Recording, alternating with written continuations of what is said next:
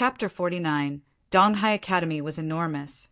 After exploring more of the academy, the architecture on campus really opened Yi Futian's eyes. The buildings were erected on ascending stairs. To see the building at the very top of the stairs, one would have to tilt their head toward the sky. A magnificent view indeed. Donghai Academy was enormous. After exploring more of the academy, the architecture on campus really opened Yi Futian's eyes.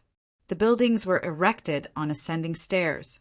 To see the building at the very top of the stairs, one would have to tilt their head toward the sky. A magnificent view indeed. Donghai Academy consists of 7 schools. The schools of the Emperor Star, Ruinous Star, Power Star, Flirting Star, Treasury Star, Finance Star, and Minister Star. That group from before was from School of the Flirting Star. And your girlfriend is from the School of the Emperor Star, explained Tangwan. Her eyes were full of distrust when she used the word girlfriend. Back in Qingzhou Academy, the schools were divided by occupation. Does Donghai Academy do that? Asked Yi Futian. No, each of the 7 schools consists of cultivators from different classes. Each school has their own powerful figures backing them up. It's all really complicated. While they help develop the schools, these powerful figures are also trying to increase their own powers. Tangwan lowered her voice and explained to Yi Futian.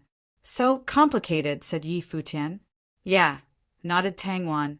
Because things are this way, the competition between the schools is very rigorous, and they pick fights with each other all the time.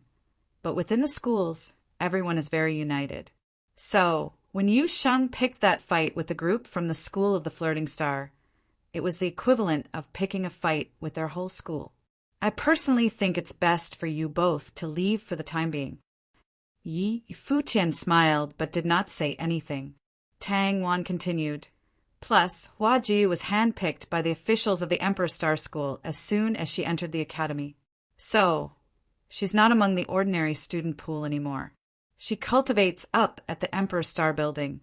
You wouldn't be able to go up there even if she was your girlfriend. She certainly is incredible, Yi Futian muttered to himself. He turned around and saw the crowd following from afar. Everyone saw what had happened between them and the students from the Flirting Star School, and knew that group would never let them go so easily. So, now they followed Yi Futian and his friends in anticipation of what would happen next. If I leave now, would I lose face? Yi Futian asked for Tang Wan's opinion. She stared at him. How was he still in the mood to joke around? She had no idea what he was thinking. Just as they were speaking, a group of people approached, looking almighty.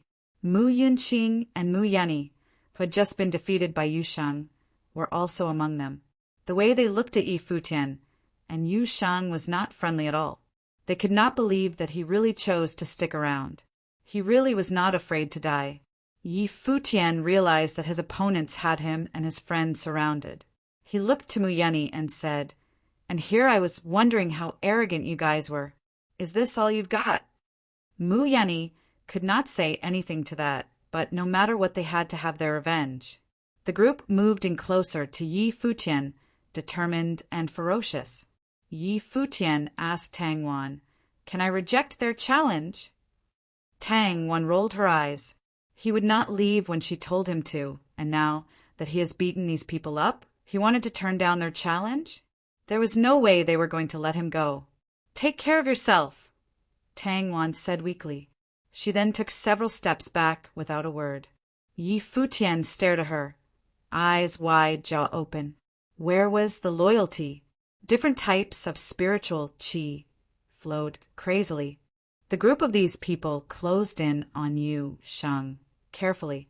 Yu Sheng, make a move, said Yi Futian. As soon as he spoke, Yu Sheng charged forward wildly. Several of the more powerful cultivators surrounded Yu Sheng. Their sorcery erupted all at once. Vines thicker than his arm curled around Yu Sheng's body, entangling his arms and legs. This was earth elemental sorcery. Soon, his entire body was buried beneath the vines. I seal. A gush of cold air rolled in and further buried Yu Sheng and the vines in a layer of ice. Boom! The loud sound had come from Yu Shang's right foot. His ice-covered foot took a large step forward, and the spell was broken. Above his violent figure appeared a dim golden light, and he continued to charge forward at the opposing group. "Disperse," ordered the leader of the group. Immediately, a wind spell was cast over the whole group, aiding them in a speedy getaway. Then, the spell formed a bubble and encapsulated Yu Shang. Yi Futian squinted his eyes at the scene. It was very obvious that the group benefited from having cultivators of different elements work together. This made them stronger in battle. The Mu siblings led a few people in Yi Futian's direction. Their hatred of him surpassed that of Yu Shang, who was the one who had actually defeated them in battle. Two people charged at Yi Futian as their spiritual qi went haywire. From one of their bodies, the roar of a tiger was emitted, and his spiritual qi created a golden tiger. The person's speed also increased to that of a tiger. He pounced on Yi Futian with an outstretched hand, the hand as slightly curved as if to mimic a tiger's paw. This person was a metal elemental cultivator of martial and divination arts. He was using metal elemental spiritual qi to fight in close range. "Third level of the glory plane," said Yi Futian. He could feel his opponent's aura. Yi Futian remained unmoved as a ferocious earth elemental force erupted from his body. Faintly, people were able to see a giant ape appear on Yi Futian's body. Born from the collection of spiritual qi, the ape possessed an inhumane amount of strength. Even though both animals had been formed from spiritual qi, Yi Futian's giant ape was obviously more intimidating than the tiger demon. As his opponent got closer, Yi Futian stuck out his arm.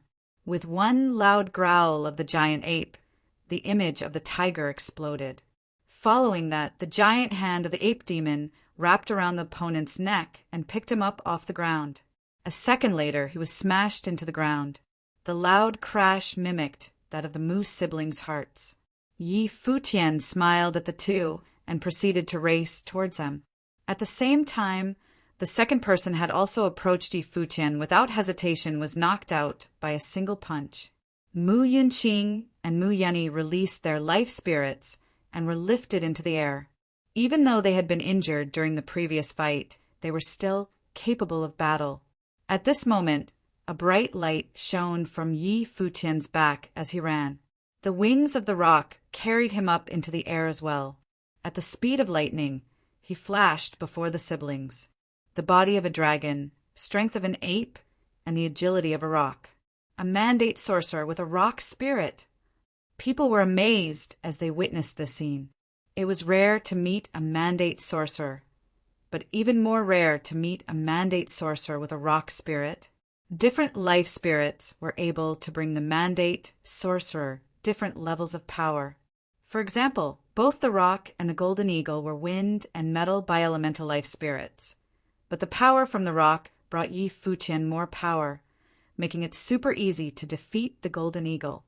Furthermore, life spirits grew along with the mandate sorcerers. Strong life spirits would only get stronger with time. Tang Wan was dumbfounded. No wonder Yi Futian was so arrogant. Turns out he had every right to be. "Watch out," warned Mu Yunqing.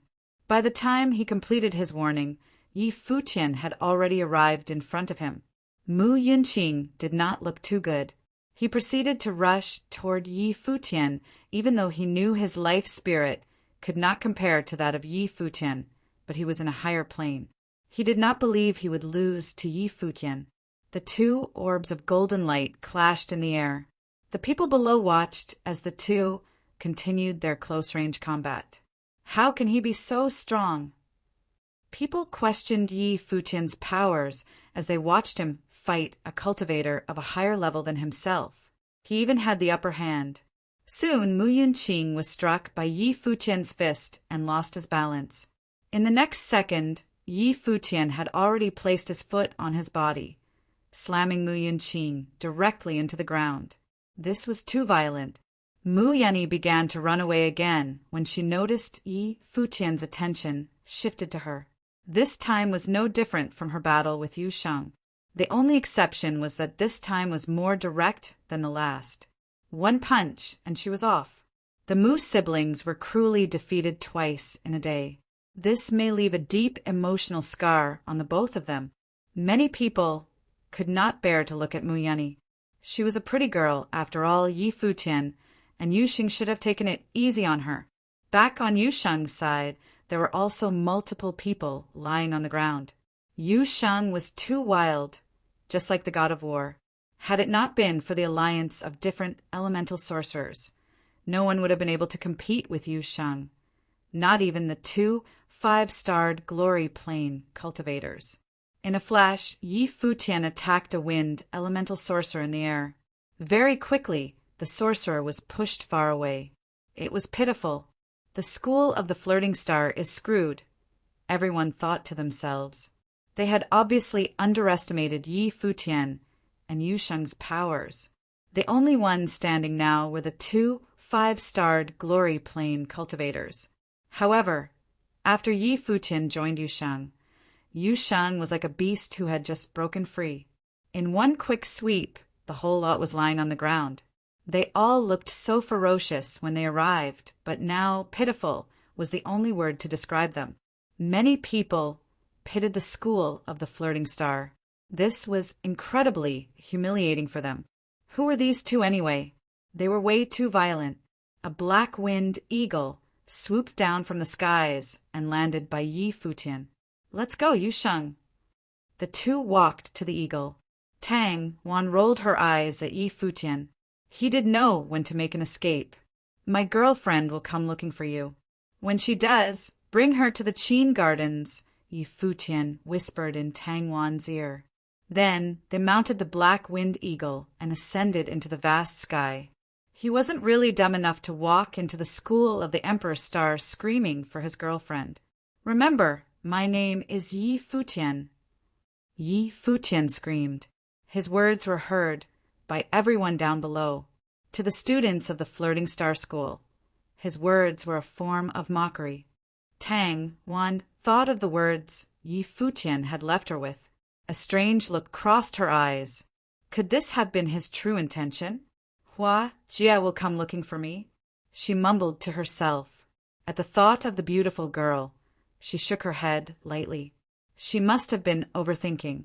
Yi Futian is always joking around. Maybe this was also a joke. In the air, Yi Futian watched as Donghai Academy got smaller and smaller. He then muttered under his breath, "Fox, this was the only way I could think of to let you know. I'm here." Chapter 50. The news that students from the School of the Flirting Star were defeated soon spread around the Donghai Academy like wildfire. If it had merely been friendly competition within the academy, people wouldn't have reacted so strongly. However, in this fight, 2 students who were known as geniuses at this academy were entirely crushed by 2 unknown boys below their planes. This was huge news. The news that students from the School of the Flirting Star were defeated soon spread around the Donghai Academy like wildfire. If it had merely been friendly competition within the academy, people wouldn't have reacted so strongly. However, in this fight, 2 students who were known as geniuses at this academy were entirely crushed by 2 unknown boys below their planes. This was huge news. Besides, the audience may have somewhat embellished the details of the fight. They had told other students that one boy was a stud with explosive power like a monster. They claimed that it was impossible to find someone more talented than this strong guy in Donghai Academy, and in the future he was going to be a legend. Still, a lot of prodigies at this academy didn't buy it. They considered the other boy a freak. He was a mandate sorcerer, specializing in both sorcery and martial arts. His natal spirit was a divine bird. What was even more impressive was that both his speed and his strength were at the top level. He had easily toppled Mu Yunqing, who was actually 2 planes higher than him. Plus, this boy was really arrogant. When he left, he had announced that people should remember his name, Yi Futian. People started to discuss their origin, and some of them came to Tangwan because she knew these boys. Students in the School of the Emperor Star were also discussing. In fact, those truly powerful students didn't care at all. They had always believed that they were too talented to be compared to others. They had considered the friendly competition that had happened at the academy small. However, there were some among them who enjoyed gossiping about these small-time fights. Xu Yuyan was one of them. She was a lively girl who enjoyed making fun of people. On the top floor of the School of the Emperor Star, Xu Yuyan entered the room, and she saw another beautiful girl standing beside the window, looking down at the scenery below. That was one of the spots where people were able to enjoy the full view of Donghai Academy. Hua Jiu, my heart trembles even when I just see you standing there. Xu Yuyan started with a compliment. Hua Jiu turned to her, smiled, and said, "No more party invitations. I'm not going anywhere." I know, my goddess. Can't we just chat?" Xu Yuyan knew she had been misunderstood. "Did you know that something funny happened yesterday? Some students from the School of the Flirting Star were beaten up by outsiders. And more amazingly, the outsiders were in lower planes. Is it possible that some other academy in the city of Donghai sent these guys to intentionally provoke us?" Xu Yuyan started to talk about the exciting fight yesterday. "I don't know," Hua Jiu answered. She seemed not to be interested at all. People said both of them were really cute. One was strong and wild as a beast, and the other one was particularly handsome.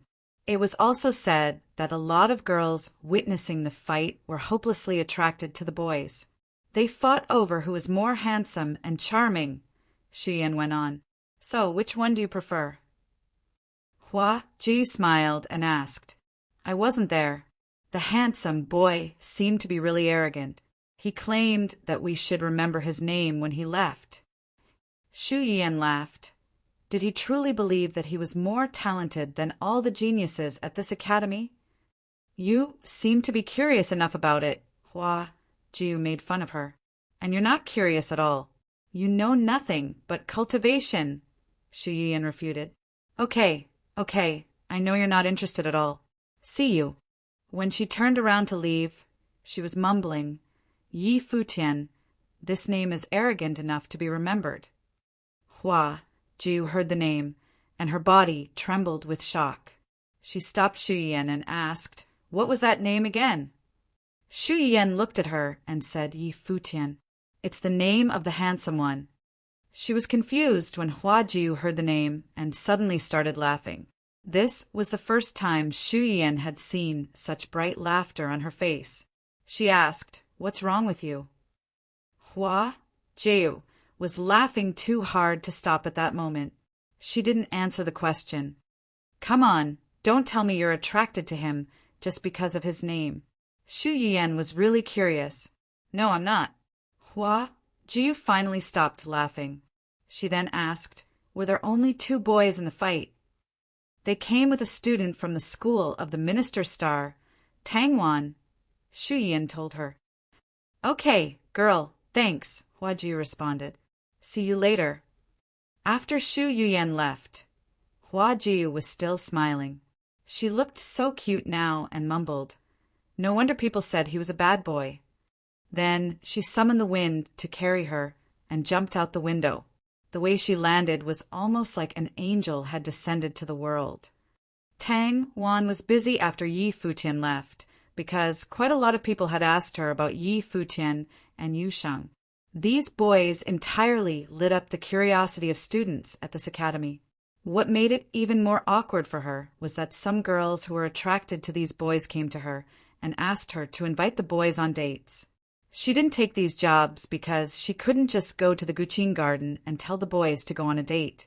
It would be so embarrassing. "Tang Wan, someone's looking for you." Tang Wan was upset. It was so troublesome to have to answer questions about the boys again and again. "Could you please just ignore your curiosity?" Tang Wan complained. However, the person calling her said this time was not only about curiosity. "Who is it?" Tang Wan asked. "Just go and check." Tang Wan peeked outside.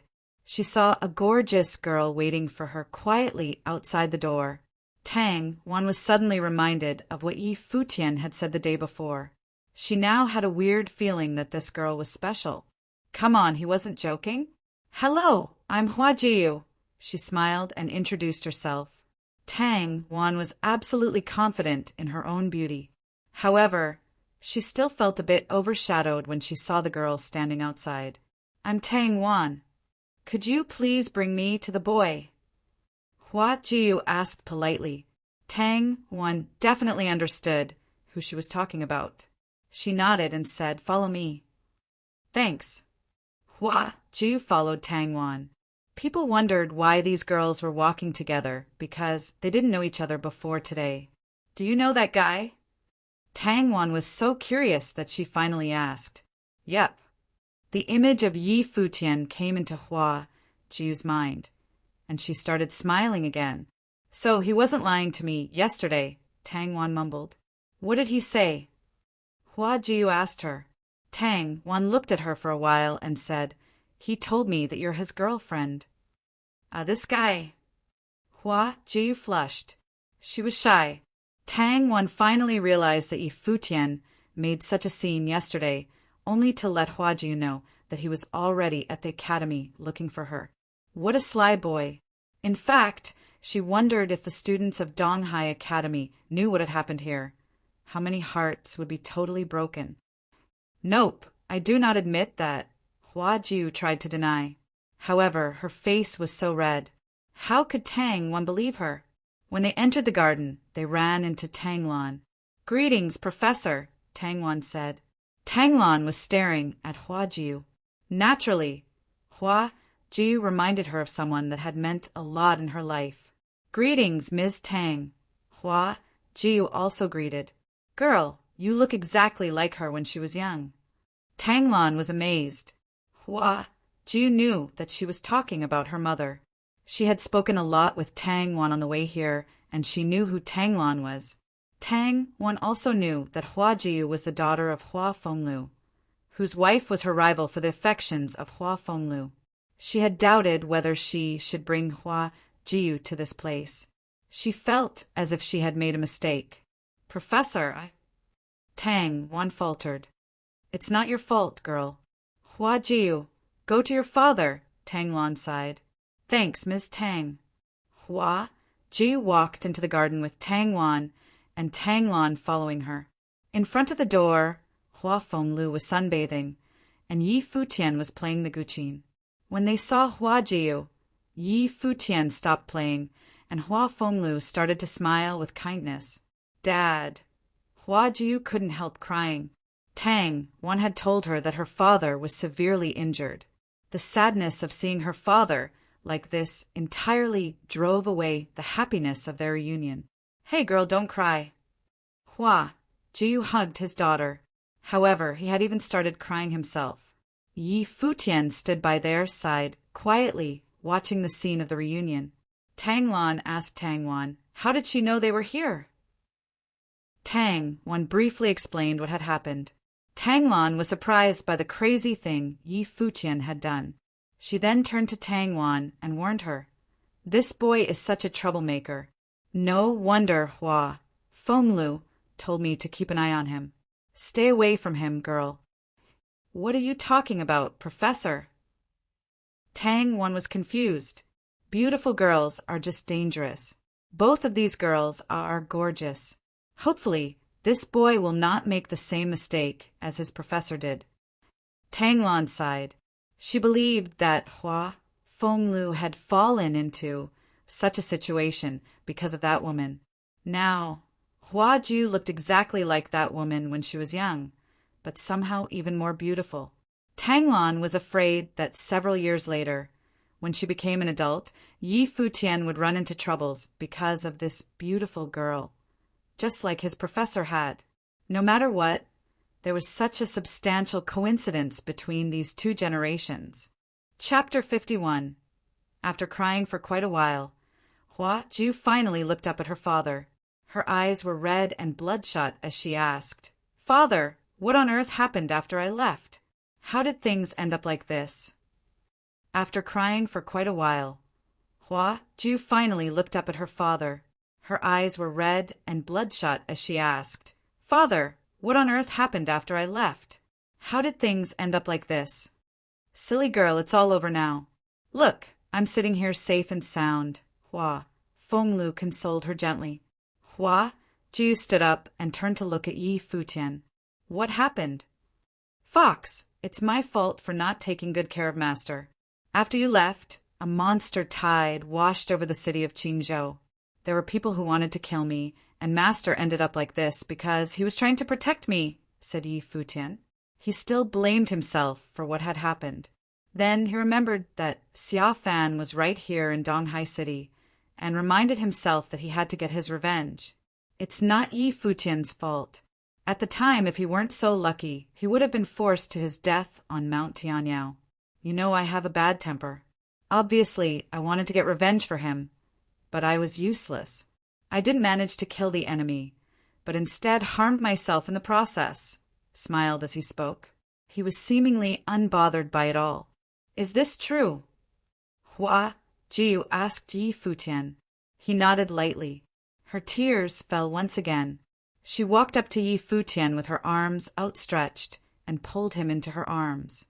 Hua Jiu rested her head on Yi Futian and said, Who allowed you to put yourself in danger? What would I do if you had died? Hua Jiu's voice shook as she cried. The thought of her father being handicapped and Yi Futian almost dying after she had left them made her even more frightened. Yi Futian felt the warmth flood his body as she gently embraced him. He reached out his hands and wrapped them around her as well. He swore to himself to never let her cry like this again. Tang Wan stood not too far away. She shuddered as she witnessed the scene in front of her.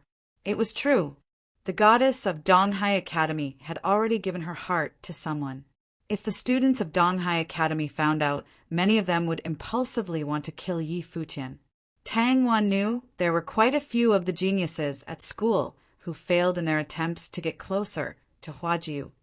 At that time, I didn't get to see you again yet. Of course I couldn't die.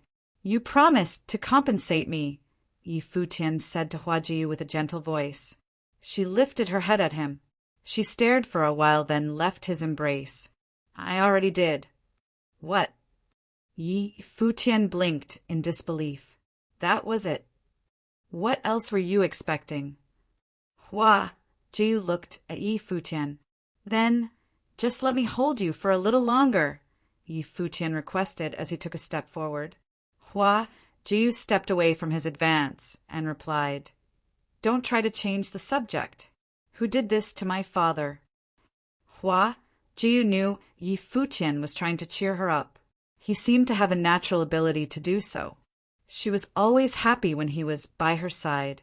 During the 3 months in which they spent every day together, the days went by in endless bickering. However, at the same time, he unknowingly made his way into her heart. Can you trust me to handle it? I will get revenge. As for Master's condition, I will most definitely find a way to heal him, said Yi Futian. This was something he had to take care of personally. He did not want Hua Jiu to get involved. Hua Jiu, just let Yi Futian handle it. It's perfect motivation for him. Hua Fenglu agreed with what Yi Futian had said. Hua Jiu looked at both men and said, Then you have to promise me that you'll succeed. If I don't succeed in this, how would I be able to marry you? Asked Yi Futian. Who says that I will marry you? Hua Jiu blushed as she stared shyly at Yi Futian. Can you lovebirds tone it down a little? It would be fine if it was just me, but there are other people here, said Hua Fenglu. Hua Jiu turned around and realized that Tang Lan and Tang Wan were still in the room. Her red cheeks got even redder. Yi Futian, on the other hand, did not seem to mind. They'll get used to it, he said. Master, should we leave? Whispered Tang Wan. Yi Futian was too shameless. He's worse than his master, Tang Lan said weakly. Afterward, the two of them left, not wanting to disturb the group. Father, I want to stay here and take care of you, said Hua Jiu. Sure. She felt better after crying and joking around with Yi Futian, but it would be impossible for her to recover from this sadness completely. Silly girl, you still have to cultivate. I will be fine here. Yi Futian and Ms. Tang Lan are here to take care of me. After seeing you, I feel so much better already, chuckled Hua Fenglu. Then I'll stay for today. You can't make me leave, said Hua Jiu. All right. Stay. I know you haven't seen Yi Futian in a while, laughed Hua Fenglu. I don't want to see him, said Hua Jiu. Really now? Hua Fenglu looked at his daughter and could only laugh. Of course. Hua Jiu nodded. How sad, sighed Yi Futian. And to think that I've been thinking of you every day and turning down advances from different girls. Looks like I'll have to rethink those opportunities now. You wouldn't dare! Hua Jiu whipped around to glare at Yi Futian. Then did you miss me? Yi Futian chuckled at her. Father! Has he been flirting with other girls? She asked her father. Yi Futian blinked. Hua Fenglu wanted to laugh as he glanced at Yi Futian. Yi Futian looked so desperate that Hua Fenglu could only laugh. He kept to himself, Hua Fenglu answered. Yi Futian let out a sigh of relief. Then yeah, I missed you every now and then, whispered Hua Jiu ever so lightly, but Yi Futian heard her anyway. Seeing the timid expression on Hua Jiu's face, Yi Futian felt that she was someone worth giving up others for. I'm going to go cultivate, said Yusheng. He could no longer listen to this. He walked towards the bamboo forest behind the building. Did they really have to act all lovey-dovey every time they saw each other? Hua Fenglu and the couple chuckled at Yusheng's words. Yi Futian called out to him, Yusheng, there are so many beautiful girls in Donghai City. If you find someone you like, I wouldn't mind being your wingman. Father said I can't be in a relationship, Yusheng said, not even turning his head to answer Yi Futian. But your father isn't here, so whatever I say goes. Yi Futian shouted. Yusheng had already disappeared around the corner. Only 3 people remained standing in front of the building. Under the sunlight, the sadness melted away, replaced with warmth. At this moment, an elderly man approached from the outside of the Qin Gardens. The powerful, icy force he gave off seemed to cause the temperature within the Qin Gardens to drop a couple degrees as he stepped inside. A figure appeared and stood in front of the elder. It was Tang Lan. Realizing who was standing in front of her, Tang Lan froze for a moment. Then, with a cold demeanor, she asked, What are you doing here? Our young miss has been in there for quite some time now. Who did you guys bring her here to see? Asked the elder with an equally cold demeanor. You were stalking her, asked Tang Lan. This isn't stalking, the elder said. He took a step forward and he was gone. His speed faster than the speed of light. Presumptuous, yelled Tang Lan. The whole Qin Gardens was able to hear her. Hua Fenglu and Yi Futian were alerted by the noise. They looked up and saw 2 figures descending from the skies, quick and forceful as lightning. Hua Fenglu. The elder's gaze fell on Hua Fenglu. You dare to step foot in the city of Donghai. Nandaku. Hua Fenglu looked at the elder. You were following me, asked Hua Jiu. Young miss, you are a person of utmost importance. The family would never feel at ease if you were to step out alone. Within Donghai Academy, I would not dare to meddle in your activities. However, as soon as you step off the academy premises, I will be there to protect your safety, explained Nandaku. Nandaku, I am now a powerless person. I just wanted to come back to Donghai City for a visit. Can't you guys let me be? Asked Hua Fenglu. Nandaku looked puzzled. The Qin devil was now powerless? Since you're already powerless, then I can let you go about your business. The family already gave in and allowed young miss to accompany you for 3 years. However, now that she has made it past the initial process of cultivation and has stepped into the critical period, the family doesn't wish for anyone or anything to distract her, said Nandaku. I'm just going to spend a little time with my father, then head back to Donghai Academy, said Hua Jiu coldly. Young miss, please don't put me in a difficult position.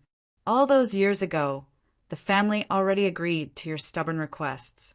If you keep acting this way, then your father will definitely not be allowed to stay in the city of Donghai, said Nandu. You guys wouldn't dare. Hua Jiu was furious. Hua Jiu, you should go back. Hua Fenglu opened his mouth to speak. Father. The strong aura around Hua Jiu dissipated as she turned to speak to her father. Hua Fenglu gave a warm and gentle smile. Sweetie, I'm fine here. Go back to cultivate at the academy and don't worry about me. Hua Jiu felt terrible. She gave Nandu-ku another cold glare. You guys dare to treat my father this way. Aren't you afraid that I'll retaliate once I complete my cultivation? Young miss, these things were decided by the family. I am not clear on the details. If you can recover the Nanda family's glory, I'm sure that they will be willing to grant your every wish, said Nandu-ku. Fine, that day will come, replied Hua Jiu. She then turned to Hua Fenglu and said, Father, I'm going now. Go, said Hua Fenglu, still smiling. Then, Hua Jiu looked at Yi Futian. Their eyes met with longing, and without a word, Hua Jiu turned to leave the Qin gardens. Nandu-ku did not leave with her. After she left, he looked at Hua Fenglu and gave him a warning. You are clear that the family was not unwilling to accept you all those years ago, but it was you that could not become part of the family. But yet you choose to reach for the stars and cause things to end up like this. You're lucky that young miss is extremely gifted. Her gift is a perfect combination of you and her mother. Therefore, the family will not allow anyone to get in the way of her cultivation. Hua Fenglu did not spare Nandu-ku a glance.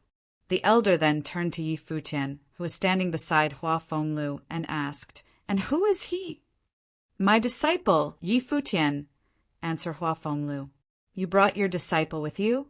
Are you setting all your hopes on him? Nandu-ku laughed at Hua Fenglu. That's some fantasy. You lost to him in the past. I bet now even his disciples are stronger than yours. When he was finally done, Nandu-ku turned to leave. Watching his departing figure, Hua Fenglu said, One day you will remember his name. I look forward to that day. Nandu-ku left after his last words, disappearing from the Qin gardens. Chapter 52. Yi Futian kept silent while watching all this happen, but deep inside, he was not as calm as he looked. Yi Futian kept silent while watching all this happen, but deep inside, he was not as calm as he looked. It took so much effort to meet his fairy again, and she had to leave soon after this reunion. It was understandable that he felt sad. You don't like this feeling, do you? Hua Fenglu perceived his gloom and asked him. Yi Futian nodded. Why shouldn't I be sad? Then just keep training and grow stronger. Hua Fenglu closed his eyes. He was also pissed off because Nandu-ku had told him that his life was hopeless. He could do nothing but put all his hope in Yi Futian. Although he wasn't desperate, because he knew how talented Yi Futian was. With the inheritance from Emperor Yi Qin, as long as he kept cultivating, people in the city of Donghai and the Nanda family would eventually bow down to his power. Therefore, he was trying to get Yi Futian accepted into Donghai Academy, and it would be even better if one of the higher-ups of the academy picked him as a disciple personally. He needed a safe and promising environment for him to grow in. Yi Futian didn't respond to Hua Fenglu, but he felt hot-blooded. He needed to be strong enough to protect his professor and girlfriend. The only time Yi Futian went out was to buy inscribing pens and scrolls. Both scroll inscribing and guqin practice served as cultivation for him. They enhanced his mental power and ability in spiritual qi perception, which was critical for the development of a mage. As for martial arts techniques, he kept improving on the treasures Emperor Yi Qin had given him. With enough time, his body would be as invincible as the divine dragon and the snow ape. One day, Tang Wan came to their place. I have good news for you guys, Tang Wan smiled. What is it? Yi Futian was curious. Someone from the School of the Finance Star told me that you have been admitted, Tang Wan said. Yi Futian was confused and didn't believe it. I guess some supervisor in that school heard about the fight. I think he must have heard about it from a student. Otherwise, they would have been looking for you guys even sooner. Tang Wan elaborated. The talents Yi Futian and Yu Sheng had demonstrated during that fight were obviously more than enough for them to be admitted. Unfortunately, there was no professor or supervisor in the audience. Wow, we just benefited from kicking someone's ass, Yu Sheng mumbled. Yi Futian was also smiling. He was so happy that once he was admitted into Donghai Academy, it would be much easier to spend time with Huajiu. What are you talking about? Hua Fenglu was doubtful about this admission. It is uncommon for a school in Donghai Academy to make an exception for applicants. What did they do? Mr. Hua, you don't know what happened. The first time I brought them to Donghai Academy, they messed with some students from the school of the Flirting Star, because one of them, Muyeni, was being rude. These boys totally kicked their asses. This is how your daughter knew Yi Futian was here and asked me to bring her to you. Tang Wan explained. Hua Fenglu finally understood what had happened. The last time Huajiu had come here, they were in such a rush that he didn't have time to ask for the details. Hua Fenglu gave Yi Futian a glance. He was a little bit mad that this boy had not told him about the fight. Just go. Remember to take care of yourself, Hua Fenglu said. All right, Professor, enjoy your private time with Ms. Tang after we are gone, Yi Futian teased him. Screw you. Hua Fenglu was embarrassed. Bye, Professor. Yi Futian was still somewhat worried about Hua Fenglu. He was too injured to live alone. Don't worry, I'll take care of him. Tang Lan came in at this time. She knew that Yi Futian was worried, so she was trying to comfort him. Thank you so much, Yi Futian said. Now he was settled. The black-winged eagle arrived and landed next to them. Yi Futian, Yu Sheng, and Tang Wan got on her back. Then she soon took off into the air. Yi Futian waved to Hua Fenglu, apparently reluctant to leave. Good luck, boy. Your new journey has just begun. Hua Fenglu was smiling. Looks like he's almost like a son to you. Why do you believe in him so much? Tang Lan was curious. Trust me. Someday, Donghai Academy will be proud of having such a student. Hua Fenglu was confident. Tang Lan was surprised and a bit confused. She believed that the confidence Hua Fenglu held for Yi Futian was much stronger than she could have imagined. Within each of the 7 schools at Donghai Academy, there were students of various classes for the purpose of diversity. However, there were also specific characteristics for each of them. It was all about the people who were supporting the schools. Students from the School of the Finance Star were known for great martial arts techniques. This was why the supervisor of this school had made an exception to admit Yi Futian and Yu Sheng without a test. According to those who had witnessed the fight, both of them were incredibly talented at martial arts, especially Yu Sheng. The admission of Yi Futian and Yu Sheng didn't quite cause a sensation at Donghai Academy because only a few students had witnessed the fight, not to mention that most students just knew their names, but had never seen them. Besides, it had been a while since the fight took place. Tang Wan led them to the School of the Finance Star. They were well accommodated and brought around to tour the school. However, the supervisor who accepted them had not arranged a meeting with the boys. It was possible that he still wanted to give them some time to prove themselves first. Students in the School of the Finance Star lived in a separate area that consisted of dorms specifically assigned to them. In fact, the environment seemed to be better than that of Qingzhou Academy. Who are you? Someone passing by was curious about these new students. They had never met Yi Futian and Yu Sheng before. I'm Yi Futian, and this is my best friend, Yu Sheng. Yi Futian was smiling. Yi Futian. This name sounds familiar, the boy mumbled, and soon he remembered who they were. He quickly disappeared, and word started to spread in the School of the Finance Star that the students who kicked the asses of the students from the School of the Flirting Star had been admitted to this school. The word spread so quickly that suddenly a lot of people were gathered around them. Is this guy Yi Futian? Really, a 2-star Glory Plane student? Yu Sheng looks exactly how people said. He's such a big guy. Is he merely a martial arts cultivator? Or he is actually hiding some powerful natal spirit? Wow, they're so cute! Some girls were also gossiping. The students were curious about everything since they were so young. Is there a library at this school? Yi Futian asked Tang Wan. Tang Wan shook her head.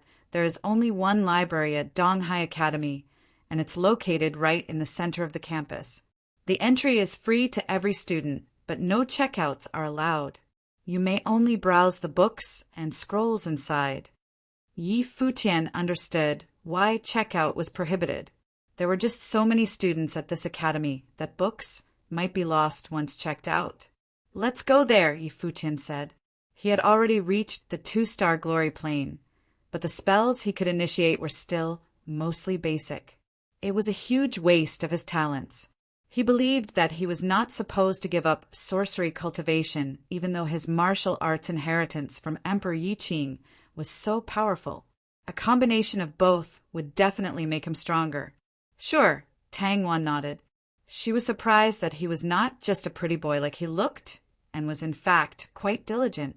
The first place he had wanted to go to was the library.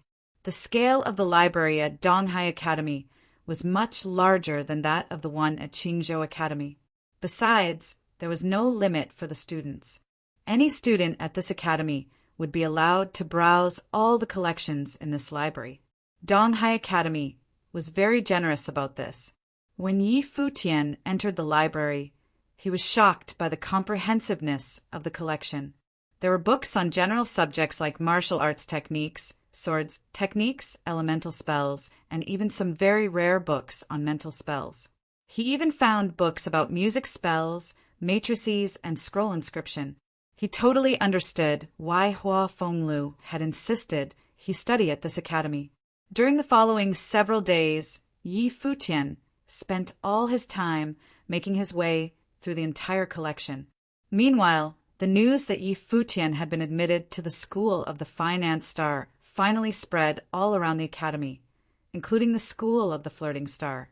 They started looking for him everywhere, and finally, they found him in the library. Yi Futian was reading books quietly when a group of angry people came up to him. Mu Yunqing spoke to him in rage. Long time no see, Yi Futian. What's up? Yi Futian didn't even raise his head. Since you're now admitted into this academy, I guess it's time for us to get even about what happened last time. Mu Yunqing sounded really mad. Are you challenging me? Yi Futian looked at him with contempt. However, Mu Yunqing was not planning to fight by himself. Someone from the School of the Flirting Star will represent me. Who is it, and what plane is he in? Yi Futian asked. Mu Yunqing realized that other people were looking at him, and he faltered. Are you still going to fight me together like you did last time? Yi Futian was laughing. He was now a student at this academy, so people who fought him had to abide by the rules, which was one-on-one. Mu Yunqing was extremely embarrassed. He didn't say anything, and the group left crestfallen again. This incident soon spread around the academy. Students started to make fun of Mu Yunqing. They now considered him to be a total coward. Several days later, it was announced that Jing Yang, a student from the School of the Flirting Star, had openly issued a letter of challenge to Yi Futian. It caused a sensation at the academy. He was a 3-star glory plane mandate sorcerer, a true prodigy. He had been personally admitted directly by the supervisor of the School of the Flirting Star as a disciple. Usually, he didn't care about friendly competition, but now to save the reputation of his school, he challenged Yi Futian publicly. However, the response from Yi Futian left people totally speechless. Sorry, I have no time for this. This was such a lame excuse to turn down the challenge. Students in the School of the Flirting Star accused him of being a real coward. Jing Yang, however, was not surprised. He told people that Yi Futian was just SOSO. Yi Futian wasn't disturbed by these comments at all. He still spent all his time on reading and cultivating as usual. Chapter 53. There hadn't been many opportunities for Yi Futian to cultivate in peace. So naturally, he did not want to bother with the thought of the challenge. He did not know who Jingyang was, and it did not matter if he was a prodigy. None of this had anything to do with Yi Futian. Defeating Jingyang would only draw more attention to himself and would have no benefit for him. It might even bring about more problems. There hadn't been many opportunities for Yi Futian to cultivate in peace. So naturally, he did not want to bother with the thought of the challenge. He did not know who Jingyang was, and it did not matter if he was a prodigy. None of this had anything to do with Yi Futian. Defeating Jingyang would only draw more attention to himself and would have no benefit for him. It might even bring about more problems. The students of the School of the Flirting Star continued to throw insults at Yi Futian, but he paid them no attention. He was not listening to any of their comments. Unbeknownst to him, Yi Futian broke through another plane while he cultivated silently. He was now a 3-starred glory plane in both martial and divination arts. During his silent cultivation, he was also able to learn a large number of new spells. Yi Futian was attempting a battle tactic, which was a combination of martial and divination arts in his dorm.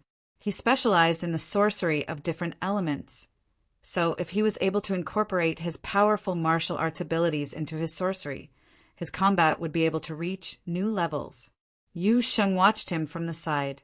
He said to Yi Futian, "Of the 7 elements, you have cultivated in all of them with corresponding spells, all except for the element of water."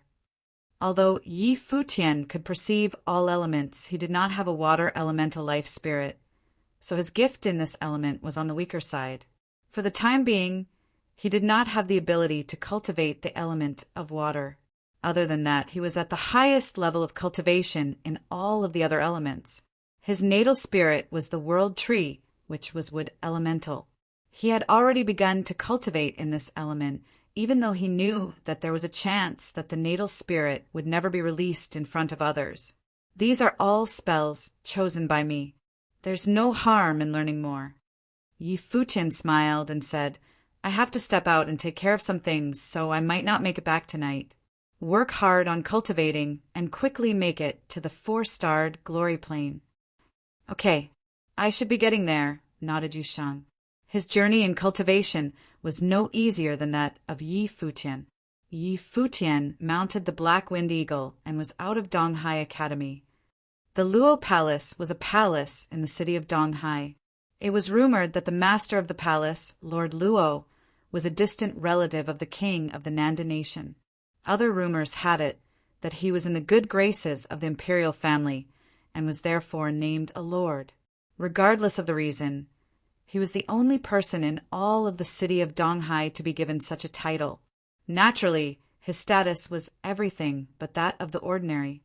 The Luo Palace was extremely dignified and was a true family of power. There was a young man standing in front of the Luo Palace. It was Yi Futian. Outside the doors of the palace, people were busily scurrying around. The building was well decorated and there was a festive atmosphere in the air. Yi Futian knew that the master of the palace was having a birthday celebration. However, none of that mattered to Yi Futian. The only thing he cared about was Lord Luo. He was the only arcana plane healing sorcerer of the spirit element in all of Donghai City. He was the person that Tanglon had refused to tell him about. Investigating this was the only thing Yi Futian did outside of cultivation. He was always thinking about Hua Fengliu's injuries. Yi Futian did not understand why Tanglon had been so sure Lord Luo would refuse to help. He was not completely confident that he could get Lord Luo to agree to help heal Hua Fenglu, but he knew that he couldn't just sit around and do nothing. He found out that Lord Luo lived an isolated life and cared a lot about his reputation. Every year on his birthday, he would hold an extravagant celebration. Yi Futian wanted to find out exactly what kind of person he was, and see if there was a chance to persuade him to help Hua Fenglu. Yi Futian owed this to Hua Fenglu. This was also what he had promised Hua Jiu. It did not matter if he succeeded. He had to give it all he had. The steward noticed Yi Futian. A handsome young man, he thought. With a smile, he asked, Is there something I can help you with, young master? May I ask if there will be dancing and music entertainment at Lord Luo's birthday celebration? I specialize in performing the guqin. If possible, I would like to play for Lord Luo at his birthday celebration, said Yi Futian. The steward smiled and replied, The palace does not lack a guqin player. I am sure that I am more capable than your present personnel, Yi Futian continued. If it's really not possible, then are you guys lacking in the errand boy department? The steward looked at Yi Futian confused. The young man had an aura of elegance and was obviously not an errand boy. Young master, why are you so adamant on entering the palace? Asked the steward. His eyes squinted with suspicion. The steward was a clever man. I just want to witness the extravagance for myself, Yi Futian said calmly, keeping his composure. The palace has no shortage of guqin players or errand boys, the steward said, rejecting Yi Futian. Although one teenager couldn't do much harm, he could not simply grant him access to the palace. Hey! At that moment, someone from behind them called out in surprise. Yi Futian turned around and was met with two beautiful girls. The girl walking in front was especially beautiful. Yi Futian had met both of these girls aboard the ship on his way to the city of Donghai. It's you, the girl in front asked in surprise. She had thought that they were passing strangers, never to meet again. She would never have expected to run into him again, much less at a place like this. Young Miss Lin Xie, is he a friend of yours? Asked the steward. Could the young man have come for the young miss? It couldn't be. She arrived only yesterday as a guest of the palace. Yes, Lin Xie nodded. She smiled at Yi Futian. What are you doing here? The young master says he is a guqin player and wants to perform during Lord Luo's celebration, said the steward. Since he was a friend of Lin Xie, there was no way he could say that Yi Futian came to be an errand boy. Yeah, Yi Futian agreed. Why don't we give him a chance? Lin Xie asked the steward. The steward smiled helplessly, but nodded anyway. Since young miss has spoken, then I guess we can give him a chance. Young master, this way please. The group walked into the palace. Lin Xie and Xiao, who were on either side of Yi Futian. Lin Xie asked, Didn't you say you were coming to Donghai City to attend school? Why do you want to be a guqin player at the palace? That's right. I'm attending Donghai Academy now. I just wanted to come explore the palace and see what it's like, replied Yi Futian with a smile. You're lying. Xiao, he snickered. When you arrived in Donghai City, the spring quarter exams were already over. How could you have gotten into the academy already? Are you making things up to attract Lin Xie's attention? Stop with the nonsense, Xiao He, said Lin Xie while trying to suppress a smile. While this was going on, they failed to notice Yi Futian shrugging his shoulders in defeat. He felt helpless. Every time he told the truth, nobody was willing to believe him. Oh, right. What are you doing here? Do you live in the Luo Palace? Yi Futian asked curiously. Lin Xie shook her head. The elders of my family know Lord Luo, so the younger generation of the family is also familiar with him. I came this time to visit him. I can introduce some people to you. I see. Yi Futian nodded slightly. It looked like Lin Xie was the young miss of a noble family. It was no wonder that her every gesture and way of speech flowed with such elegance. What kind of person is Lord Luo? Yi Futian asked her in a low voice. Tanglon had said that it was impossible for Lord Luo to agree to help. If it was simply because of his proud and aloof personality, then it was not a problem.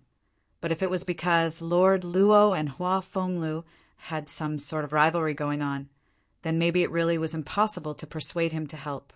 Stern but kind. It really depends on the situation, smiled Lin Xie. The group arrived in the garden area. There was a person playing on the guqin as well as dancers. They seemed to be rehearsing for tonight's performance. It was obvious that they would not want to make any mistakes at Lord Luo's birthday celebration. It was best to prepare beforehand. The steward went to whisper to the guqin player then turned to Yi Futian.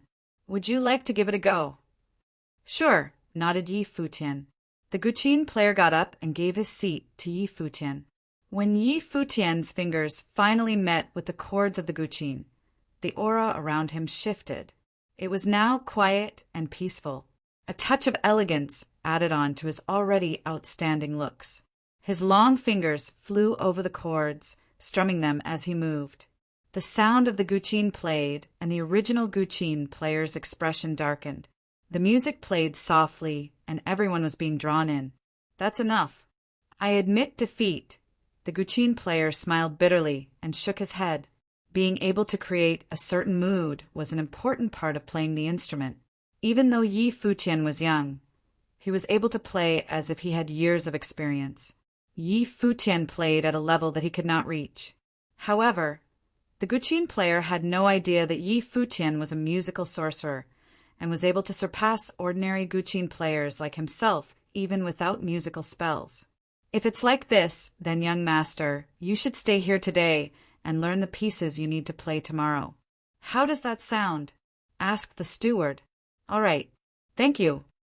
Yi Futian smiled. "Lin Xia, what are you doing here?"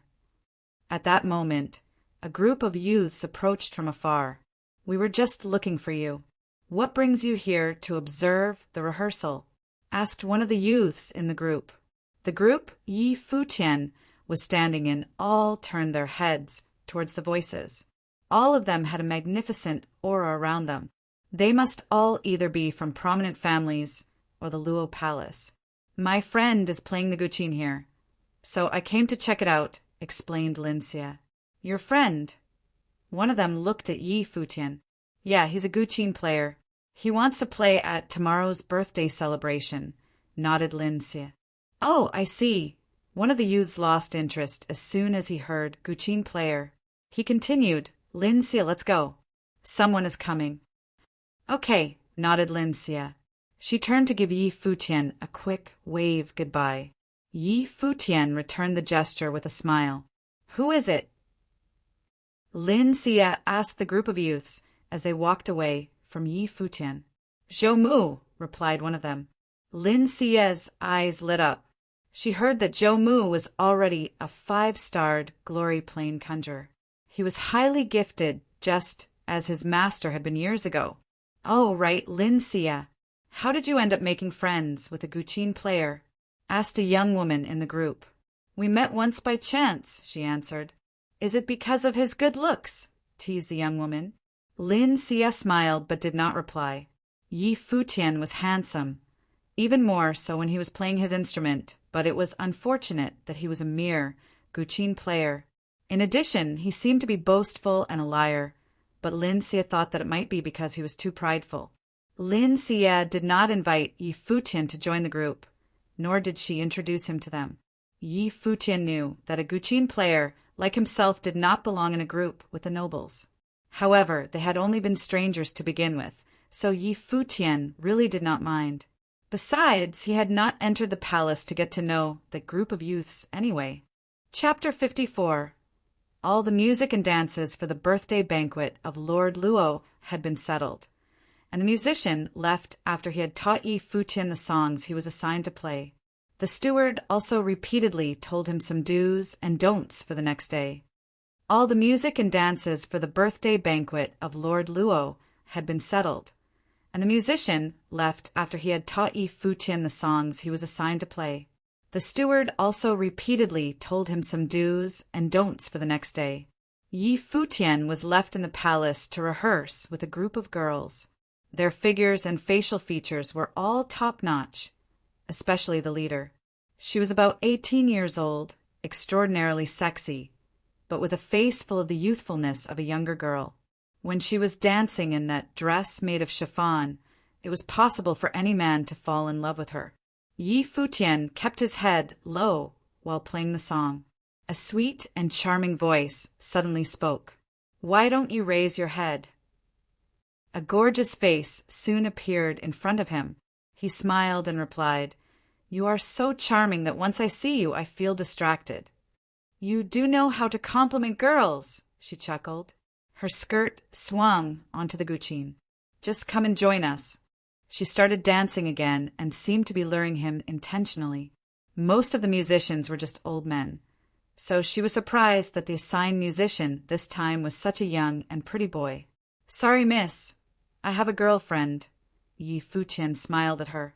The girl was dumbfounded for a moment, then started chuckling again along with the girls around her. "What are you talking about? Remember, my name is Yun Ro, and in the future I will marry a very powerful cultivator. You are too young to pique my interest." Yun Ro made fun of him. "Nice to meet you."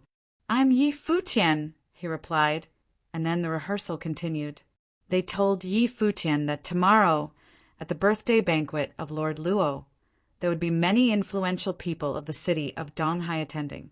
However, these girls didn't have any further information. In this continent, the talents of cultivation determined everything. Even a gorgeous girl who was born to a mundane family could not gain much advantage from her beauty. She might marry a powerful cultivator, but most likely she'd end up a concubine rather than a wife. Even worse, since powerful cultivators tended to look for younger women, affairs would become an inevitable fate on the man's side of the marriage as time went by. The next day, the Luo palace became boisterous in the morning. A lot of servants were busy preparing for the banquet and hosting the visitors. The rehearsals kept going. After lunch, there started to be more and more visitors crowding into the banquet room. Yi Futian and the girls were already in place. The banquet was opulent. The center spot was reserved for Lord Luo, the guest of honor, as he was the one being celebrated. Then there were seats arranged in rows on both sides of Lord Luo's spot. Apparently, the people who were seated closer to Lord Luo were of higher status in this city.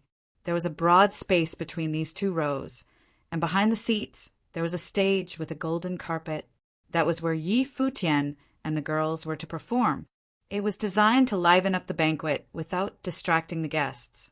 Before the guests were seated, the show had already started. The whole room was filled with laughter. Lin Xie and Xiao he were among the first group of people entering the room.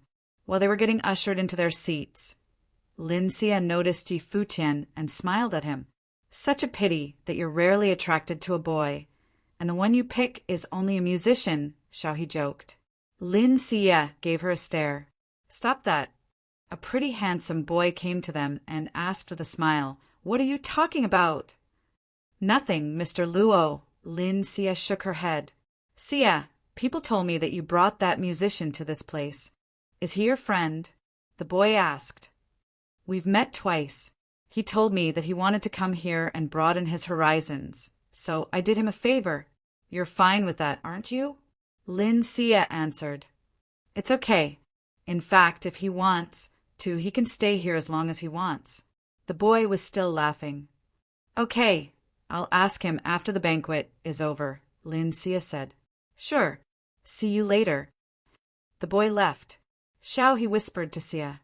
"Young Lord Luo seemed to be attracted to you, girl. I already told you to stop." Lin Xie felt awkward. "I'm serious.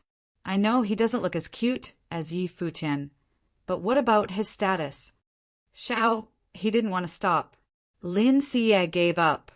She knew that this girl liked to joke. Young girls had all kinds of fantasies. Apparently, Yi Futian did not understand what they were thinking at all. Suddenly, someone entered the room, walking with majestic steps. He was apparently of high status in this place. People stopped chatting and greeted him. "Happy birthday, Lord Luo." Yi Futian also raised his head and looked at Lord Luo. He had an absolutely commanding and dignified appearance. "Long time no see, Lord Luo. You actually look younger than the last time we met." Someone walked up to him and said, "Lord Luo, happy birthday from the Lin family." People started to queue up to send birthday congratulations. "Lord Luo, happy birthday from the Xia family," a bright and clear voice sounded. "I appreciate it, Lord Xia," Lord Luo replied with a smile. The title of Lord Luo was merely conferred without substantial authority. In fact, Xia Feng, the head of the Xia family, was the most powerful man in the city. Still, There were some other people almost equally dignified in the city, such as the head of the Nanda family, the supervisors of schools at Donghai Academy, and a few others. Behind Xiao Feng, there was a young man who bowed slightly to Lord Luo. "Greetings, Lord Luo. I'm Xiao Fan. Mr. Xiao Fan, you have grown up." Lord Luo complimented. "Don't praise him, Lord Luo. He's been dawdling all the time. With your compliment, I'm afraid it's going to be worse," Xiao Feng joked. Coincidentally, Yi Futian raised his head at this moment and soon noticed Xiao Fan. The moment he saw Xiao Fan, he gave him an icy glare. After Xiao Feng and Xiao Fan were seated, Xiao Fan started enjoying the show. When he saw Yin Ro, he felt very attracted to this beautiful girl. However, soon he noticed that Yi Futian was sitting behind her, playing. He frowned and felt very confused. How could Yi Futian be here? How had he survived after jumping into the canyon? Had the ferocious snow ape just let him go? Yi Futian was also looking at Xiao Fan. They stared at each other, and Yi Futian perceived the contempt in Xiao Fan's eyes. Xiao Fan had believed Yi Futian was just a nobody, someone that Xiao Fan did not care was alive or dead. Xiao Fan was the young lord of Donghai province. He could entirely ignore Yi Futian due to their vast gap in status. He knew that Hua Fenglu, the only patron of Yi Futian, was now crippled. The only thing he felt frustrated about was that his uncle had died at the hands of the snow ape in that fight. "Who are you looking at?" Xiao Feng asked. "Nothing. I just saw someone interesting," Xiao Fan responded. It was extremely interesting that the disciple of the Guqin devil was now serving in this room as a musician. Yi Futian became peaceful and kept playing. He wasn't worried about running into Xiao Fan at this place. He was already a student of Donghai Academy, so no one would be allowed to try to kill him this time, no matter how powerful they were. Happy birthday from the Nanda family. Another congratulation came. Lord Luo looked at the person approaching and started laughing. "Long time no see, Mr. Nandu." There were two men from the Nanda family. One was middle-aged and one was young. They were Nanda Winshan and his son, Nanda Kai. They had come here on behalf of the Nanda family, since they were the leaders of the Nanda family. Attending this banquet represented the respect they held for Lord Luo. "Long time no see, Lord Luo," Nanda Winshan replied. Lord Luo ushered these two into the seats closest to himself. "So, Winshan, you do come here," another voice said, and Nanda Winshan stood up from his seat to greet the new group of people that had just entered the room. "Why did you come here together?" Nanda Winshan laughed. "We met each other on the way here." One of them had a complexion as clear as jade. He was casually dressed for this banquet, but it was obvious that he was not someone common. The other one was an old man, but still in good shape. He laughed at Lord Luo and greeted him. "I am here on behalf of Donghai Academy." "Thanks so much," Lord Luo replied with his body slightly bowed down. He then ushered these two men into their seats, also the ones closest to him. This group of people was now having a conversation. They were among the most influential people in the city. Mr. Art Saint has been friends with Lord Luo for a long time. He's attended his birthday banquet every year. It's said that Mr. Art Saint has reached a higher plane than he was in last year. The person who is with him actually runs the school of the Emperor Star at Donghai Academy. I believe the young man behind him must be Zhou Mu. He is already a 5-star glory plane invoker, a true genius. People say that Art Saint is trying to form a political marriage between Zhou Mu and the daughter of the Nanda family. I think Art Saint is trying to make up for his mistakes of the past. I'm afraid that this job is not going to be easy. The princess of the Nanda family is supremely gorgeous, talented, and so treasured by the Nanda family that they don't want to trade her for political interest. People were whispering to each other. They lowered their voices to avoid being heard, but Yi Futian still learned a lot of information from all the talk. He looked at the middle-aged man with the bright complexion and realized that this man was Art Saint, who had destroyed Hua Fengliu's natal spirit. He soon understood why Tanglon had told him it would be impossible to ask for help from Lord Luo. Lord Luo was longtime friends with Hua Fengliu's nemesis. He felt upset, as it seemed that his attempt to get help was all in vain. However, he had obtained a lot of information about the political situation in the city of Donghai. He was still curious about the relationship between Hua Jiu and the representative of the Nanda family. Chapter 55. Upon the arrival of the guests, the celebration began. Drinks were exchanged, and the sound of laughter and conversation filled the air.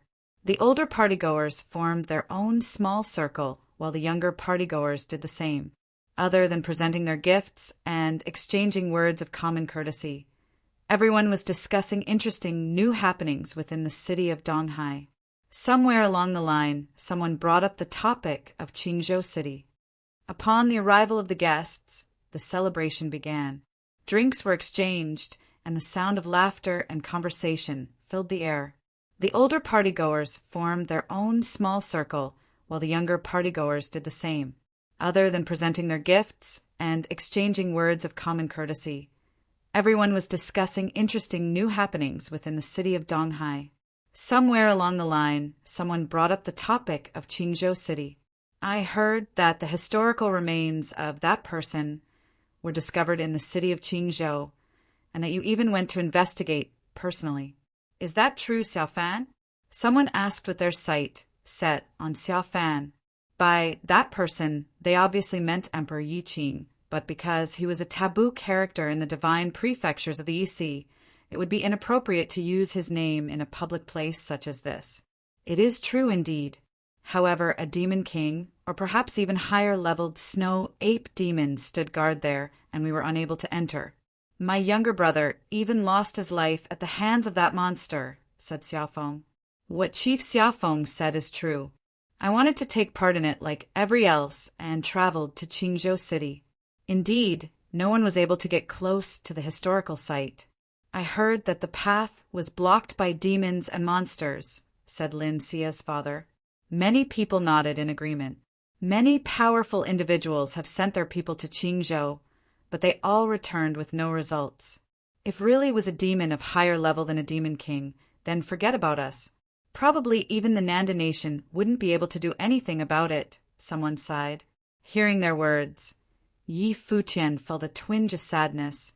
If the snow ape had not refused to leave the mountains, then Yi Futian would not have to beware of his every move in Donghai City. He would have been able to do whatever he pleased, even in the Nanda nation. Yi Futian debated whether or not he should find time to head back to Mount Tianyao to persuade the snow ape to leave with him. Brother Lin, your daughter, Lin Xie, should be about 16 years old now, right? She's getting more beautiful by the day, said Lord Luo. His eyes drifted to Lin Xie and the crowd. Her beautiful eyes contained a hint of timidness. Thank you for your compliment, Lord Luo, said Lin Xie's father. Has she been betrothed? Asked Lord Luo. Not yet, but she is still young. She is still focusing all her attention on cultivation. There's no hurry, answered her father. That is true, but looking around this venue, there are many worthy young men. It couldn't hurt to meet them, chuckled Lord Luo. Speaking of worthy young men, I heard that the art saint's disciple, Zhou Mu, is already in the 5-starred glory plane, Lin Xia's father said. He looked over at Zhou Mu, who stood behind the art saint. It's all thanks to Master's guidance. Zhou Mu smiled lightly in response. Nandu Kai beside Nanda Winshan does not pale in comparison to Zhou Mu, the art saint said modestly as he looked at Nandu Winshan. Nandu Kai is slightly older, and his gift is not half bad, but in comparison with Zhou Mu he is still lacking. He will need to work harder, said Nandu Winshan. How is she doing? The art saint asked suddenly. Nandu Winshan was stunned, but then shook his head with a bitter smile and said, My younger sister is still the same. I heard that her daughter is back and is an exceptional person. Zhou Mu keeps pestering me to let them meet. The art saint continued to speak. Everyone exchanged a look. Indeed, the art saint was trying to set up his disciple with the young miss of the Nanda family. Shockingly, He did not seem to care that she was the Guqin devil's daughter. It was probably a love someone and love everything about them type of situation. After all, the art saint had always been madly in love with that person. It is true. Hua Jiu is exceptional. She is now practicing cultivation at the school of the Emperor Star within Donghai Academy. Nanda Winshan smiled. Upon hearing this exchange, his heart was no longer calm. The art saint wanted to set up his disciple with Hua Jiu. In addition, it seemed that Nanda Winshan was the older brother of Master's wife, which would make him Hua Jiu's uncle. Hua Jiu's gifts are top-notch within the Emperor Star School. It would be hard to find a person who could compare with her in all of Donghai Academy, said an elder of the school of the Emperor Star. Since Hua Jiu was a student of his school, he knew quite a bit about her. You guys are all complimenting her. It makes me want to meet the young miss of the Nanda family. Lord Luo laughed. Hua Jiu. Xiaofan's lips twitched into a wicked smile. His eyes landed on Yi Futian, who was playing the Guqin. In the city of Qingzhou, he had seen Hua Jiu and Yi Futian together by the lake. The relationship between the two did not seem like that of ordinary friends. Xiaofan wondered, what would happen if the Nanda family found out the ambiguous relationship between Hua Jiu and Yi Futian? Just the thought of this brought a smile to Xiaofan's face. Of course, there were other ways to crush Yi Futian. He did not have to do it this way. If he were to expose their relationship in a setting like this, he might offend the Nanda family. After all, they were a big, powerful family and cared a lot about their reputation. Hua Jiu was also the apple of their eyes. They would not permit anyone to try to drag her through the mud. Yi Futian felt that something was amiss and lifted his head to look at Xiaofan. Right now, everyone was talking about Hua Jiu, so Yi Futian knew immediately what Xiaofan might have been thinking. He could not help but raise his eyebrows at Xiaofan. As a person, Xiaofan was sinister and treacherous, a truly despicable person. Yi Futian had gotten a taste of this back in the city of Qingzhou. When the chance comes, I shall have Hua Jiu come to pay respect to you, Lord Luo. Nandu Winshan smiled at Lord Luo's words. You should stop talking about Hua Jiu now, since we have so many talented young people gathered here today, and since Lord Luo is in such a good mood. Why don't we have the youngster perform? That's right. This would be the perfect opportunity to catch a glimpse at all the young talent in the city of Donghai, someone chimed in. This piqued Lord Luo's interest as well. Thus, he went on to say, then, let's have any youngsters willing to perform show off their skills in front of us elders. There shall be hefty rewards for the best performances. Lin Xia, how about you go first? Lord Luo set his sight on Lin Xia. She blinked a couple times, then nodded with a smile. With light steps, she carried herself to the middle of the crowd. Lord Luo, I hope you will enjoy my lacking performance. After she spoke, water spiritual qi began to gather around her. Her hands danced in the air, carrying the spiritual qi with her every movement. Slowly, the character for longevity formed in midair and floated towards Lord Luo. It only disappeared once it had reached him. Lin Xia, you're already a 3-starred glory plane sorcerer. How fast! That was very interesting, complimented Lord Luo. Thank you for your compliments, said Lin Xia. She bowed to him and retreated into the crowd. A young man stepped up. I will perform a sword dance for you, Lord Luo. He drew out the sword he carried on his person, and it began to dance through the air. With every slash of the sword a stroke was left in the air. When the young man finished his performance, 5 words were left in midair. May you achieve boundless eternity. Nice. Many people applauded him. Following that, other youths continued to put on their performances to present their blessings and best wishes to Lord Luo. At the same time, they were able to put their talents on display. Their performances brightened up the atmosphere of the party venue. Brother Hua, does your disciple not wish to perform? Someone asked the art saint. The art saint's surname was Hua, a different Hua from Hua Fenglu. "Go!" commanded the art saint. "Yes, master," answered Zhou. Stepping up, he held a pencil in his hand. Then he laid out a large piece of paper on the bright golden yellow carpet. Zhou bent down and began to draw. It's rare to see Zhou in action. We are all so lucky to be able to witness the art saint's disciple in action, said one of the youths in the crowd. All the youngsters at the venue admired Zhou. "I've never seen a conjurer in action before, so I don't know what it's like," said a young girl. Her eyes glowed in interest as she observed Zhou. Zhou drew with great speed. His movements were natural and graceful. Lord Luo complimented, "Brother Hua, your disciple has such a grand aura for a person of his age." "That's true," everyone else agreed. Even Yunro and her group of dancers tried to look on as they danced. Yi Futian was also aware of all the happenings. Despite playing with his head down, he was thinking to himself, Hua Fenglu and the art saint were old rivals, not only in power but also in love. To be able to take mistress away from someone like the art saint, Yi Futian could only imagine how charming Hua Fenglu must have been in the past. If Hua Fenglu did not have his powers disabled, then he probably could have been admired and respected like the art saint. To have ended up in his situation, Yi Futian felt really bad for Hua Fenglu. Zhou drew as Yi Futian played the guqin. One was the disciple of the art saint. One was the disciple of the guqin devil. However, everyone's focus was on Zhou. Finally, Zhou's work was complete. A fire phoenix escaped from the artwork and circled the skies above. Covered in the flames, it let out a screech. Then it landed by Lord Luo's side and began to dance for him. "Bravo! Wonderful! The phoenix is a symbol of success. What a wonderful omen. We wouldn't have expected anything less of the young art saint."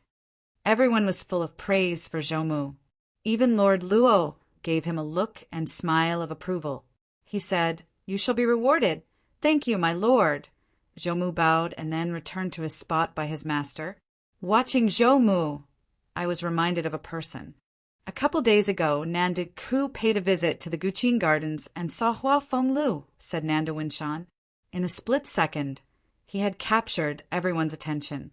The Guqin devil was back in the city of Donghai. However, he's handicapped now and is being protected by Tanglon. He even took in a disciple, Nanda Winshan elaborated. Handicapped. Everyone was shocked. Even the art saint was surprised. What a shame. Why is it a shame? Even if he weren't handicapped, he wouldn't dare show his face in front of you, art saint. Someone laughed. That's right. In the past, Hua Fenglu had no understanding of his own capabilities and brought the humiliation on to himself. Who would have thought he would still have the nerve to come back after becoming disabled? Would he even be able to groom the disciple he took in? If his disciple met with Zhou, he would probably have to walk in the other direction. Another person mocked Hua Fenglu. He can only live under someone else's protection now. Why is he even thinking about anything else? People began to speak up against Hua Fenglu. All their words were meant to suck up to the art saint. Xia Fan watched Yi Futian. He could not wait to see how long it would take for Yi Futian to explode in anger. Just as everyone was enjoying their time making fun of Hua Fenglu, they were interrupted by the sounds of the guqin. The style has shifted. The once soft notes were getting louder and faster as well. Slowly, Yunro and the other dancers became influenced by the music. The women began to dance their hearts away. Their long dresses flowed with their movements. They all looked like goddesses. Under the influence of the music, the youngsters got more excited and the elders were in an even better mood now. The atmosphere of the entire party venue was pushed to the highest point. "What piece is this?" asked the art saint. His eyes drifted toward Yi Futian. Not only him, but the other high authority figures as well felt something amiss. Their emotions were being controlled by the music. The youths at the party were getting agitated, and the dancers on stage looked like they were unable to pull themselves away from the music. Behind the stage, a young man was playing his instrument silently. He seemed to be in a world of his own. His looks could be said to be one of the best amongst the younger partygoers. When he played, he released a mystical force that was incorporated into his music. The melody of the white feather's garment. "Who are you?" The art saint's gaze sharpened and his utterance interrupted the music. Many people began to wake up from their previous trance. They all stared at the young guqin player in shock. They watched as the young man lifted his head slowly. His eyes were clear and clean with no sense of lowliness. Looking towards Lord Luo, he spoke. "I am the Guqin devil's disciple, Yi Futian. I am here to convey blessings in place of my master with a single piece, the melody of the white feather's garment." Chapter 56. Chapter 56. Please bring it on. Chapter 56. Please bring it on. The boy was not talking loudly, but his voice was still rather firm. Suddenly the banquet was silenced.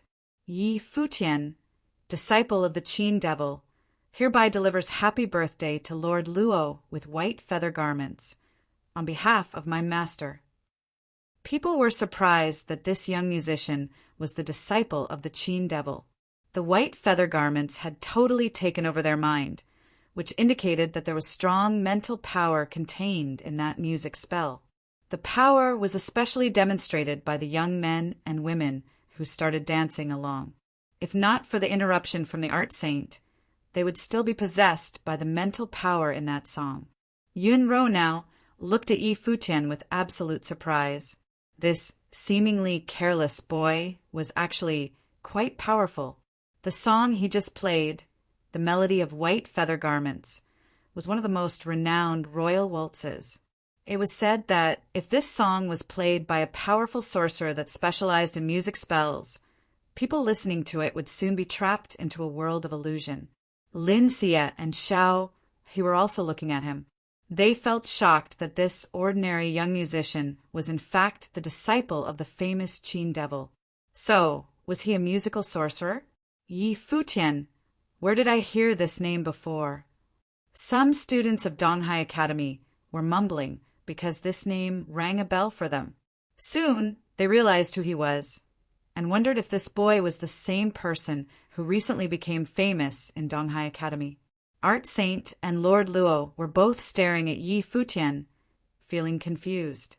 They never anticipated that the disciple of the Qin devil would show up in this banquet as the musician. If Nandu Winshan had not mentioned the Qin devil, or people had not satirized him, this boy would still be playing peacefully. Nandu Winshan heard from Nanda Ku that the Qin devil had high expectations for this disciple. He realized the reason. According to the vibe of this boy, he was almost the younger version of Qin devil. Now, silence haunted the place. It was just too dramatic for the disciple of the Qin devil to show up in this situation. Xia Fan was sneering at Yi Futian. He did not believe that Yi Futian actually dared to announce his identity under these circumstances. Meanwhile, Yi Futian stood up and bowed slightly to the person running the school of Emperor Star in Donghai Academy.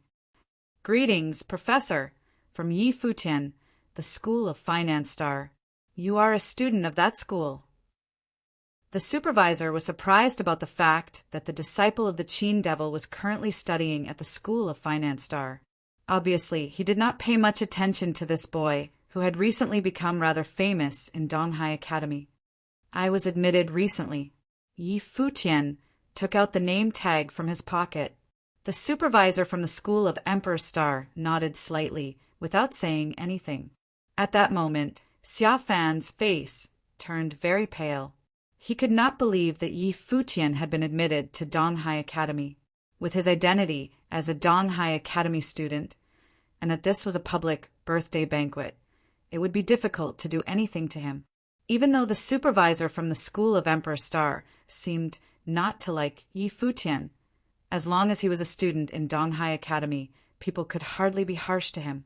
Lin Xie was looking at Yi Futian, totally distracted. She remembered that Yi Futian used to tell her that he was studying at Donghai Academy. At that time, she believed that he was bragging, but it seemed that he was actually telling the truth. In fact, she should not be blamed. she met Yi Futian on a ship to this city, and at that time, the spring term entry test had ended. That was why she and Xiao, he both believed Yi Futian was bragging. So, there remained only one possibility for Yi Futian to enter Donghai Academy. Yi Futian was well appreciated by someone running the School of Finance Star, so a rare exception was made for him. She totally realized what it meant. Yi Futian was possibly much more talented than other students in Donghai Academy. Other people were also confused about this admission. Donghai Academy was the best school in this province, and Yi Futian was given an exception soon after he arrived. Zhou Mu, the disciple of Art Saint, was well known for his extraordinary talents. However, now the disciple of the Qin devil stepped out and shocked the whole audience with white feather garments, which indicated that he was also unusual. Things were getting interesting. That's a good song. How's your master doing? Lord Luo asked him, his voice monotone. Yi Futian played that song as a birthday gift, so he must not lose his politeness in this situation. My professor was set up by a villain and has been crippled for a while. Now he is peacefully living in his own garden, unbothered by the mess happening outside. Yi Futian sounded peaceful. However, Xiao Fan felt mad. He had just been referred to as a villain. People looked at him. This youth said only what was necessary. He told them that Qin Devil was now living on his own, crippled, and did not care about what was going on outside. This speech successfully prevented further trouble for his professor. Today, I was going to play the song peacefully to entertain the guests here, and did not intend to interrupt the fun going on. However, so many people started to insult Mr. Hua Fenglu. He glanced at the audience and kept talking. I am not a great student, but still I have dignity, so does my professor. I cannot act like nothing is going on when people are insulting my professor. I know there are a lot of talented young men in this place who have some negative impressions of him. I will accept any challenge if you believe I am not being appropriate. He paused for a second, then stared at those who insulted Hua Fenglu. Please bring it on. He was only 16 years old, and now there were so many big chiefs of the city sitting in the room. However, the way he talked was neither humble nor pushy. Every word from his mouth was firm and solid. The talented young men were showing off their achievements and complimenting each other. However, suddenly, someone who had been silent announced that he would challenge any one of them. How dramatic was this? The Qin Devil definitely deserved a disciple with such guts. People did not know what to say. The girls who used to talk with him felt that in the past they did not know him at all. The true self he hid was so different. Those who insulted the Qin Devil now looked embarrassed.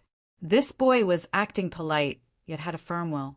They were totally overshadowed by his personality, not to mention being challenged. What plane are you on, boy? Lord Luo asked to err on the side of caution. If he was too powerful, it would be better for the people challenged to just ignore him rather than having their ass kicked. 3-star glory plane it is, Yi Futian replied peacefully. Lord Luo did not say anything, but started looking at the young men in this room. 3-star glory plane was impressive for a boy his age, but not too rare for other young men attending the banquet. I accept your challenge. Someone stood up from a seat. It was the swordsman who responded. He was in the same plane as Yi Futian, a 3-star glory plane swordsman. Okay, just show us your best. You don't have to worry about damaging this place at all, Lord Luo told them. There were so many powerful people in this place that the audience would be well protected from the fight. Understood. The swordsman unsheathed his weapon and stepped toward Yi Futian. Yi Futian went back to his guqin and slowly sat down. The girls already evacuated the place for him. Since someone was insulting the Qin Devil, he should absolutely defeat those people with the techniques he inherited from Hua Fenglu, which were the music spells. He started playing, and suddenly the room was full of a feeling of desolation. Some of the people soon felt as if they were brought to a state of illusion, where they were left alone in a deep woods in a mountain. That is a music spell. Some powerful people soon recognized what it was. The rainbow and feather garments he played were not injected with much mental power, so the effect was not truly strong. But since Yi Futian was being serious this time, the song was played with immense power of mental control. The swordsman also initiated his attack. He charged as fast as thunder toward Yi Futian. However, there was a continuous sound. It pierced through his eardrum with a magical power, and he was also drawn into the illusion. Now he saw himself charging toward Yi Futian, but in the background was a cliff. He realized he had been mentally attacked. He soon ignited his blade with the fire element power he possessed. He jumped off into the air and came down with authority. His hands were holding the sword firmly, and the blade was pointed exactly at Yi Futian's forehead. Yi Futian suddenly sped up his fingers. His fingers were now insanely fast, and there was a dragon vaguely roaring in the song. Soon he swung his hand towards his opponent, and the swordsman saw a dragon flying right at him. The dragon was not hurt by the blade at all, and totally engulfed his body in a second. In reality, people saw the swordsman suddenly stop his attack. He looked painful and desperate, and soon after, he fell onto the ground, severely injured. Yi Futian finished the last note of his song, and said peacefully, "You all insult my professor, but can only train disciples at this level?" Chapter 57. Chapter 57. The Battle of the Disciples. Chapter 57. The Battle of the Disciples. Yi Futian's words acted as a slap to the face. The people who had previously insulted Hua Fenglu were now fuming, their expressions dark. It was a palace celebration, and the art saint was present. They had simply wanted to get on his good side by bad-mouthing his rival. They had never expected for the Qin Devil's exceptionally gifted disciple to appear with a challenge. The young man sitting behind the Qin had clean, carefree eyes. Yunro and the other dancers stared at his back with infatuation. It turned out that the young Qin player was capable of shining so bright. Lin Xie and Xiao he could also feel Yi Futian's excellence. They were acquainted with the young man he had just defeated. The young man's skills were not lacking at all, but he was still defeated instantly by Yi Futian's musical spells. It was easy to see just how powerful Yi Futian was. Lin Xie thought if it had been her up against him, the results would probably be the same. The venue fell into silence once again. Even though it was a simple challenge and did not seem to symbolize anything, the other youths knew better than to step up on a whim. Musical spells attacked the spirit and were extremely forceful. The young swordsman Yi Futian had just defeated was also a 3-starred glory plane sorcerer, so his spirit was pretty strong, but he was injured by Yi Futian's musical spell even though he had yet to put in full force. This meant that any martial or divination art cultivators below the 3-starred glory plane should not even think about going up against Yi Futian. If your spirit was not strong enough, you would be immediately defeated by his musical spells. It seems like the Qin Devil has a successor. Who else is willing to give it a go? Asked Lord Luo. His tone was still calm, but in his heart he was very unhappy. Today was his birthday celebration, but his spotlight had been stolen by the Qin Devil's disciple. If Yi Futian had been the disciple of a friend, it would have been better, but he was the disciple of the Qin Devil. Since Lord Luo was good friends with the art saint, it was only natural that he did not like Hua Fenglu very much. Plus, what Yi Futian said before had offended many people, and all of these people were his guests. However, Yi Futian had been frank about his intentions from the beginning, which made it hard to pick any problems with him. After all, the group of elders could not blatantly pick on a youngster. Therefore, the best solution was to have Yi Futian be defeated by one of the young people present. "I'll go," someone uttered. From the crowd, an excited young man dressed in extravagant, golden clothing came forth. His aura was remarkable. "That's Su Qing. He's a thunder and fire bi-elemental sorcerer in the 4-starred glory plane," said someone in the crowd. Everyone looked at him with anticipation, especially the youngsters from the Luo Palace. The spirit of 4-starred glory plane cultivators was slightly stronger and should be able to withstand Yi Futian's musical attacks. As long as the musical spells had no effect, Yi Futian was defeated. Su Qing, 4-starred glory plane sorcerer. Su Qing introduced himself to Yi Futian. "Please," answered Yi Futian, not losing his patience. As he invited Su Qing onto the makeshift battlefield, Yi Futian lowered his head and his fingers began to stroke the chords once again, blocking out everyone else in his surroundings. The people frowned as they listened to him play. This time around, his music lacked the feeling from before. The notes seemed to be random, unable to form into a distinguishable piece. The demon flurry, a look of recognition, was on the art saint's face. He was old rivals with Hua Fenglu and was therefore familiar with his attack pieces. The piece that Yi Futian played before was the Tsongshan Dragon Chant, and this was the demon flurry. What seemed to be a disorganized piece was actually very powerful to deal with. Thunder and fire elemental spiritual qi erupted from Su Qing, and it flowed around him as it harmonized with his spirit. The notes of Yi Futian's qin continued to enter his ears. Su Qing grew increasingly agitated. He was unable to focus his spirit, and he felt himself lose control of the spiritual qi as he attempted to gather it for a spell. In sorcery, it was essential for one's spirit to accurately and efficiently gather spiritual qi, or else the spells would never succeed. The crowd began to take notice of the strange scene. Su Qing continued to gather large amounts of spiritual qi, but had yet to be able to form a spell. The spiritual qi continued to revolve around Su Qing in a violent manner. What's happening? The people were curious. Yi Futian's musical spell seemed to only be affecting one person.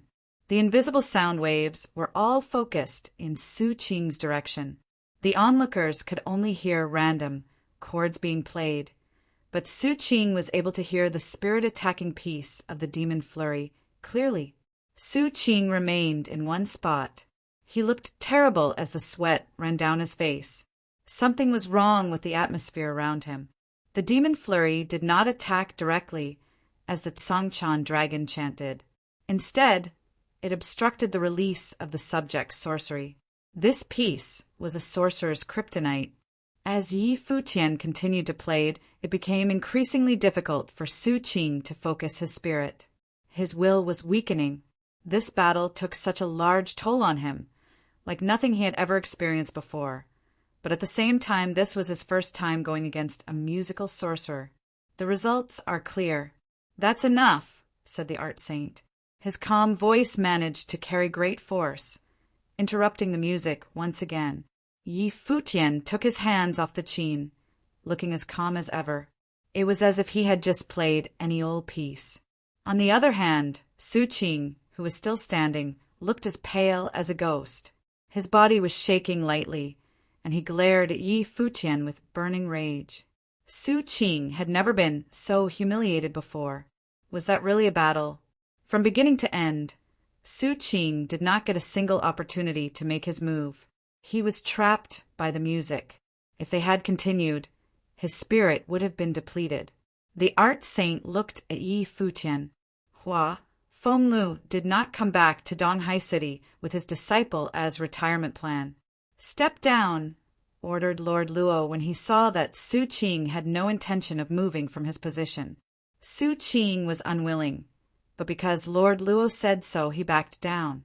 His legs shook weakly beneath him as he walked away.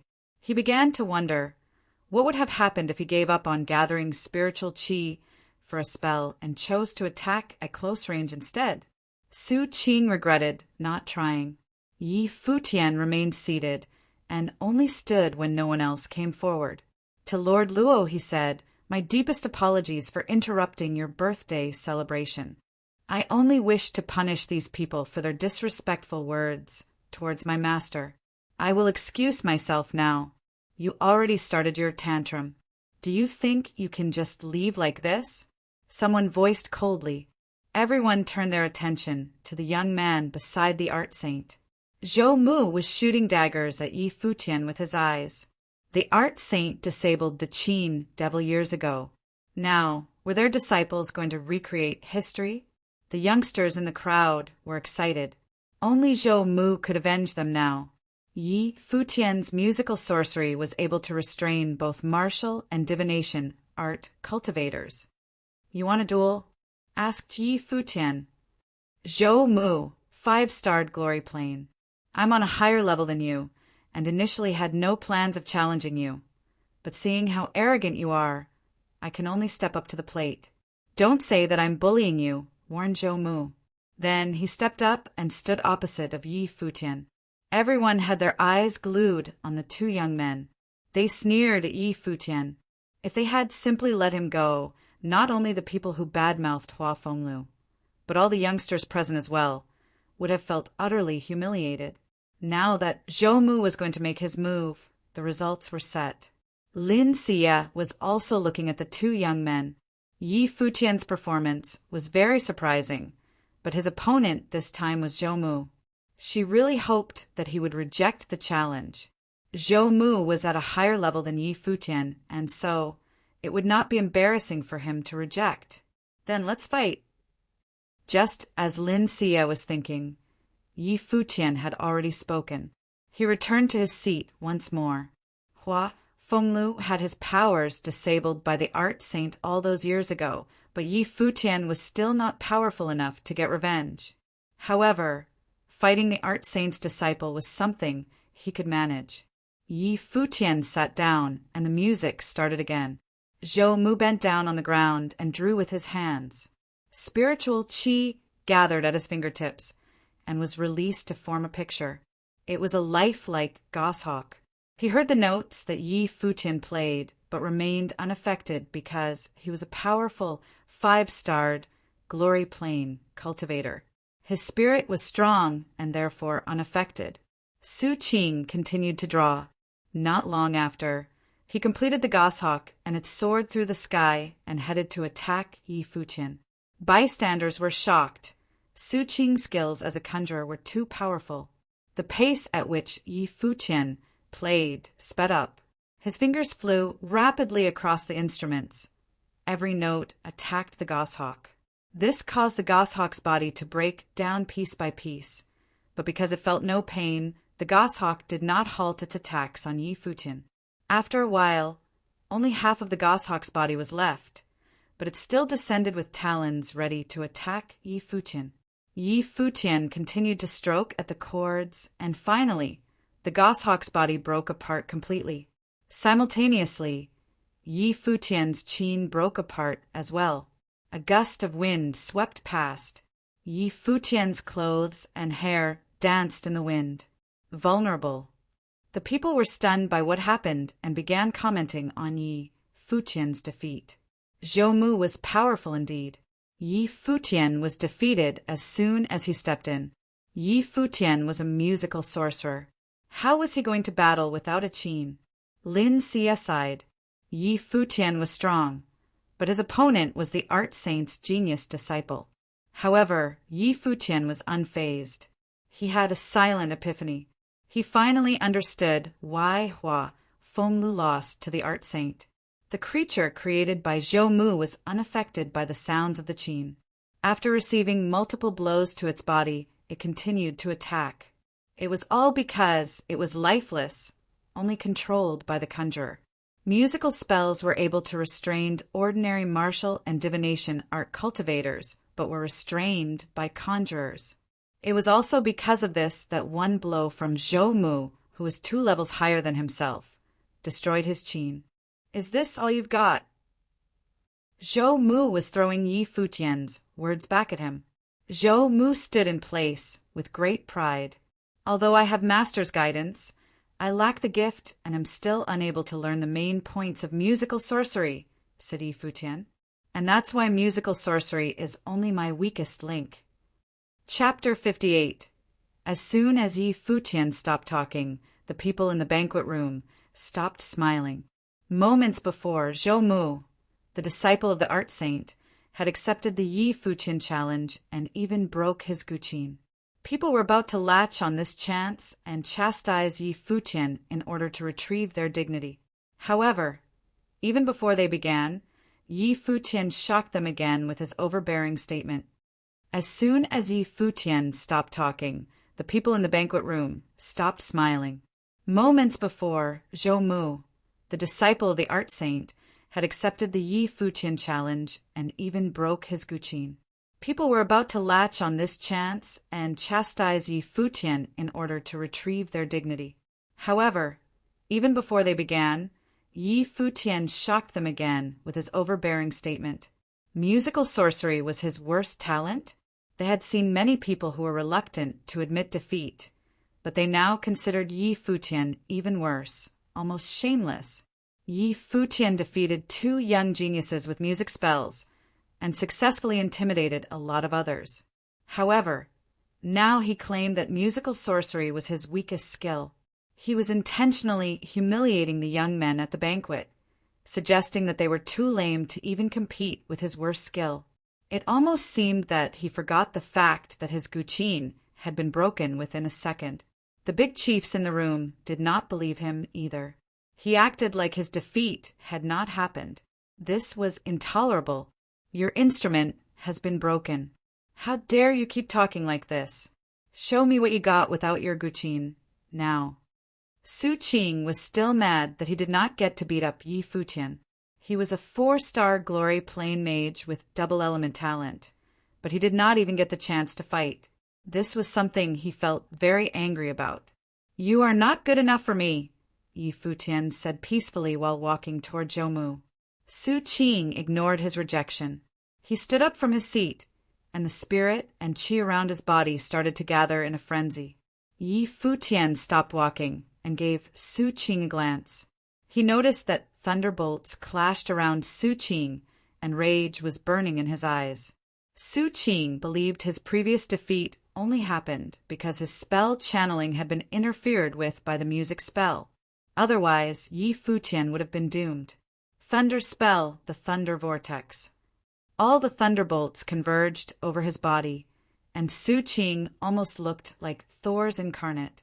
Piercing lights were centered in his palm, and its power would be tremendous. However, Yi Futian started smiling. He also reached out his hands, and suddenly there were also thunderbolts converging into his palm. Soon, there was a whirl of thunder that formed a sphere in his right hand. I can do that too. Yi Futian sounded peaceful. People were so shocked that 2 boys were channeling the same spell. Even though Yi Futian was in the lower plane, the thunderbolts in his palm were actually more converged than those Su Qing's palm. It actually indicated that Yi Futian possessed a higher level of control over this spell than Su Qing did. Su Qing was extremely embarrassed. It was considered an utter humiliation to counter the attack of one's opponent with the same spell. Charge! Yi Qing cast his vortex toward Yi Futian. The thunderbolts were so fast that they would pierce through Yi Futian's body in a second. Su Qing did not stop there. He started converging the fire element to initiate the following spell. As a double element mage, he was good at spell combos. However, Yi Futian easily dodged the thunder vortex.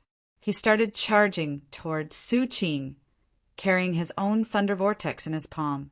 This spell was supposed to be a ranged attack, but Yi Futian transformed it into melee range. Yi Futian almost teleported across the space between them, and he appeared right in front of Su Qing without leaving him any time to react. Su Qing's body was frozen. Yi Futian was looking at Su Qing directly in the eye. His palm was so close to his body that Su Qing was just several centimeters away from death. He realized that Yi Futian was showering him with mercy. Are we done? Yi Futian dispelled his attack, then turned around and kept walking to Zhou Mu, leaving Su Qing behind him, dumbfounded. He walked and talked in such a peaceful manner that people even somehow started to respect him. He defeated Su Qing, a powerful mage, with the exact same spell. How incredible was that? Was it true that musical sorcery was his weakest ability? As a disciple of the Qin Devil, was he still hiding more unknown power from everybody? Yi Futian stopped in front of Zhou Mu.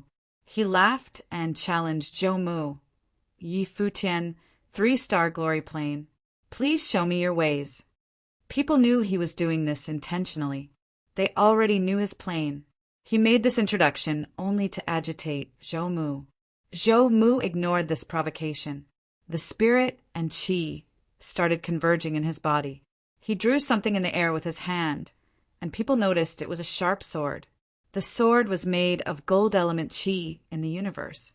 Zhou Mu is serious. The audience was curious about how Yi Futian would finally be defeated by a real genius. Zhou Mu suddenly launched his attack. The sword aimed right at Yi Futian's throat, and it was flying really fast. Yi Futian also made a quick reaction. He leaned to his left, and the sword missed him by such a narrow margin that it actually cut off several of his hairs. What? Yi Futian sensed danger coming from behind. After missing the first strike, the sword turned around and flew back at him. However, meanwhile, another sword was approaching from the opposite direction. With a single stroke, swords were created endlessly. Controlling the swords with mental power. Yi Futian was shocked at this ability. Invoker and musical sorcerer had the similar abilities in mental control. Yi Futian summoned a terrifying gold element storm around his body to protect himself. The barrier was a dark gold, almost like a solid armor. When the swords connected with the barrier, rather than breaking through, they were absorbed by the armor. Since Zhou Mu was summoning hundreds of swords, each individual sword did not contain power strong enough to break through the barrier. But the quantity was just so immense. The swords Zhou Mu summoned were arranged into rows. Hundreds of swords hung all around the barrier Yi Futian summoned, not attacking. Zhou Mu was obviously looking for a weak spot to concentrate his attack. Meanwhile, he kept summoning more and more swords into the fight. Yi Futian believed he must act now to grab the upper hand. He suddenly came out of the barrier and appeared before Zhou Mu with wind element power. He realized that as the disciple of the art saint, Zhou Mu was a perfect invoker. However, he seemed to be really weak at martial arts. Melee ranged attack might provide a good opportunity for Yi Futian. Countless swords suddenly started moving and chasing after him again. Several of them were deployed around Zhou Mu's body as defense mechanism. They were forming an array to intercept Yi Futian.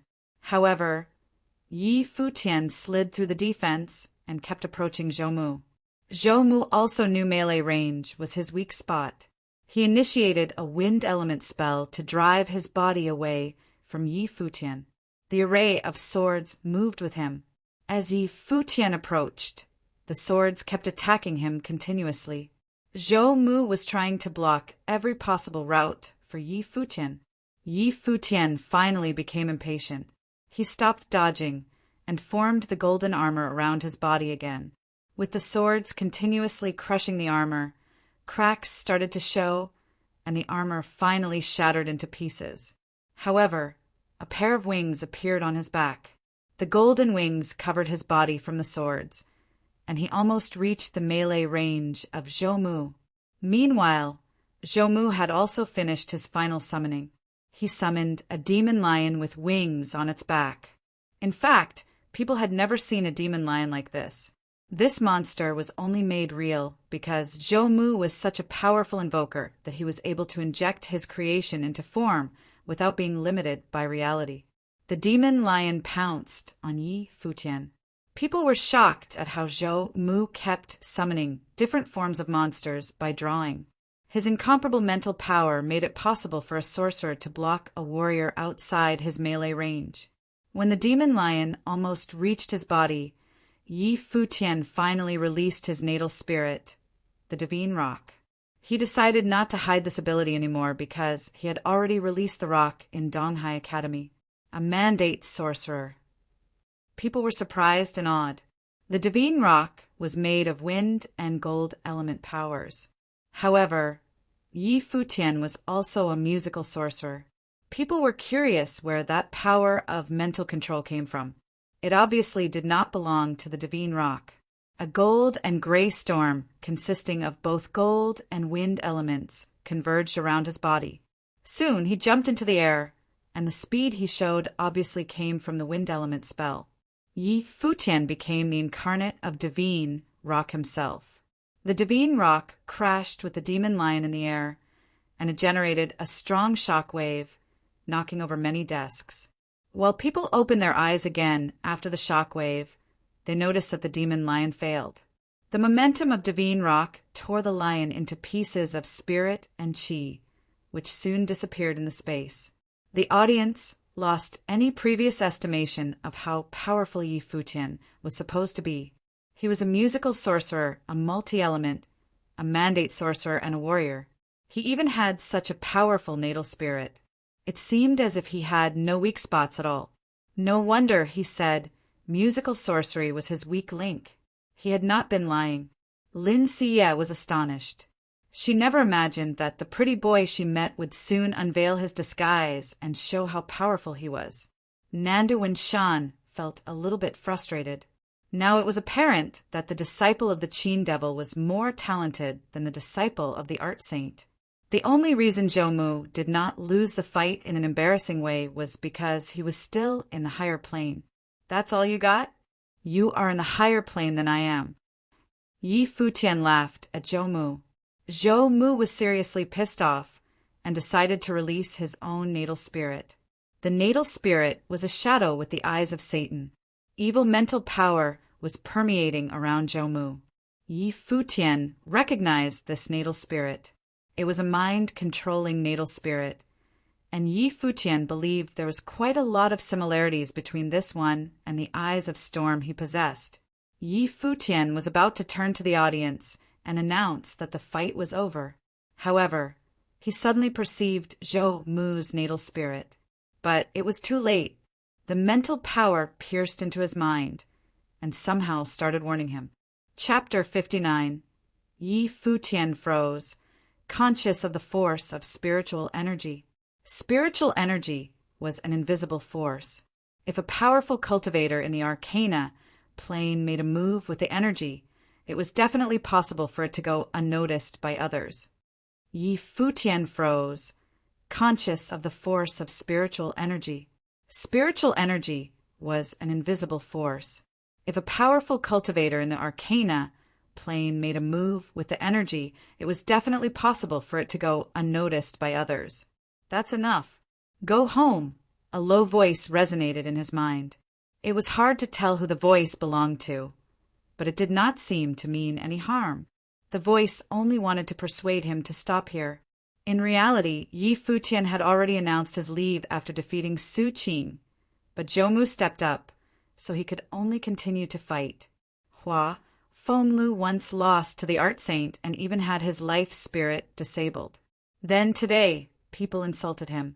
The Art Saint's disciple made the first move and went as far as destroying the guqin that Yi Futian played. He could not just walk away after defeat. How would that reflect on Hua Fenglu? That was the reason for his attacks on Zhou Mu.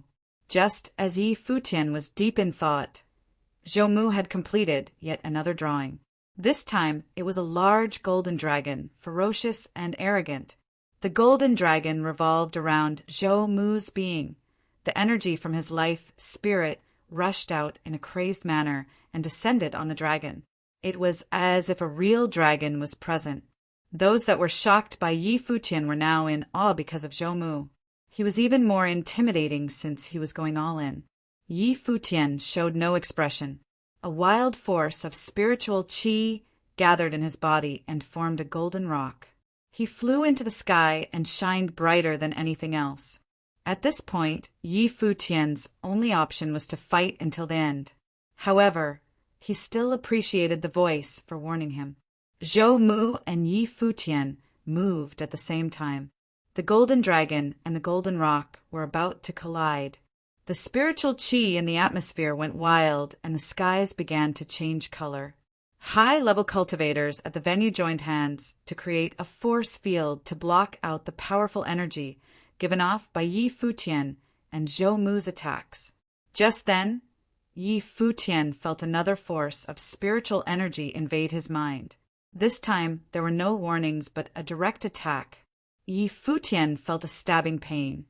Then his nerves began to grow numb. almost like he was about to lose all his senses.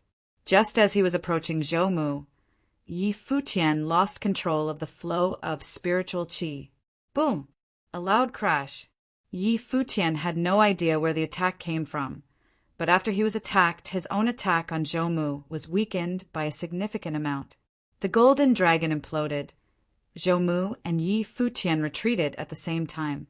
All of these events happened in the span of minutes. When Yi Futian landed on the ground, he felt no anger, but smiled instead. There were a lot of important people present at today's celebration. It was only natural that they could not put down their pride to intrude in a battle between two youngsters. But if they couldn't do it blatantly, they could do it in secret. Looks like the first voice that warned him knew that this would happen. Who was it that warned him? And who was it that attacked him? Obviously, Yi Futian was not dumb enough to reveal that he had been attacked. His attacker was most likely looking for an excuse to put him in his place.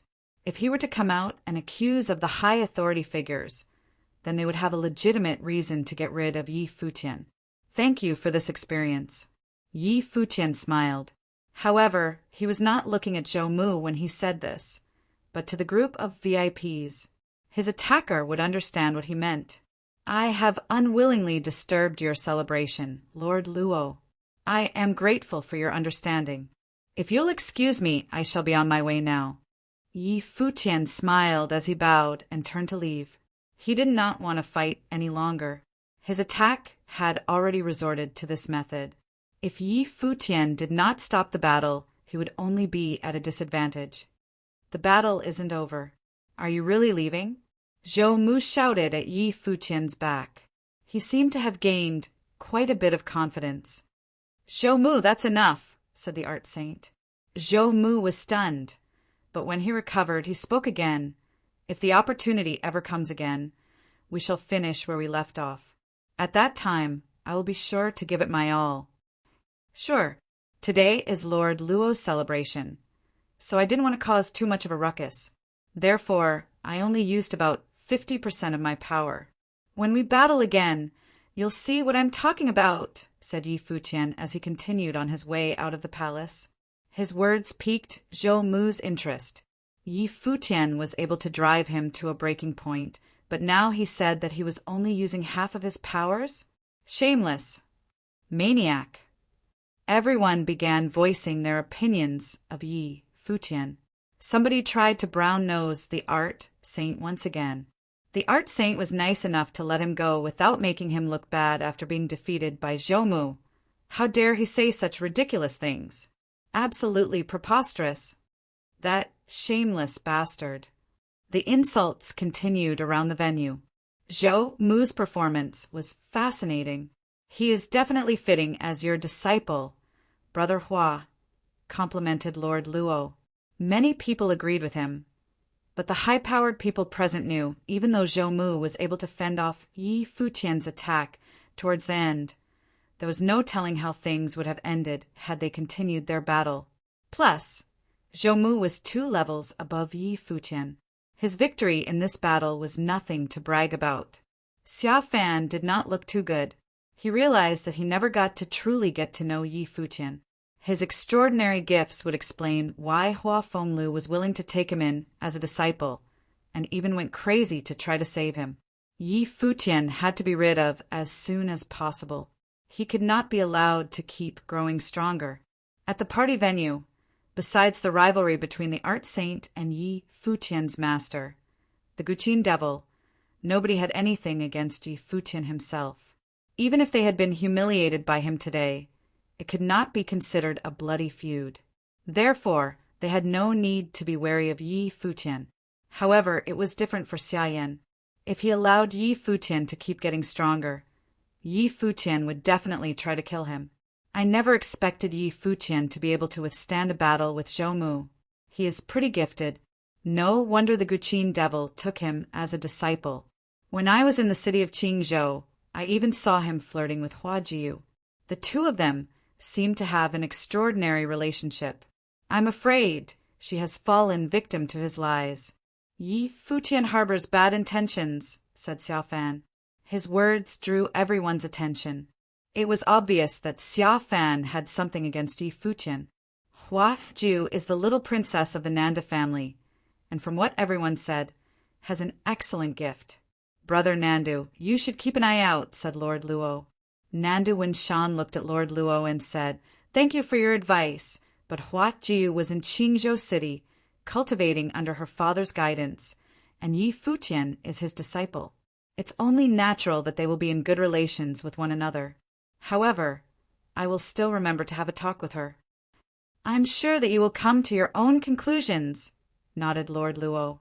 Beside him, the art saint was in deep thought. After a while, he spoke up. Yi Futian did not come to convey his blessings. If my predictions are correct, he came because Lord Luo could heal Hua Fengliu's injury. Lord Luo was stunned. You're saying that he originally wanted to come and ask me to heal his master?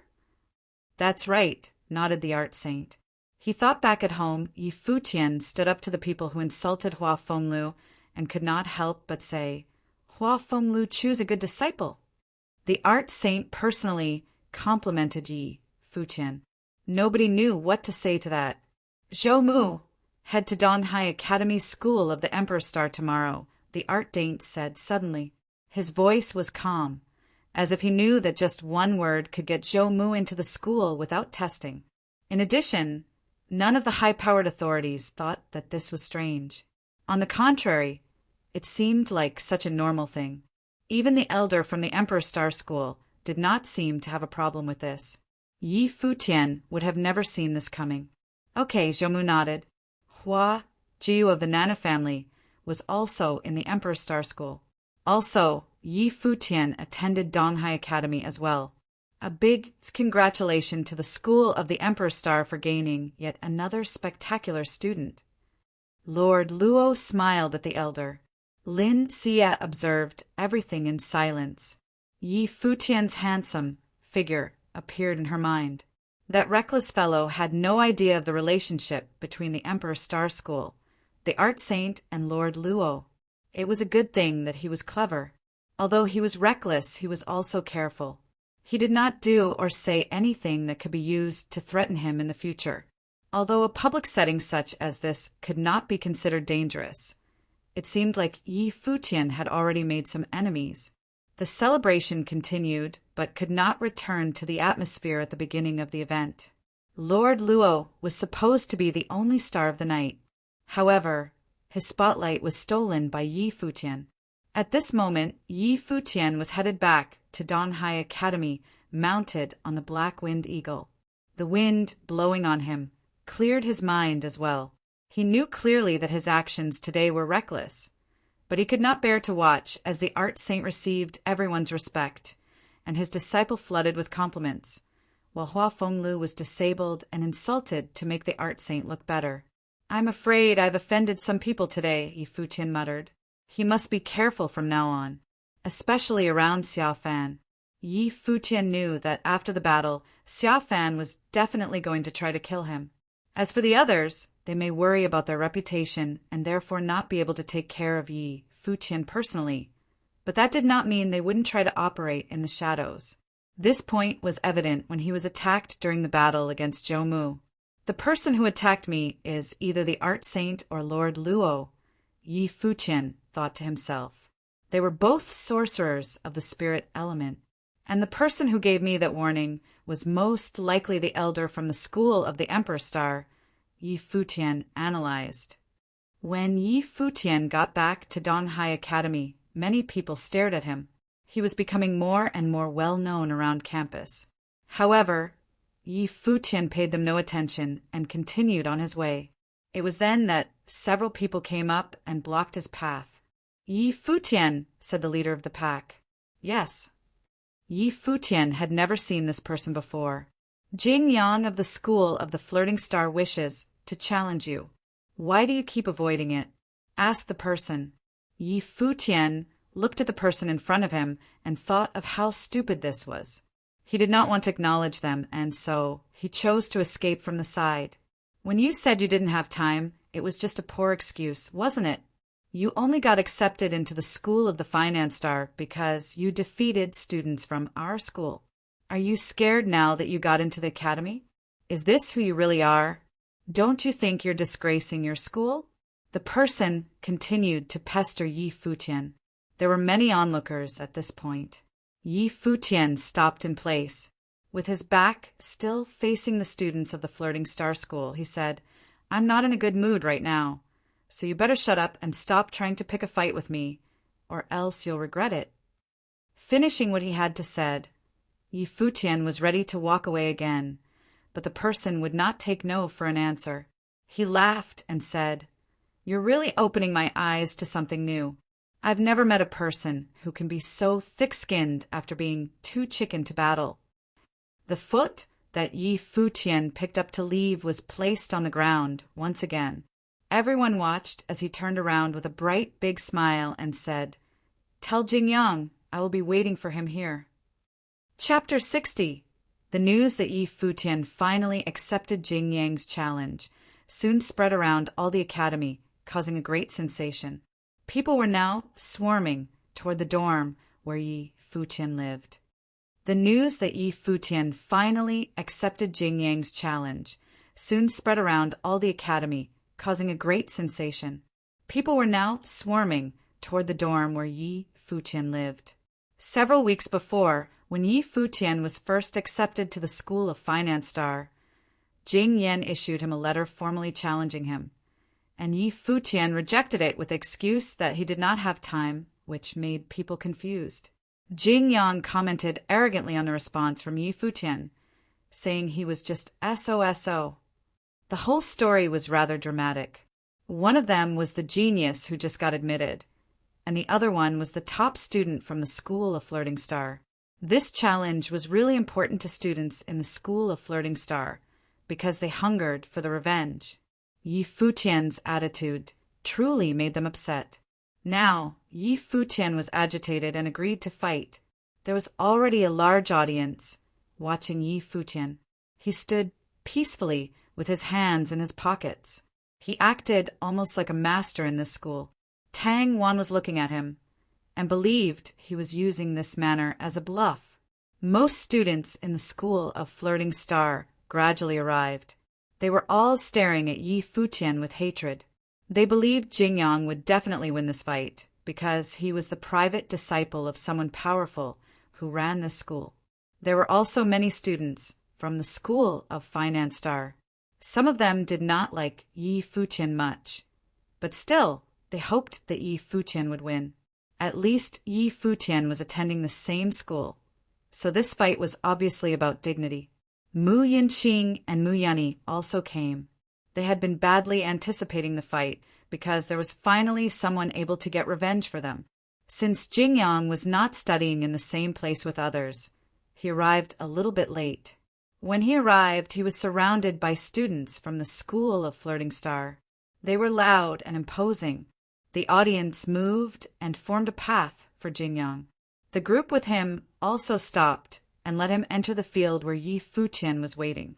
"Finally, you agreed to fight, coward?" Jingyang sneered at him.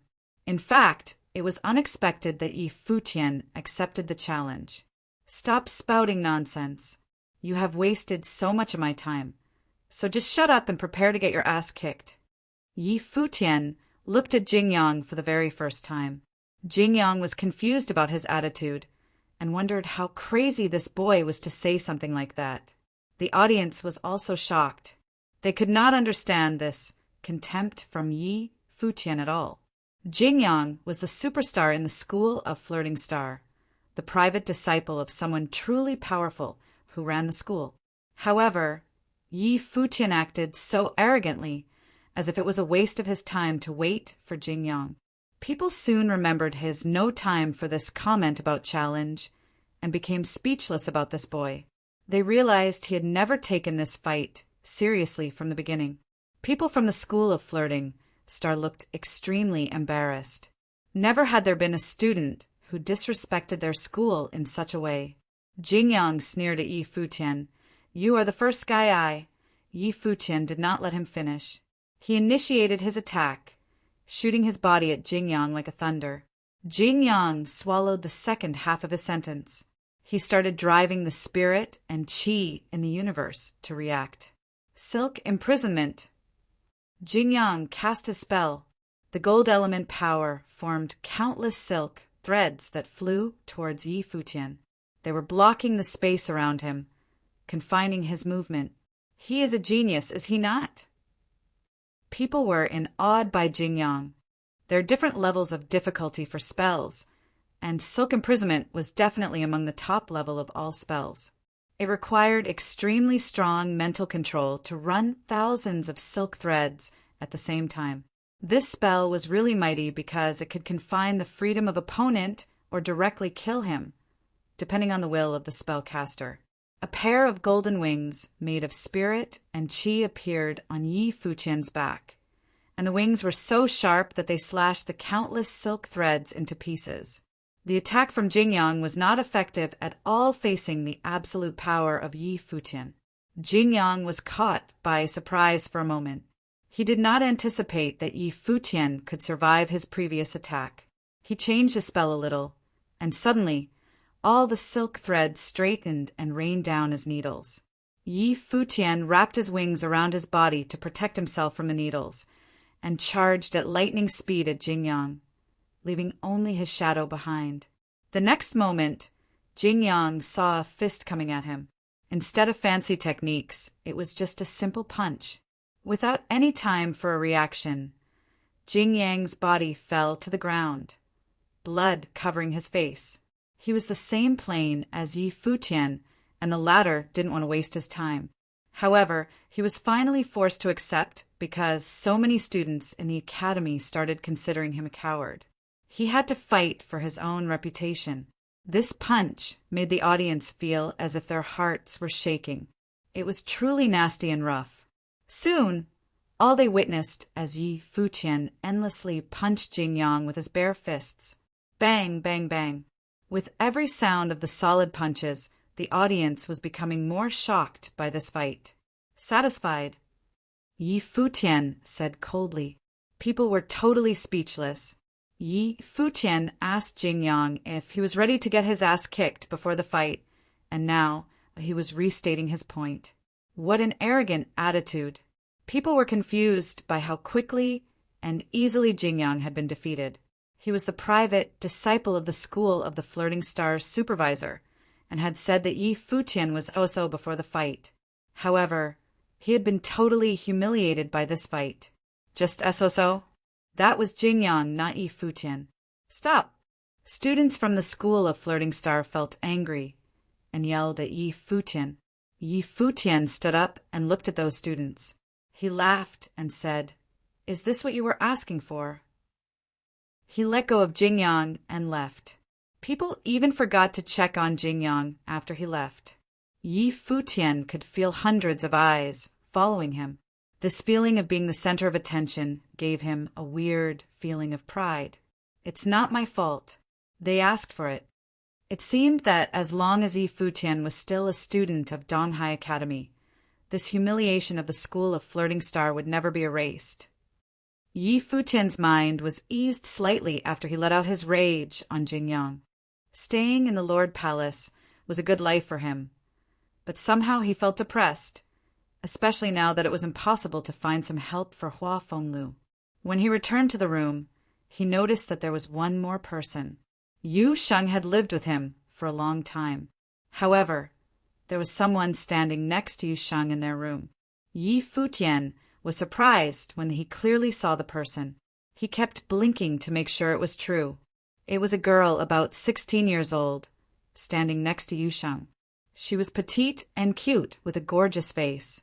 Yi Futian confirmed with a quick glance that this girl was definitely a sweetheart.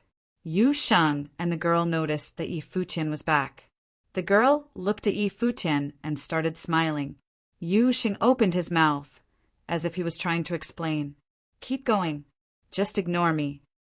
Yi Futian turned around. "Wait," a soft voice said.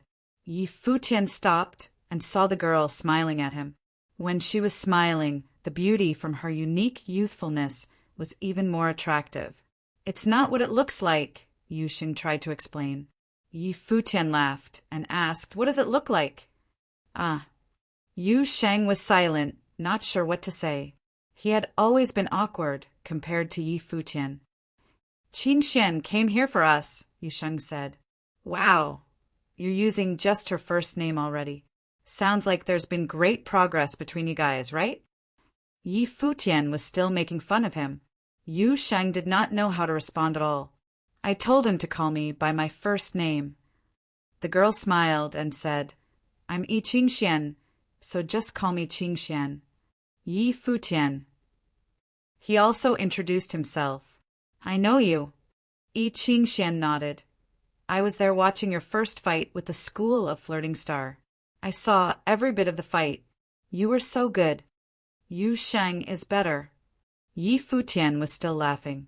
It was almost like he was trying to make Yu Sheng more embarrassed. You are both really good. She kept smiling. He's not only good. You know what? He's single and available too. Yu Sheng wanted to run out the room.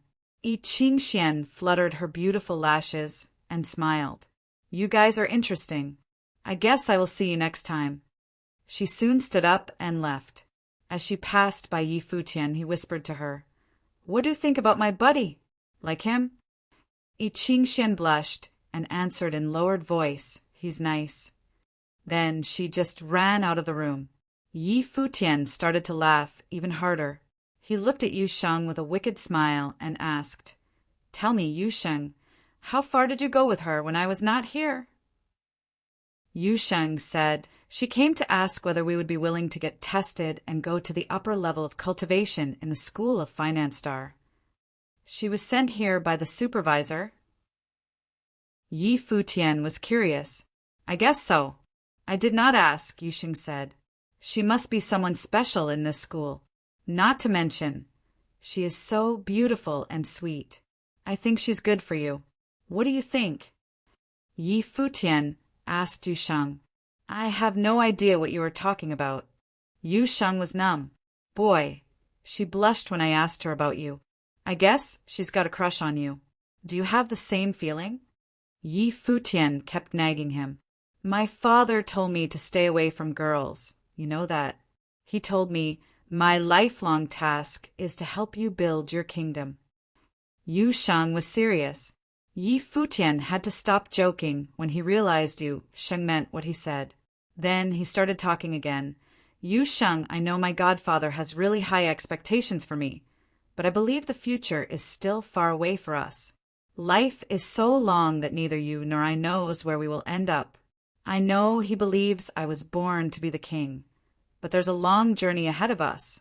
So, I hope we can enjoy this journey together. We are brothers, not master and servant. The future belongs to both of us. It's his will that I should live for you. It's meant to be this way, Yu Sheng insisted. I told you he's not here, so forget about what he said. My word is the law now. Yi Futian had suddenly started to yell. Yu Sheng was shocked seeing him angry. He lowered his head, but still looked stubborn. The guilty look on Yu Sheng's face made Yi Futian somewhat regret yelling at him. He lowered his voice and said, Yu Sheng, forget the shackles he has put on you. You should have your own life, a really happy one. If you do, I will also feel happy for you, even you leave me alone someday. Yu Sheng looked at Yi Futian and found that he was smiling again. He almost cried and swore to himself that he would never leave Yi Futian alone, ever. Chapter 61. Yi Futian of the School of the Finance Star had brutally defeated Jingyang from the School of the Flirting Star. This news spread like wildfire through the academy the following day. Everyone gossiped amongst themselves after hearing the details. Yi Futian of the School of the Finance Star had brutally defeated Jingyang from the School of the Flirting Star. This news spread like wildfire through the academy the following day. Everyone gossiped amongst themselves after hearing the details. Jingyang had wanted to salvage his school's reputation, but had been ruthlessly defeated by Yi Futian. He did not even get a chance to defend himself. All of these details made Jingyang the laughingstock of the school. He had previously called out Yi Futian for being gutless and running away from his challenge. This time around, it was impossible to recover from the humiliation, not only for Jingyang, but for the school of the Flirting Star as well. The students of the Flirting Star School felt judged by their fellow schoolmates as they walked around the campus. They were so humiliated. It was because they had been humiliated that they wanted to retaliate against Yi Futian, but by the looks of things now, it was mission impossible. Yi Futian was a freak. It was not only the students of the Flirting Star School who thought this way. Everyone in Donghai Academy felt this way. Yi Futian was the devil in disguise. Within the school of the Emperor Star, Hua Jiu was sitting in her dorm. Shu Yuyen was also with her. They were in the middle talking about Yi Futian's battle with Jingyang. Hua Jiu smiled as she asked, "So you mean they served themselves up on a silver platter?" "Yeah, I heard that Yi Futian was not interested in their challenge, but they were being shameless. They blocked his way and threw insults at him. Only then did Yi Futian give in and waited for Jingyang.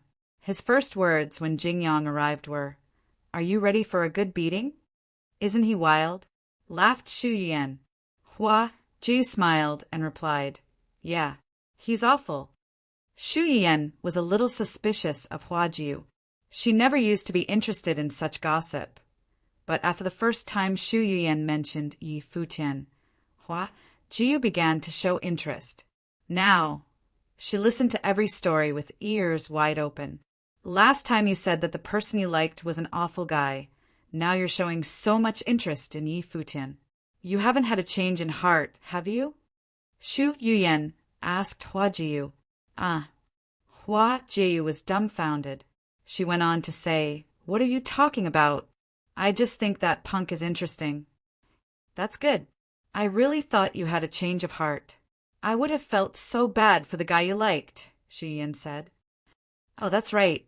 I heard teachers say that the art saint's disciple, Zhou Mu, will be coming to cultivate at the Emperor Star School.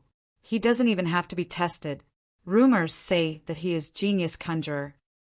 "Okay," Hua Ji replied nonchalantly. From her expression, Shu Yuyen knew that she was uninterested.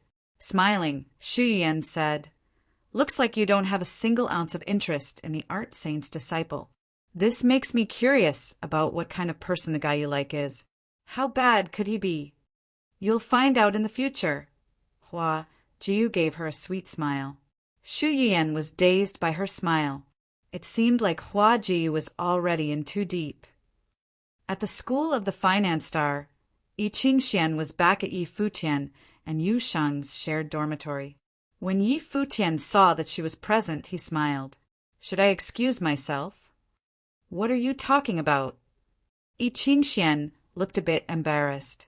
She shyly took a peek at Yu Shang before asking Yi Futian, "You hit Jingyang yesterday?" "He deserved it." Yi Futian shrugged. The other students from the Flirting Star School had forced him to, so he had no choice but to oblige.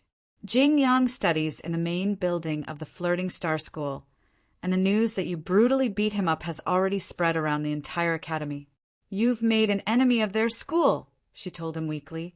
Yi Futian was a little upset by this.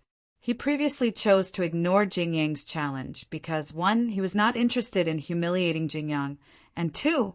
He did not want any trouble. However, right now all the blame had fallen on Yi Futian, despite the fact that it was the school of the Flirting Star who initiated everything.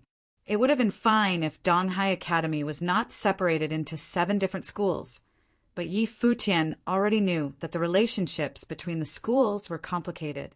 Each school existed as an individual entity. Now that he did what he did to the Flirting Star School, there was no way they would forgive him. Seeing how upset Yi Futian looked, Yi Qingxian gave him a weak smile and asked, "Do you want me to bring you guys up there?" Yi Futian blinked a couple of times, then pointed at the large main building of the School of the Finance Star located on large stairway above. "There." "Yeah, but we might have to test your abilities first. Do you guys mind?" asked Yi Qingxian after she nodded. "Not at all." Yi Futian gave her a big smile. He patted Yu Sheng on the shoulder and said, "We're getting this opportunity thanks to you, man." What does this have to do with me? Wasn't it you who hit someone? Yu Sheng looked confused. You don't get it, Yi Futian said earnestly. You guys head out first. I'll follow. Yi Futian smiled and pushed Yu Sheng forward. Yu Sheng gave him a look of confusion and walked off. Yi Qingxian caught up to Yu Sheng and whispered, How are you guys so good? How do you cultivate? I don't know either. Yu Sheng shook his head. When I saw you battle last time, you used powers from metal spiritual qi, which means that you probably have the gifts of a sorcerer, but you did not use any sorcery. You fought purely with martial art tactics. I don't even know where you get all that strength from. Yi Qingxian complimented him. Isn't he the coolest? Yi Futian butted in abruptly. Yi Qingxian turned to glare at Yi Futian.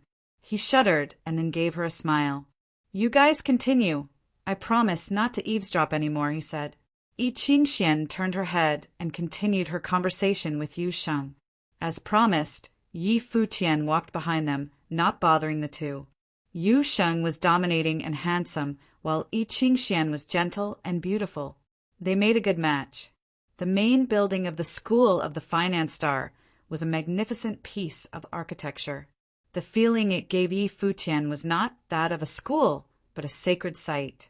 Many people greeted Yi Qingxian with respect as they walked in. This made Yu Sheng and Yi Futian extremely curious.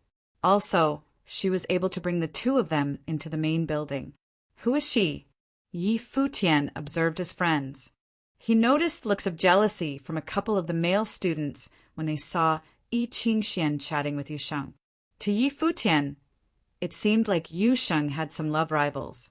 In the end, Yi Qingxian led Yi Futian and Yu Sheng to a large hall. There were already people present. 2 elders stood at the front, while 8 younger individuals stood by them. Yi Qingxian left Yu Sheng's side to stand beside the 2 elders. Yi Futian looked at her and wondered about her identity again. From the setup, it was evident these people were prepared for their arrival. Yi Qingxian told me that the 2 of you are extremely powerful. A while ago, there were rumors floating around that you too have been accepted into our school. But now we want to see your powers with our own eyes. These people here are all gifted students of the Finance Star School. They are all 4-starred Glory Plane cultivators. You guys can take your pick of opponents, and we shall see if your powers are truly as strong as Yi Qingxian told us, said one of the elders.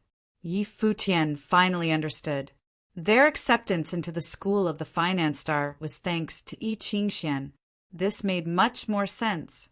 Even though their first battle had caused a ruckus at Donghai Academy, the higher-ups of each school usually did not pay attention to the happenings in the academy. Thus, it made sense for them to be accepted under recommendation. 4-starred Glory Plane. Yi Futian chuckled. We can save the trouble then. Let's have them all go at once. No offense. He knew that this was not a time to be modest. If he did not bring out his full potential, there was no way he was going to be valued by the higher-ups of the Finance Star School. You are just as arrogant as they say, chucked one of the 8 students. I heard you defeated Jingyan yesterday with a single punch. I'm curious, just how good are you? Don't let us down, said a young lady dressed in tight clothing, carrying a sword on her back. You'll find out soon. Yi Futian smiled and made formal introductions. Yi Futian. Yu Sheng. Nice to meet you all. We will have everyone go at once then, said the elder. The 8 students got into formation, surrounding Yi Futian and Yu Sheng. The 4 of them faced forward, and the other 4 stayed in their original positions. In a split second, the spiritual qi in the room was off the charts. Vines shot out at the 2 of them. It was a wood elemental spell. The spiritual qi around Yi Futian erupted. Golden wings appeared, shaking violently, breaking the vines headed in his direction into pieces. Yu Sheng, on the other hand, stayed still where he stood, allowing the vines to wrap around his body. Whoosh! Flames erupted, setting the vines ablaze. Yu Sheng's body seemed to be burning, but on the outside, golden armor protected his body. He continued to stand in place. On Yi Futian's body, a golden armor plate appeared. 2 students charged towards Yusheng and 2 towards Yi Futian. Boom! The vines wrapped around Yu Sheng's body burst open. He took 1 step forward and the ground began to shake. 2 fists came towards Yu Sheng from different directions. With a loud collision, the 2 students landed their fists on Yu Sheng's body, one in the chest and one on his back. However, they were the ones who felt the pain. A second later, Yu Sheng reached out his arms to catch the 2 students by their forearms and flung them into the air. They landed quite a distance away. At the same moment, the young lady began her attack on Yi Futian with a sword. Another student moved like a ghost and revolved around Yi Futian in a blur. Yi Futian stood still, but suddenly began to move his wings. He threw a punch, and the ghost-like blur was propelled into the air. Without skipping a beat, Yi Futian avoided the young lady's sword at the speed of lightning. His wings flapped in a crazed manner, throwing the young lady into the air as well. Eventually, she landed on the ground, face first. The battle had just started, and 4 of the students had already been defeated, laying on the ground. The other 4 students were dumbfounded. Were these 2 even human? Do you still want to continue? Yi Futian asked with a smile. That's enough. The 2 elders could not continue to watch their students like this. They had always thought that their students had a spectacular gift, but the students were defeated before they could even display their full potential. Let's go. The 2 elders turned to leave, obviously upset. Watching the 2 elders leave, the students felt embarrassed. The 2 students thrown out by Yu Sheng came running back, injured from head to toe. They took 1 look at Yu Sheng and turned to leave as well. Amongst themselves, they whispered, "This guy is a complete lunatic." "Such bullies," said another student, also upset. He never would have thought that his first experience soaring through the skies would be like this. The girl with the sword crawled up off the floor and stood in front of Yi Futian with a face dirted from being on the ground. She glared at him and said, "You're not a man." She then left, feeling wronged. She was a beautiful, blossoming young lady, and she was gifted. In previous battles, even if she could not win, her opponents always went easy on her and would not attack her too ruthlessly. How could Yi Futian do this to her? Yi Futian stood there looking innocent of any wrongdoing.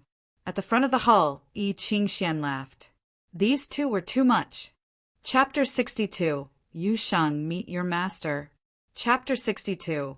Yu Sheng, Meet Your Master. Is that even my fault? Yi Futian noticed Yi Qingxian was laughing at him and felt upset that he had been made fun of by a woman. Sure, it's not your fault. Yi Qingxian kept laughing, looking even cuter. Someone came out of the hall. He looked powerful and soon fixed his eyes on Yu Sheng. "Dad, I didn't lie, right?" Yi Qingxian was smiling at the man who just came out. He did not respond but kept looking at Yu Sheng. Yu Sheng was somehow confused. "You were born to be a martial arts cultivator. Would you like to be my disciple?" Yi Qingxuan's father asked Yu Sheng. Yi Futian's eyes sparkled. This girl seemed to have a powerful background in this school. Those 2 old men who tested them must also be powerful in this school. But they were only doing the pre-test for Yi Qingxuan's father, who is in fact the decision-maker. Yu Sheng looked at Yi Futian, seemingly indecisive. "I'm sorry, but you are." Yi Futian asked politely. Yu Sheng needed to know his identity before becoming his disciple. "I am the director of this school," the middle-aged man answered him. Yi Futian was surprised for a moment, then started smiling. He gave Yi Qingxian a glance. Surprisingly, the reason why they were admitted into the School of Finance Star was actually because the daughter of director had witnessed their fight. Now, she introduced him and Yu Sheng to her father again. "My dad has been looking for a genius in martial arts to inherit his power, but none could be found. That's why I told him about you guys right after the fight, Yi Qingxian told them. Yi Futian smiled and nodded. He said, Yu Sheng, hurry and bow down to your master. This man was the director in School of Finance Star, which was one of the 7 schools in this academy. Yi Futian believed that he was most likely one of the most powerful people in this school as well. Yu Xing nodded and bowed reverently to the director. Greetings, Professor, from Yu Xing. Okay. The director stopped looking so serious. He smiled at Yu Sheng and said, You will be cultivating with me from now on. Then he looked at Yi Futian again and asked, What is your major? Sorcery or martial arts? Both, Yi Futian answered. I am looking for a disciple to inherit my martial arts techniques. Are you willing to also acknowledge me as your master? He asked. I already have a master. Mr. Director, do you know the Qin Devil? Yi Futian asked. The director's eyes sparkled with surprise. Then he asked Yi Futian, You are the disciple of Hua Fenglu? Yes. Yi Futian nodded. It sounded like the Qin Devil used to be so famous that even the director in this place knew him. How is he doing? Where is he living now? The director asked. He has been severely injured. Now he is living in the Qin Garden to recuperate, Yi Futian answered.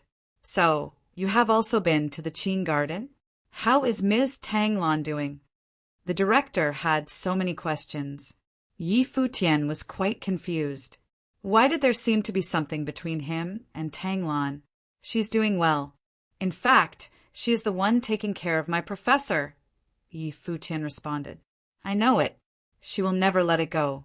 I used to try to persuade her many times that she should stay away from that guy.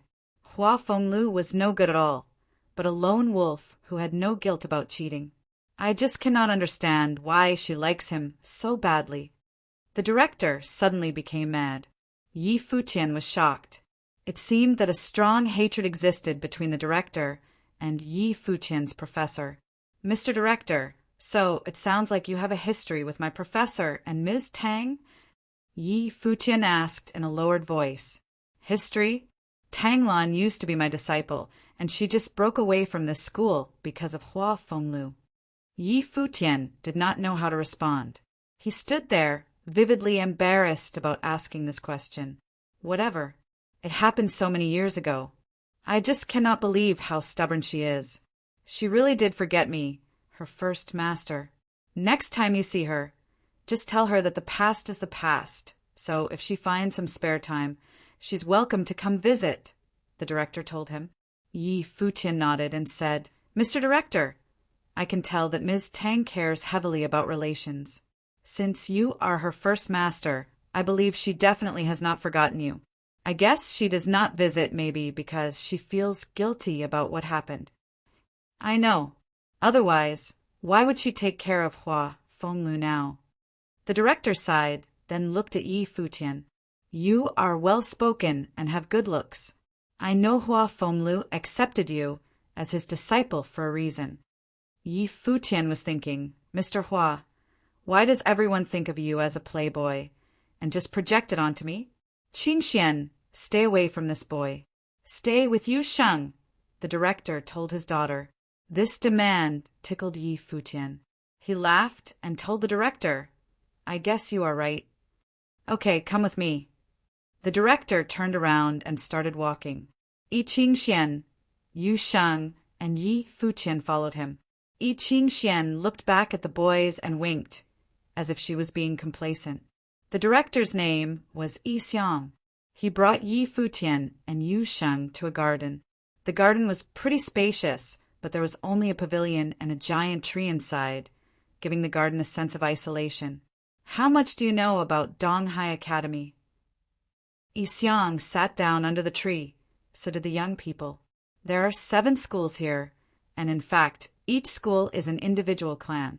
The supervisors of these schools run Donghai Academy collaboratively, Yi Futian answered.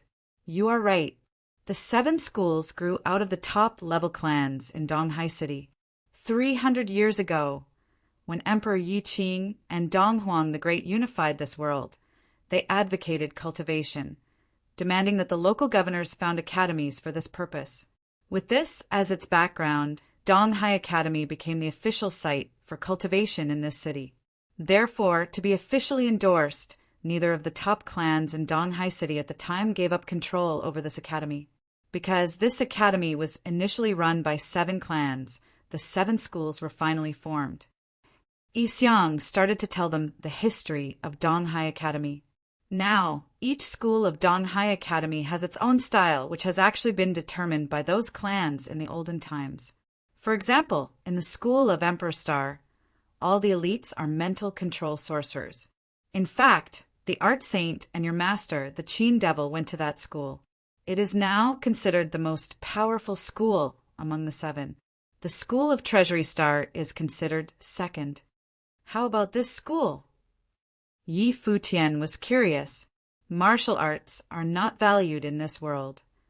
Yixiang looked at Yi Futian and told him, in this world, most people believe that sorcerers are more powerful than martial arts practitioners, so cultivators accept sorcery more than our techniques. Even for those who are talented in both, they would major in sorcery. However, in fact, as the cultivators reach certain planes, the power of martial arts will definitely be the same as sorcery or even stronger. Unfortunately, this is not common knowledge, so this school has been declining for a while. It is really hard for me to find someone with extraordinary martial arts talent in this place.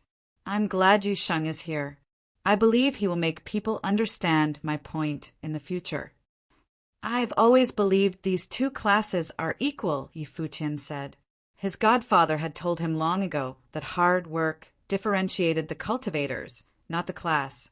Good. Yixiang nodded. However, Yu Sheng, don't stop improving your mental power. Otherwise, when you are put against those mental control sorcerers from the school of Emperor Star, it will be impossible for you to unleash your power. I understand, Yu Sheng said. He knew that a pure martial arts cultivator could be countered by powerful mental control sorcerers. Yu Sheng, your strength and burst are on the top level, but you lack in speed. This garden is where I used to cultivate. You see the rooms over there? That's the bedroom and book collection room. This is where you will live from now on. Yixiang told them. Roger that. The boys nodded. Look around and make yourselves feel at home. We need to go, Qingxian. Yixiang then left with his daughter. Before the girl left, she showed her fists to the guys as if to say, come on, you can make it. After they left, Yi Futian patted Yu Sheng's shoulder and said, Yu Sheng, you are just 1 step away from becoming his son-in-law. Do you know that? Empirically speaking, huh? Yu Sheng tried to joke. Yi Futian did not know what to say. Soon he said, at least this was a successful experience. Then Yi Futian walked toward one room in the garden. However, moments later, he flew from the room, pathetically. He yelled, what the heck is this place? It was a major news that Yu Sheng had been accepted by the director in the School of Finance Star as a private disciple. People heard that the director had stopped accepting private disciples for many years. So this exception for Yu Sheng indicated the director believed Yu Sheng was very talented. Yi Futian would also go there for cultivation. These 2 troublemakers who had just entered Donghai Academy a short while ago had finally become superstars in the academy. There was also more major news about Zhou Mu, the disciple of the Art Saint. He was admitted into Donghai Academy and accepted by someone running the school of Emperor Star. Students in Donghai Academy now started to discuss and compare the boys a lot. They believed that even though Yi Futian and Yu Sheng were talented, their background was not as strong as Zhou Mu's. He used to be the disciple of the Art Saint. Soon, it was said that Yi Futian was the disciple of the Qin Devil, the nemesis of Art Saint whose natal spirit had been destroyed. The news also spoke of Yi Futian making a scene in the Luo Palace during the Lord Luo's birthday banquet. He defeated some geniuses from the academy there, but finally got his ass kicked by Zhou Mu. Chapter 63. Driving a Wedge Between Them. Chapter 63. Driving a wedge between them, the news of Yi Futian being defeated by Zhou Mu spread throughout Donghai Academy. Many students of the Finance Star School were not happy about this. Now that Yi Futian and Yu Sheng were cultivating under the headmaster, and Zhou Mu had entered the school of the Emperor Star, it seemed like the Finance Star School was lacking in comparison to the Emperor Star School. However, Yi Futian and Yu Sheng had no knowledge of any of this. For the past few days, they had been cultivating in the courtyard. At this time, a loud noise sounded. Yi Futian was thrown out of the training room. The wings on his back fluttered, and even though it looked awkward, it allowed him to land safely on his feet rather than on his butt. "You're able to withstand it for a longer period of time now," said someone from behind. Yi Futian turned his head and saw Yu Sheng and Yi Qingxian chatting under the ancient tree. "Do you guys even care about how I feel?" asked Yi Futian. Yu Sheng took one look at him and shook his head. "No, this is payback, isn't it?" Yi Futian glared at Yu Sheng. He walked towards the ancient tree and asked, "Yi Qingxian, who created that matrix in the room? My movements have improved a lot over the past couple of days, but the attack from the matrix is still too fast and too strong for me." "I'm not sure either." Yi Qingxian shook her head. "The purpose of the matrix is to refine your martial arts abilities. The stronger you are, the more spiritual qi you can utilize and the stronger the matrix gets. As long as you are able to withstand being in the matrix for a longer period of time every time, it means you're improving. I'm faster than Yu Sheng, so how come he can withstand it longer than I can?" Yi Futian asked, a little upset. "Because he is physically stronger. You rely on the movement of your body more, so the gravity within the matrix has a stronger effect on you," explained Yi Qingxian. Yi Futian nodded and said, "After Yu Sheng cultivates in the matrix for a while, he'll be able to swiftly avoid attacks while overcoming the gravity problem. Then he'll be ever more fearsome than he is now." These past days, Yi Futian had been working on refining his movements. In actuality, Yi Futian was not lacking in strength at all. The body refinement methods that Emperor Yi Qing passed on to him enabled Yi Futian to refine his body to a monster's level, and this place was very suitable for him to do so. Furthermore, there was a library containing many books on battle tactics. He could take a look at those and cultivate accordingly. According to Emperor Yi Qing's body refinement methods, the dragon refined the body, the ape refined strength, and the rock refined speed. These were his personal findings from when he trained demons and monsters. His attack tactics were also learned from the demons and monsters he controlled. Based on Emperor Yi Qing's abilities, he must have been able to exert combat powers on par with a real dragon or a real golden rock. However, Yi Futian had not reached that level yet, and there was a limit to what he could comprehend. All he could do was to speed up the process by cultivating more powerful combat tactics. "That reminds me, there are some rumors spreading about you at the academy," Yi Qingxian said to Yi Futian. "What kind of rumors?" he asked. "Zhou Mu has been accepted into the school of the Emperor Star." After that, rumors started spreading at Donghai Academy that said we were really arrogant at the Luo Palace, but were eventually defeated by Zhou Mu. Yi Qingxian spoke carefully. She seemed worried for Yi Futian. If the rumors were true, would they hurt his pride? Yi Futian was shocked. "Did Zhou Mu say this personally?" "I think the rumors came from a couple of students at Donghai Academy," Yi Qingxian said gently. Yi Futian shrugged and smiled. "Looks like someone doesn't really like me. So the rumors aren't true?" Her eyes lit up. Zhou Mu was a 5-starred glory plane cultivator. Even though Yi Futian was really good, he was still at a lower level than Zhou Mu. Therefore, when Yi Qingxian heard the rumors, she was not completely sure they were false. "It couldn't have been Zhou Mu," said Yi Futian. It did not seem like he had heard a single word. Yi Qingxian said, "Are people using this as an opening to bring up the battle between the art saint and my master?" Yi Futian asked her. He already seemed to know the answer to that question. Yi Qingxian saw how confident he was and smiled. "Yeah, there were some people talking about that. I'm thinking it's the people from the Flirting Star School who are spreading the topic around, just to piss you off. There are also people who are questioning my father's choice of choosing Yusheng as his disciple. Should we try to clear up these misunderstandings? We should let the people of Donghai Academy know that those are all rumors, so they will stop misunderstanding you.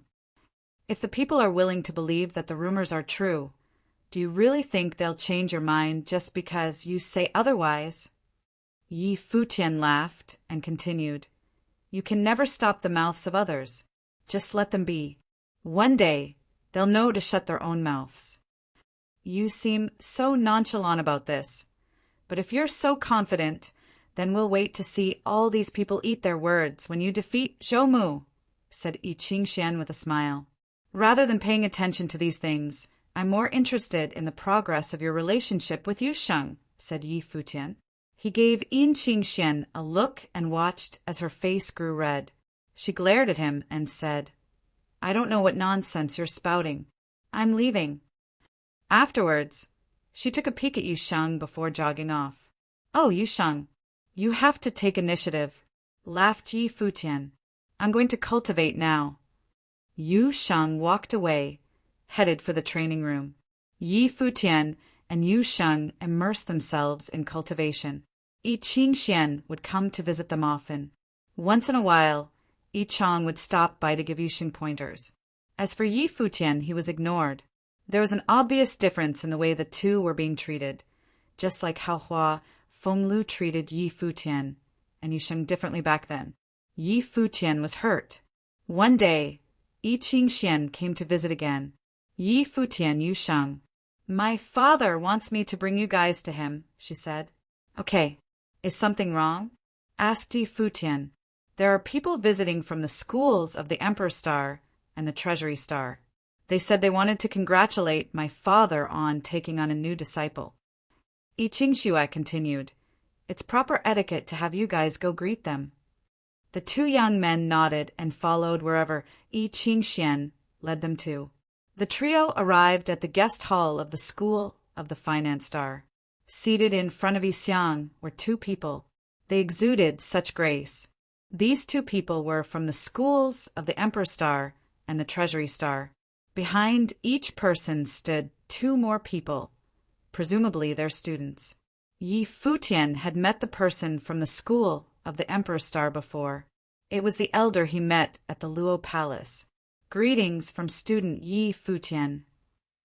Yi Futian paid his respects to the two elders with a bow. We meet again, the elder said. I never expected for you to come cultivate under Headmaster Yi Xiang after the events at the Luo Palace. Indeed, you are young and promising. Thank you, senior, said Yi Futian. All those years ago, your master cultivated at the Emperor Star School. How could you go to the Finance Star School? Should I try to demand Headmaster Yi Xiang to pass you on to me? The elder laughed. You're too funny, senior. Yi Futian smiled weakly. The elder laughed aloud and said, Hua Ju cultivates at our school. Since you two know each other, you should come visit her when you get a chance.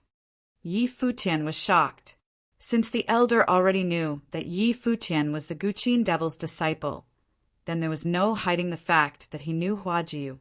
If things had come to this, then all he could do was admit it. I've been wanting to go visit her, but since she studies up at the main building of the Emperor Star School, I did not want to intrude.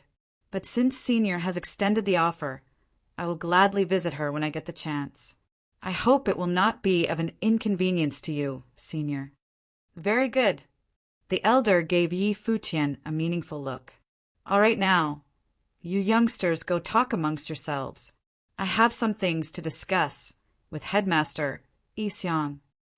The elder smiled. The students standing left the hall along with Yi Futian's little trio. Shu Yian was watching Yi Futian the whole time.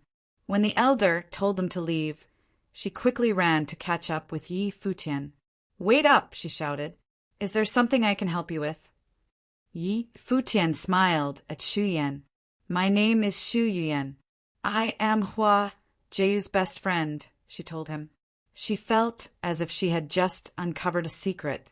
In the past, Hua Ju mentioned that she had someone she liked, but that was before Yi Futian came to Donghai Academy. Hua Jiu probably had no idea that Yi Futian was going to show up a few days after what she had told Shu Yuan. After that, Hua Jiu showed special interest in all things regarding Yi Futian. Shu Yuan had never cared about the details. It was only when Zhou Mu entered the school of the Emperor Star that she found Hua Ju was the daughter of the Guqin devil Hua Fenglu. Then, she found out that Yi Futian was the Guqin devil's disciple. It was obvious that Yi Futian and Hua Jiu were previously acquainted. When all these findings were added up, Shu Yuan was able to easily take a guess as to what was going on between the two. She eyed the handsome young man in front of her. This guy who stirred up trouble right after being admitted should be the guy in Hua Jiu's heart. My name is Yi Futian. He smiled and continued, Is Hua Jiu doing well? Yeah, Shu Yuan nodded. She was very curious about Yi Futian. What type of person was this guy who Hua Jiu was so crazy about? There are so many things she wanted to say right now, but there were others around. Shu Yuan could tell that Yi Futian and Hua Jiu wanted to keep their relationship under wraps. So, this was not a good setting to talk about it. Our junior brother, Yi Futian, and Hua Jiu close? Asked a smiling young man behind Shu Yuan. Hua Jiu is the beloved daughter of my master. Of course, we're close. Yi Futian took a look at the young man. He was maybe about 18. His sharp eyes made him look extremely menacing. Is that so? Laughed the young man. I cultivate with Hua Jiu at school and talk to her often, but I've never heard her speak about you. In the future, when you get a chance to visit our school, be sure to come look for me, the young man said to Yi Futian.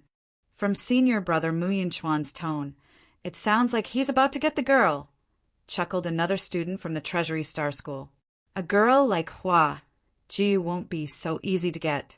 I still need time, but... Mu Yinxian laughed. Forget it.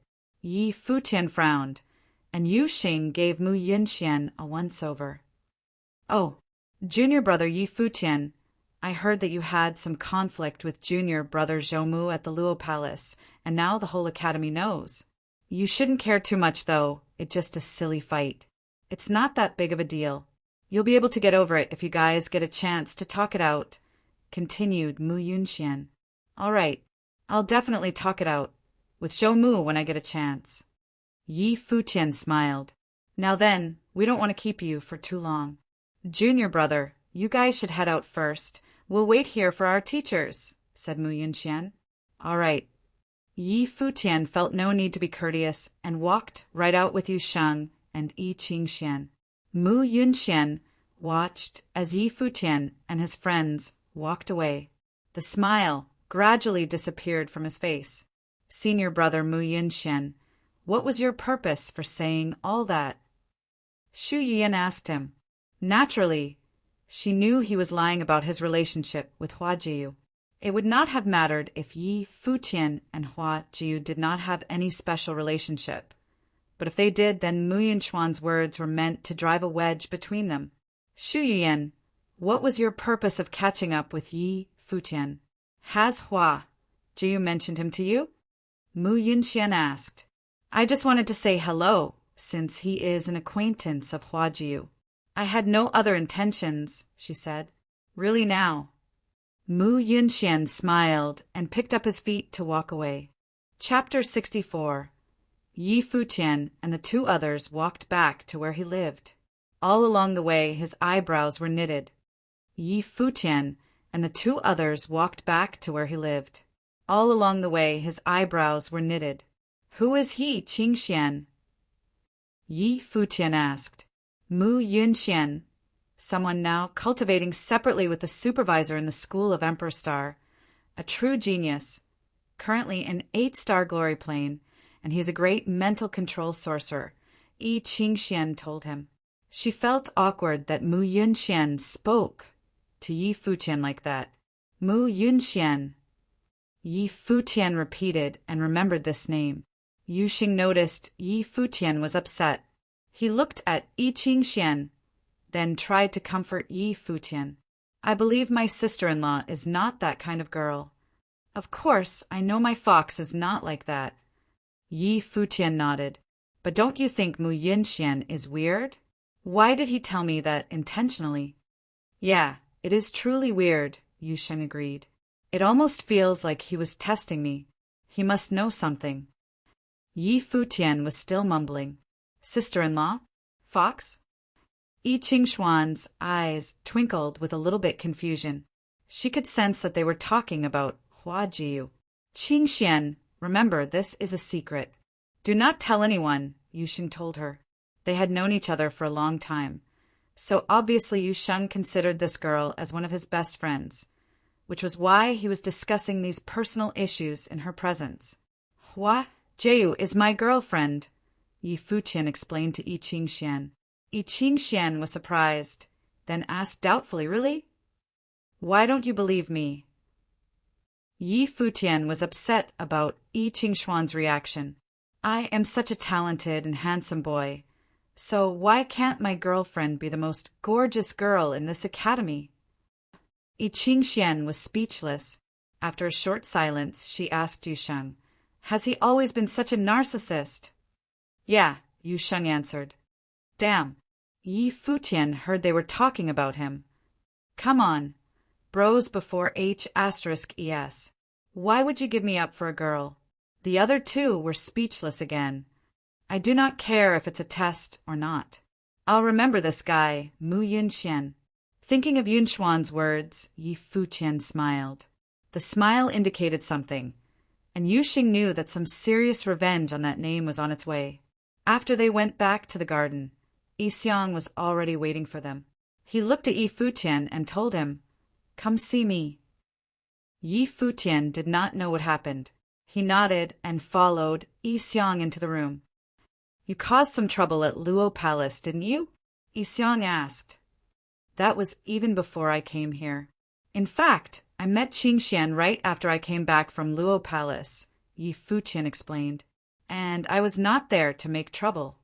You were going to ask Lord Luo to cure your professor? Yi Xiang asked. Yi Futian nodded. That was really unwise. Do you have any idea what you did? Yi Xiang sounded cold. You should feel lucky that you are someone insignificant, so that people in that place did not kill you since they had to save their reputation. Otherwise, you would have been dead by now. Do you know the relationship between the art saint, Lord Luo, and the school of Emperor Star? Yi Futian was shocked and confused. He said, I only knew the art saint also used to attend the school of Emperor Star after meeting you, Mr. Yi. No wonder you are the disciple of Hua Fenglu. You just share the exact same self-righteousness. Yi Xiang seemed angry. Do you know why your professor's natal spirit was destroyed and why he was banished? I only know that Mr. Hua was defeated by the art saint and was evicted from Donghai City by the art saint and the Nanda family, Yi Futian said.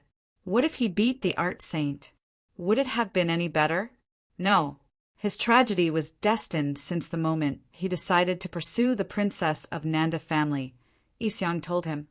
Both the school of Emperor Star and the Nanda family tactically planned the political marriage between the art saint and the daughter of the Nanda family. All the powerful people in these clans would benefit from this marriage. Your professor just cut in and ruined everything for them. What was he thinking? That a pretty face was everything? The director stared at Yi Futian as he spoke. Yi Futian felt somewhat awkward. He believed that no matter how badly the director did not like his professor, it was not Futian's fault that he was handsome. He even knocked up that girl and they had a child. He was lucky to get out of this city alive.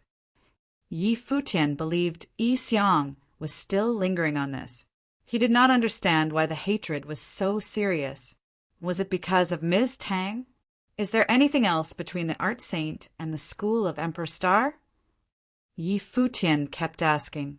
There is something that people rarely know, and I know only some details about it. The art saint might have some relation to Prime Minister Hua, Yi Xiang answered. He is one of the 2 prime ministers in the nation of Nandu in charge of military force. Now, he is definitely the most powerful person in this nation.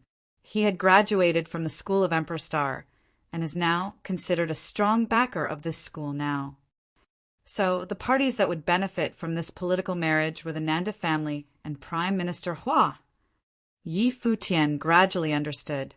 I'm afraid Hua Fenglu did not know the seriousness involved in this marriage, nor did he have any idea the school of Emperor Star had a role in this play. So, do you understand now that your professor brought this upon himself? Yi Xiang kept saying, As for you, you went to the Luo Palace alone. You know what? Almost all the people there wanted to kill you at that time. Yi Futian's mind was running fast, and he started to think about many things. Soon he asked, Then, why is Hua Jiu cultivating in the school of Emperor Star? Because Prime Minister Hua is so powerful now, I guess the Nanda family is trying to rebuild their relationship with the school of Emperor Star, so they sent Hua Jiu to this school. As for why she agreed to come, I believe, besides the Nanda family's intentions, the other reason would be your grandmaster. She is now cultivating with your grandmaster. He is a respected old man, however. Yi Xiang sighed. My grandmaster?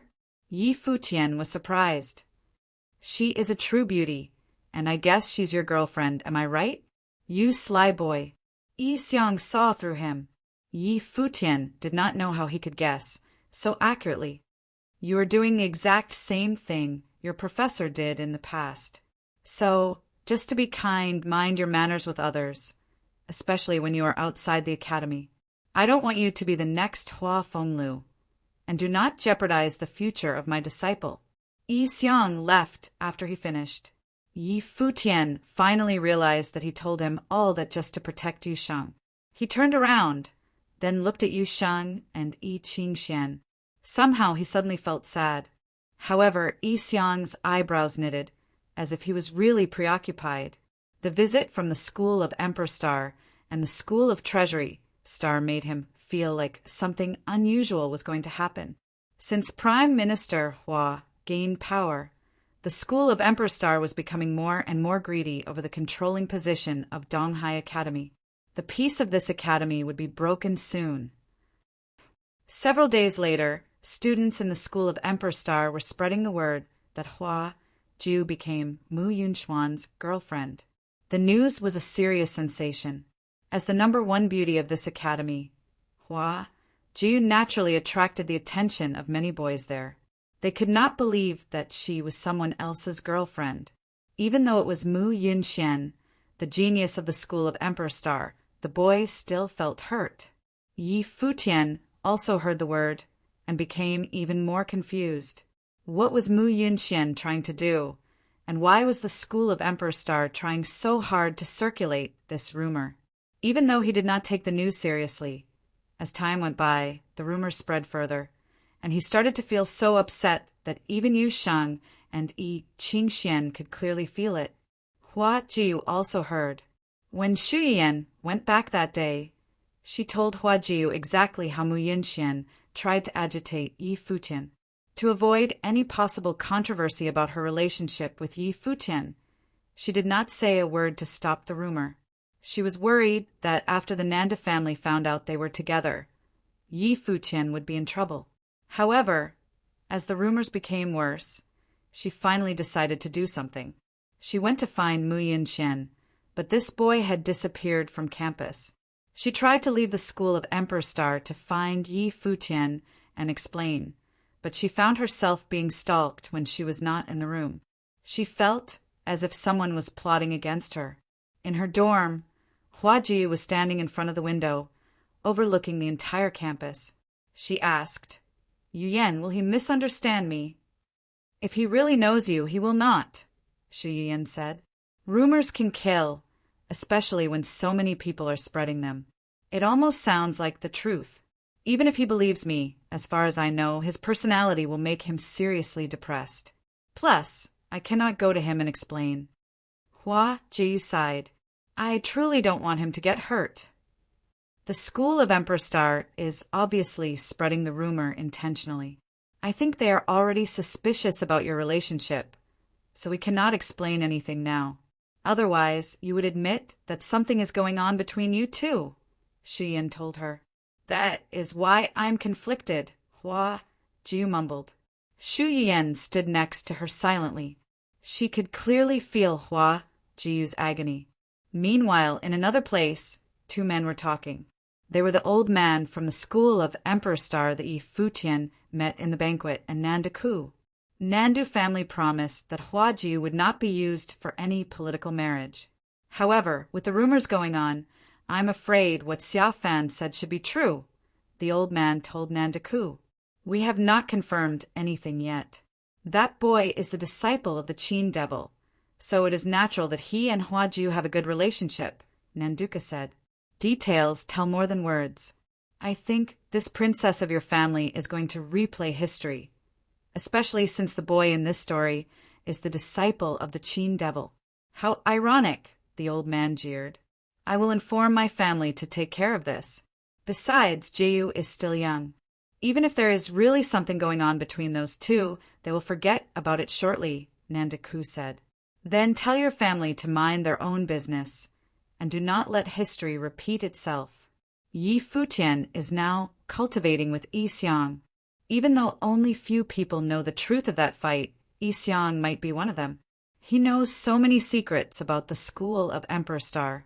It would be intolerable if the geniuses from Donghai Academy actually go against our school in the future. You better take care of it. He left right after he finished talking, looking obviously pissed off. Nanda Ku, however, felt nervous. What was happening now truly resembled the past so much. Previously, Nanda family had noticed that something was going on, but had been hesitant to take action. They finally made a huge mistake, which they could never compensate for. Chapter 65. Recently, Yi Futian had been in a consistently bad mood. He cultivated his martial arts skills like crazy, and was now able to withstand the matrix in the training room for longer periods of time, thus breaking past the 4-starred glory plane in martial arts. However, he had yet to break through for sorcery. To cultivate spiritual energy, a sorcerer needs a tranquil mind. However, his mind was anything but tranquil at that time. Recently, Yi Futian had been in a consistently bad mood. He cultivated his martial arts skills like crazy and was now able to withstand the matrix in the training room for longer periods of time, thus breaking past the 4-starred glory plane in martial arts. However, he had yet to break through for sorcery. To cultivate spiritual energy, a sorcerer needs a tranquil mind. However, his mind was anything but tranquil at that time. Rumors were still flooding Donghai Academy as usual. On this day, a group of people mounted on different creatures stepped into the academy. This caused a large ruckus on campus. The leader of the group was actually a young woman, dressed in a long red dress the color of fire. She stood on a majestic creature, the same color as her dress. She was a blooming beauty, unparalleled by anybody else. Just standing there, she looked elegant, her eyes bright and piercing. I heard Donghai Academy is the best place for cultivation in all of the East Sea Prefecture. There should be a lot of students here on the same level as me. So I came to check it out, said the young woman. Her tone was menacing as she looked around at the students of Donghai Academy. After that, her group continued to travel deeper into the academy. More and more people gathered and wondered who these people might be. How come the authorities of the academy hadn't come out to stop them? In a flash, the young woman hopped off the creature she was riding on. As she stood in the crowd, she asked in a cold demeanor, "Is there no one at Donghai Academy?" "What level are you at?" asked a student. 5-starred glory plane, replied the young woman. "I'll oblige," said a young man about 17. He looked at the young woman and introduced himself. Lien, 5-starred glory plane sorcerer. Please enlighten me. As he finished speaking, a large force of metal spiritual chi was released. A bright, big, golden bird took shape and came for the girl like a flash of lightning. Around the girl, fire spiritual chi gathered crazily. It also formed a big bird, but this was a mystical phoenix. It carried an outrageous burst of flame and collided with a big golden bird, causing the golden bird to disappear into the flames. The phoenix did not stop there. The look on Lian's face changed as he stepped back. He saw the phoenix head straight for him. He shut his eyes tight and felt the heat of the flames radiate onto his body. But then the phoenix stopped. It stood right in front of Lian, and the fire spiritual qi which had formed the phoenix disappeared. "Too weak," said the young woman. "Is this what the best of the East Sea Prefecture has got?" The students of Donghai Academy felt humiliated. Another person stepped up, but the results were about the same. One attack from her, and her opponent was defeated. Students continued to step forward, but it always ended in the same way. Mu Yunqing, 5-starred glory plane, mandate sorcerer. Mu Yunqing of the School of the Flirting Star stepped out. He released his natal spirit, a golden eagle. He leveled up planes a short while ago and was now more powerful. Observing the young woman's beautiful face and her outstanding gifts, Mu Yunqing could not help but fantasize.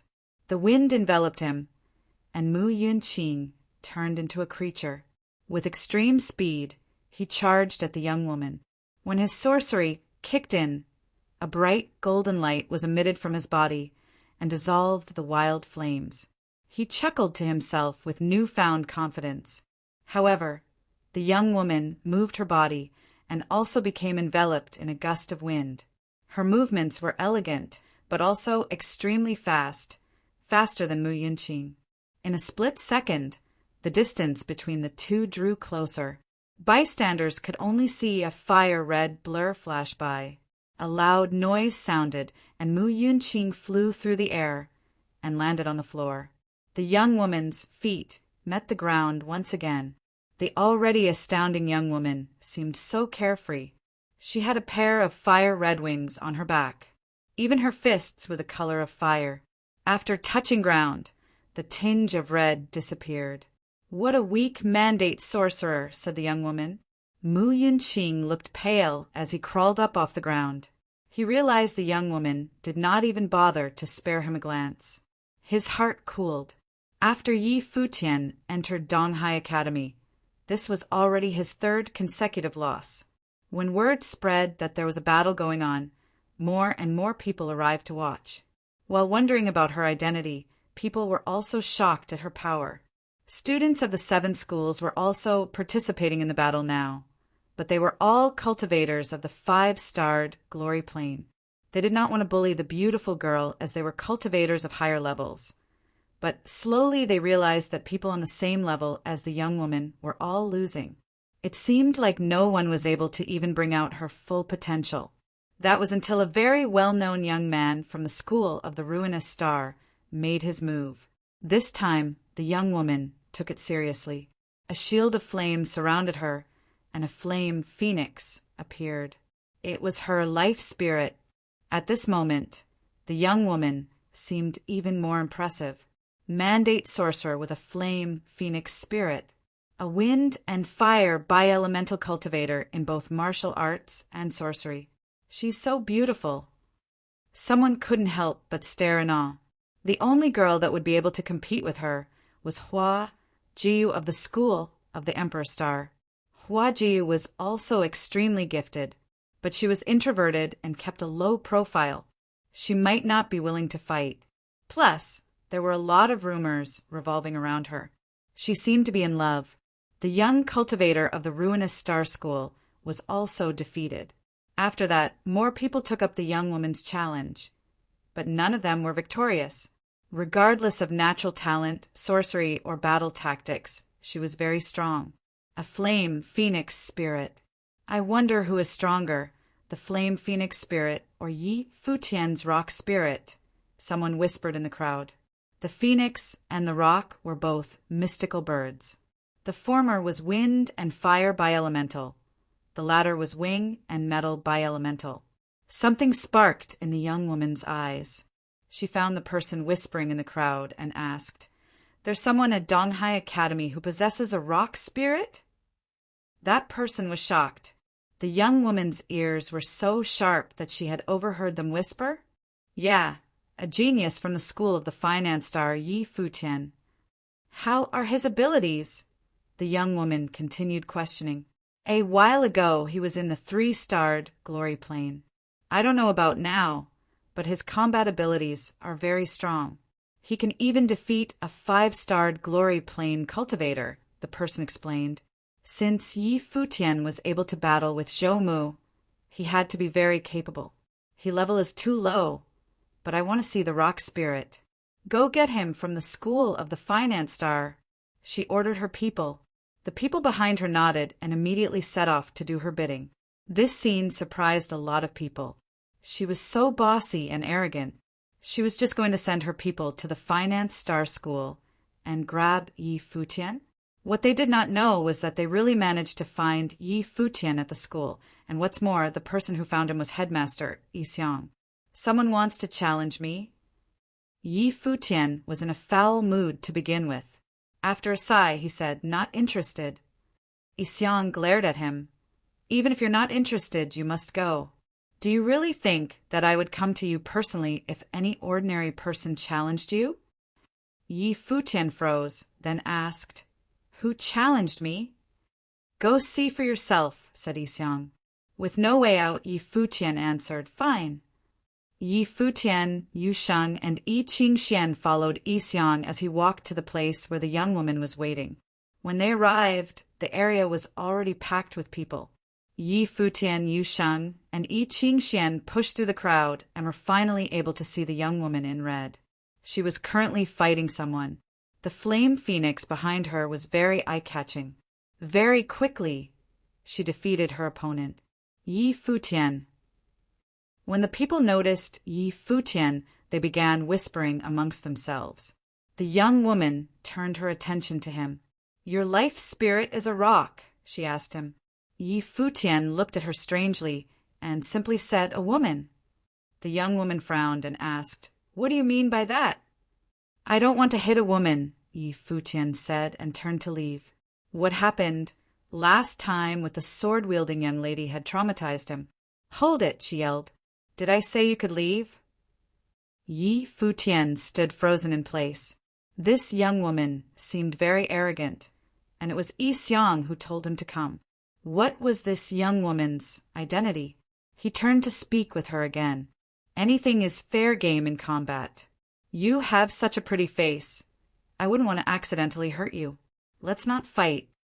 The crowd was dripping in cold sweat by now. Yi Futian would always be Yi Futian, arrogant. Nonsense. The young woman laughed. "Hurt me? Can you even manage?" Ah. Yi Futian was speechless.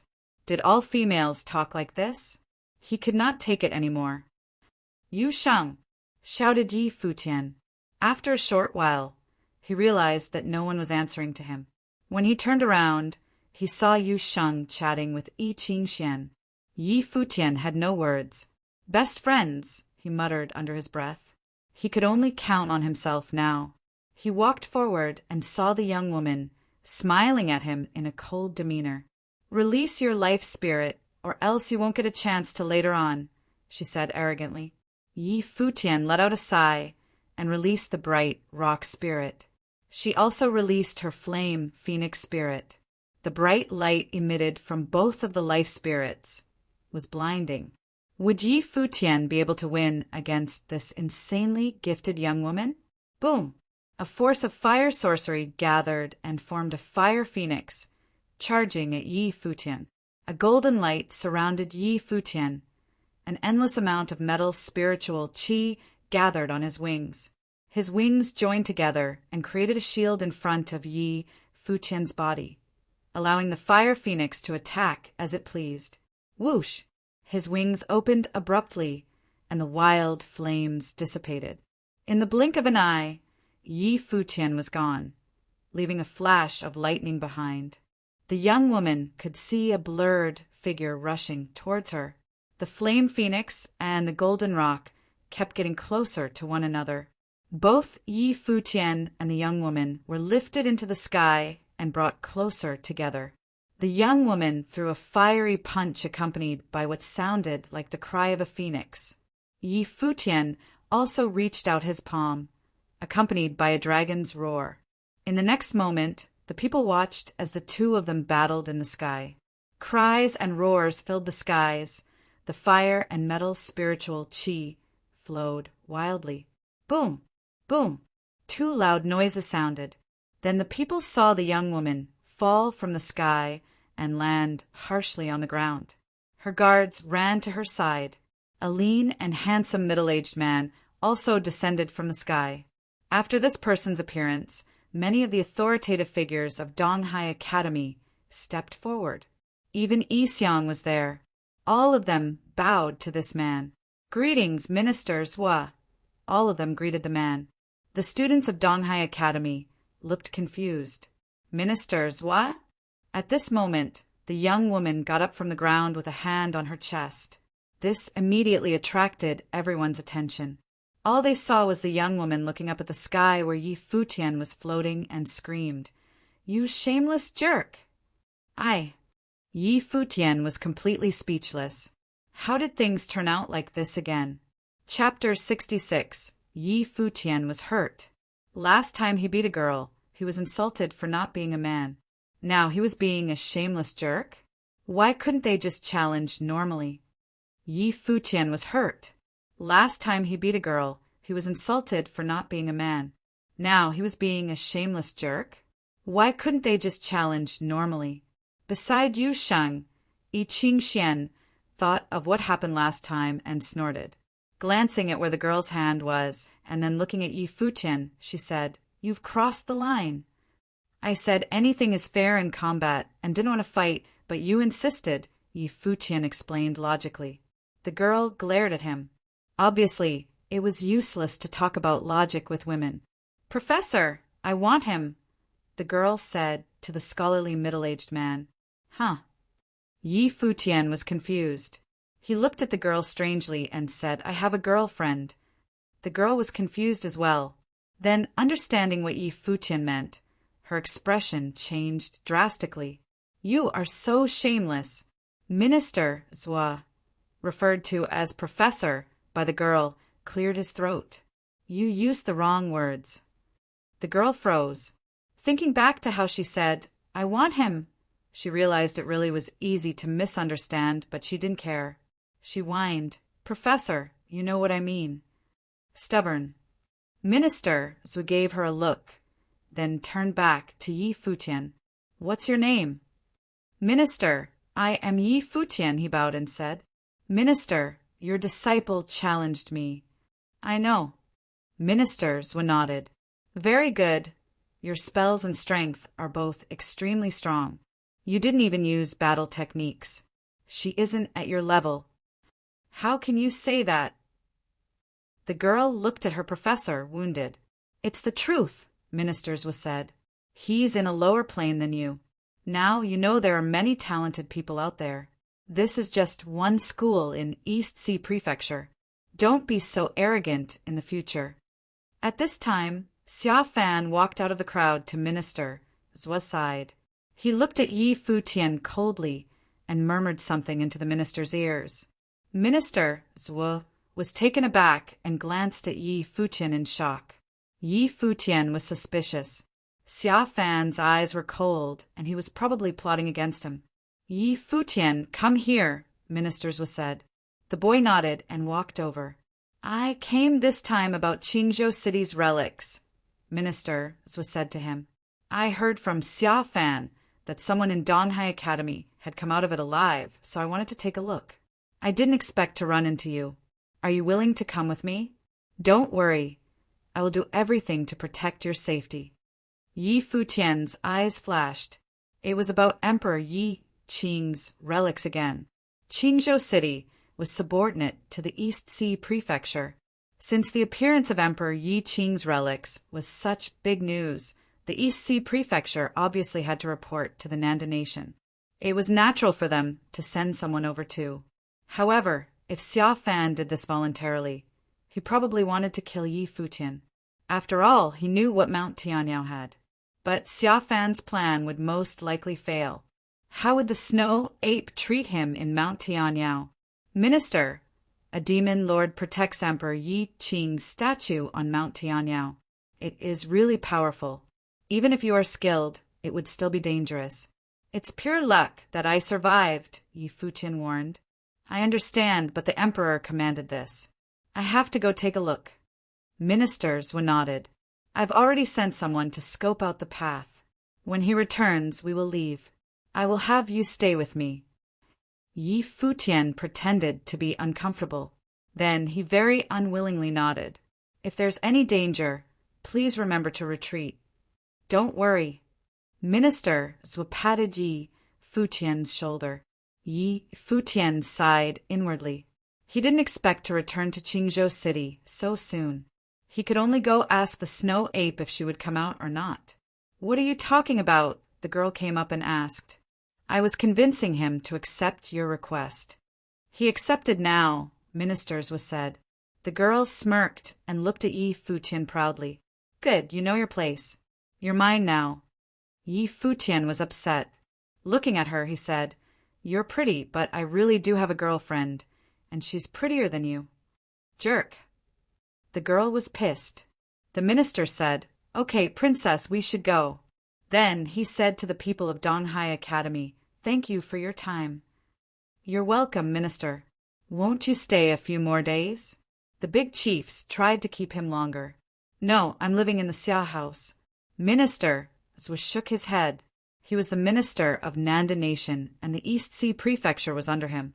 He naturally lived at the Xia house. I will come get you when we leave, he said to Yi Futian. Then he led the people away. While leaving, the girl glared at Yi Futian. The boy shrugged helplessly. Was she trying to scare him? Well, the tides would turn at Mount Tianyao. After Minister Zhuo left, many people of Donghai Academy glanced at Yi Futian. This guy was such a pervert. Multiple disciples had failed against the girl, but he squashed her so quickly and was praised by the minister. The big chiefs stared at Yi Futian deeply. Would he be favored by Minister Zhuo? The crowd scattered gradually. Yi Qingxian walked over and smiled at him. You're doomed. People will remember you now. It's hard to have such good looks, Yi Futian sighed. Qingxian glared at him and said, You clearly hit somewhere you shouldn't have. You crossed the line. It's a battle. How would I know? Yi Futian said innocently. Who knows if you did that on purpose or not? Yi Qingxian teased with a smile. You know too much, Yu Sheng said from the side. Yi Futian stared at them and sighed. Yu Sheng, you've changed. Learned from you, Yu Sheng said. Yi Futian could only heave a sigh. Let's go, Yi Xiang called. Yi Futian ran up and said, Headmaster, I remember you mentioned before that Minister Hua and Minister Zhuo are rivals. Is it this Minister Zhuo? Yes, Yi Xiang nodded. Now you know why I couldn't reject him. Aren't you unethical to sell me out like this? Yi Futian was frustrated. What if something happens to me? You aren't my disciple. You have nothing to do with me. Yi Xiang glanced at Yi Futian. Yi Futian blinked, speechless. You said that you have a girlfriend. Is it Hua Jiu? Yi Xiang asked. How did you know? Yi Futian looked at him. You think you're the only smart one? The school of Emperor Star aren't idiots either. Mu Yunxian and Hua Jiu's rumors were to test you too. They probably guessed your relationship already, Yi Xiang said. So what? Yi Futian said nonchalantly. He had been annoyed these days, and he was thinking about when to announce this news. The rumors pissed him off. You seem easy and free. Where do you get the confidence? Yi Xiang asked. I have you. Yi Futian looked up and said. Yi Xiang glanced at him. He could not refute it. Minister Zhuo has power, and His Majesty trusts him greatly. If you can become acquainted with him, the Nanda family might consider you. Yi Futian was frustrated. Emperor Yi Qing and his godfather both said that he would become an emperor, but now he needed Nandu to consider him? What a tragedy.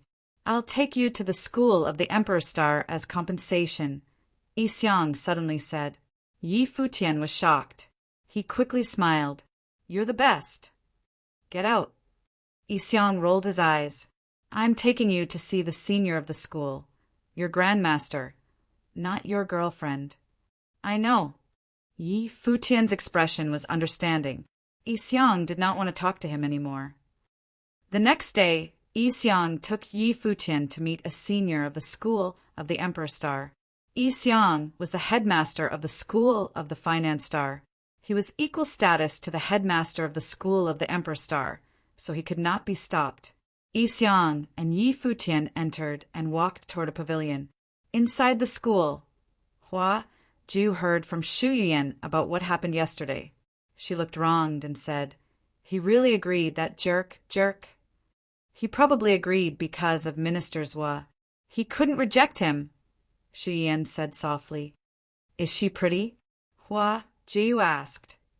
"Yes," Shu Yuan nodded. "But not as pretty as you.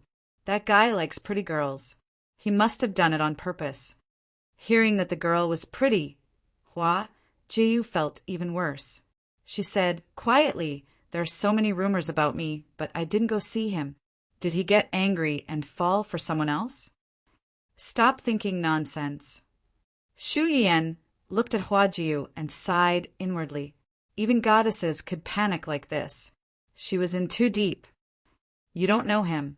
If he promised to leave with that girl, she definitely likes him. He's so lustful that he won't be able to resist her charms." Hua Ju was worried. "Is he that charismatic?" Shu Yuan was speechless, but Hua Ju nodded seriously. "Is Elder Qin here?" A voice traveled over. Hua Ju and Shu Yuan looked up and saw two figures standing outside the yard. The speaker was Yi Xiang. Hua Ju's eyes landed on the handsome youth behind Yi Xiang. Her eyes focused there and saw the boy blink at her. "Greeting, Headmaster Yi. Grandmaster is here," Hua Ju said. Shu Yuan also bowed. She smiled at Hua Ju and left. "I am here to see Elder Qin," Yi Xiang said. Hua Ju nodded and led the way. Yi Futian followed. "Stop pretending. Go say what you want to say, and then come find me," Yi Xiang said. He then walked away. Yi Futian looked at his back, realizing the man was pretty loving. "Why are you looking at me like that?" Yi Futian looked at Hua Ju with a smile. He saw that her eyes were slightly red. Jiu dragged Yi Futian into a room. Closing the door, Hua Ju studied him. "You went to the Luo Palace." "Yeah." Yi Futian nodded. "Don't believe the rumors. I have nothing to do with Mu Yunxian," Hua Ju said, feeling wronged. "I know." Yi Futian smiled and nodded. Hua Ju stepped forward. She extended her slim arms and lightly hugged Yi Futian. She raised her head. Yi Futian looked at the shocking beauty before him. Those eyes were filled with emotions. He could faintly see a teardrop in the glittering eyes. She was so beautiful he lost his breath. "Kiss me," a dreamy voice said, almost melting Yi Futian's heart. Chapter 67. Yi Futian looked down at Hua Ju's delicate features, especially her luscious red lips. His heart was beating like crazy. To reciprocate her gesture, he reached out his arms around her waist. Then he lowered his lips until they met hers. They were both a little awkward at this. Some time later, they separated. Yi Futian looked down at Hua Ju's delicate features, especially her luscious red lips. His heart was beating like crazy. To reciprocate her gesture, he reached out his arms around her waist. Then he lowered his lips until they met hers. They were both a little awkward at this. Some time later, they separated. Hua Ju bit her lip. Her crystal-clear eyes were enchanting. "I'm yours now, so you have to take responsibility for me," Hua Ju said to Yi Futian as she gazed into his eyes. "Ah." Yi Futian blinked. "What do you mean by that? Are you trying to refuse?" She glared at him. Yi Futian's heart skipped a beat looking at her angry face. He said, "Since you're mine, then let's have another go at it." After he finished his words, He pulled Hua Jiu close, and they were immersed in each other once again. Hua Jiu's eyes closed, her face redder than before, but she felt warm in her heart. This time as well, they took a while to separate from each other. Hua Jiu looked at Yi Futian with a bit of resentment. Suddenly she asked, "Can you not go?" "Not go?" Yi Futian was confused. "That girl from yesterday," said Hua Jiu. Yi Futian froze for a moment, then chuckled as he looked at his girlfriend. She was jealous. Ministers was orders. "I can't reject," he said. "Then you have to promise not to fall for her, even if she tries to seduce you," Hua Jiu told him. Yi Futian was speechless. He never knew women could be so jealous, but it warmed his heart. "She looks nowhere as good as my fox. Why would I fall for her?" he asked. Hua Jiu felt proud, but continued to say, "Even if she did look better than me, you can't fall for her." "All right, I only like you," Yi Futian nodded. Only then did Hua Jiu let out a satisfied smile. Her smile was so bright and beautiful. Yi Futian fell for her all over again. After being seduced today, he has lost all his willpower against her. "I know you're always thinking of father, but can't you save revenge for after you become stronger and more powerful?" "I don't want to see you in danger," she said. "I'm fine now, aren't I?" Yi Futian knew she was talking about what happened at the Luo Palace. "I think they know about our relationship." Hua Jiu sounded very down. She was worried that they would try to harm Yi Futian. They were going to find out sooner or later. But how dare they create all those false rumors? "I just want to tell the whole world that you're mine," said Yi Futian. "Gloater." Hua Jiu stared charmingly at Yi Futian. "Will you marry me in the future?" "Of course. I already said you belong to me," answered Yi Futian. "Then I'll wait for you." Hua Jiu smiled gently and said, "Promise that you'll never give up no matter how hard it gets." "I promise." He nodded. "Why don't we do what Master and Mistress did? Let's jump the gun and do what can't be undone." Hua Jiu's face paled then reddened. She stared at Yi Futian timidly and laughed lightly. "You wish. With you acting like this, it's hard to resist." Yi Futian sighed. The two of them were still in a tight embrace. Hua Jiu blinked a couple of times, then let go. "You got lucky today. Headmaster Yi Xiang is still waiting for you. Let's go meet the Grandmaster." "Okay." Yi Futian looked at the captivating young woman in front of his eyes and thought to himself, "There's tons of time in the future." The couple stepped out of the room and were walking shoulder to shoulder when Hua Jiu warned him again. "Don't forget, no flirting with other girls." "I got it," replied Yi Futian. How worried was she? "And also, be careful for your safety. If something happens to you, I'm marrying someone else." "You have to think about this carefully," she said. "How can you do this to me?" Yi Futian was speechless. He never thought she would threaten him like this. "Why can't I?" Hua Jiu looked smug. She then said, "This way, you'll know to cherish yourself." I got it. Before we do the deed that can't be undone, I won't let myself die," said Yi Futian. Hua Jiu reached for his waist and pinched down hard. The two of them reached a courtyard. In the courtyard, Yi Xiang was chatting with an elderly man. The elder had a full head of white hair, which made him look very old. But while he chatted with Yi Xiang, one could tell from his smile and his eyes that he was kind. Yi Futian approached the elder and bowed. "Greetings, Grandmaster." The elderly man looked up at Yi Futian and said in a friendly tone, "Hua Jiu has told me about you. Here, come sit." "Okay." Yi Futian nodded and sat down next to the elderly man. "Hua Jiu told me that she didn't manage to learn any of her father's guqin skills because they were all passed down to you. Is that true?" The elder asked Yi Futian. "Yes.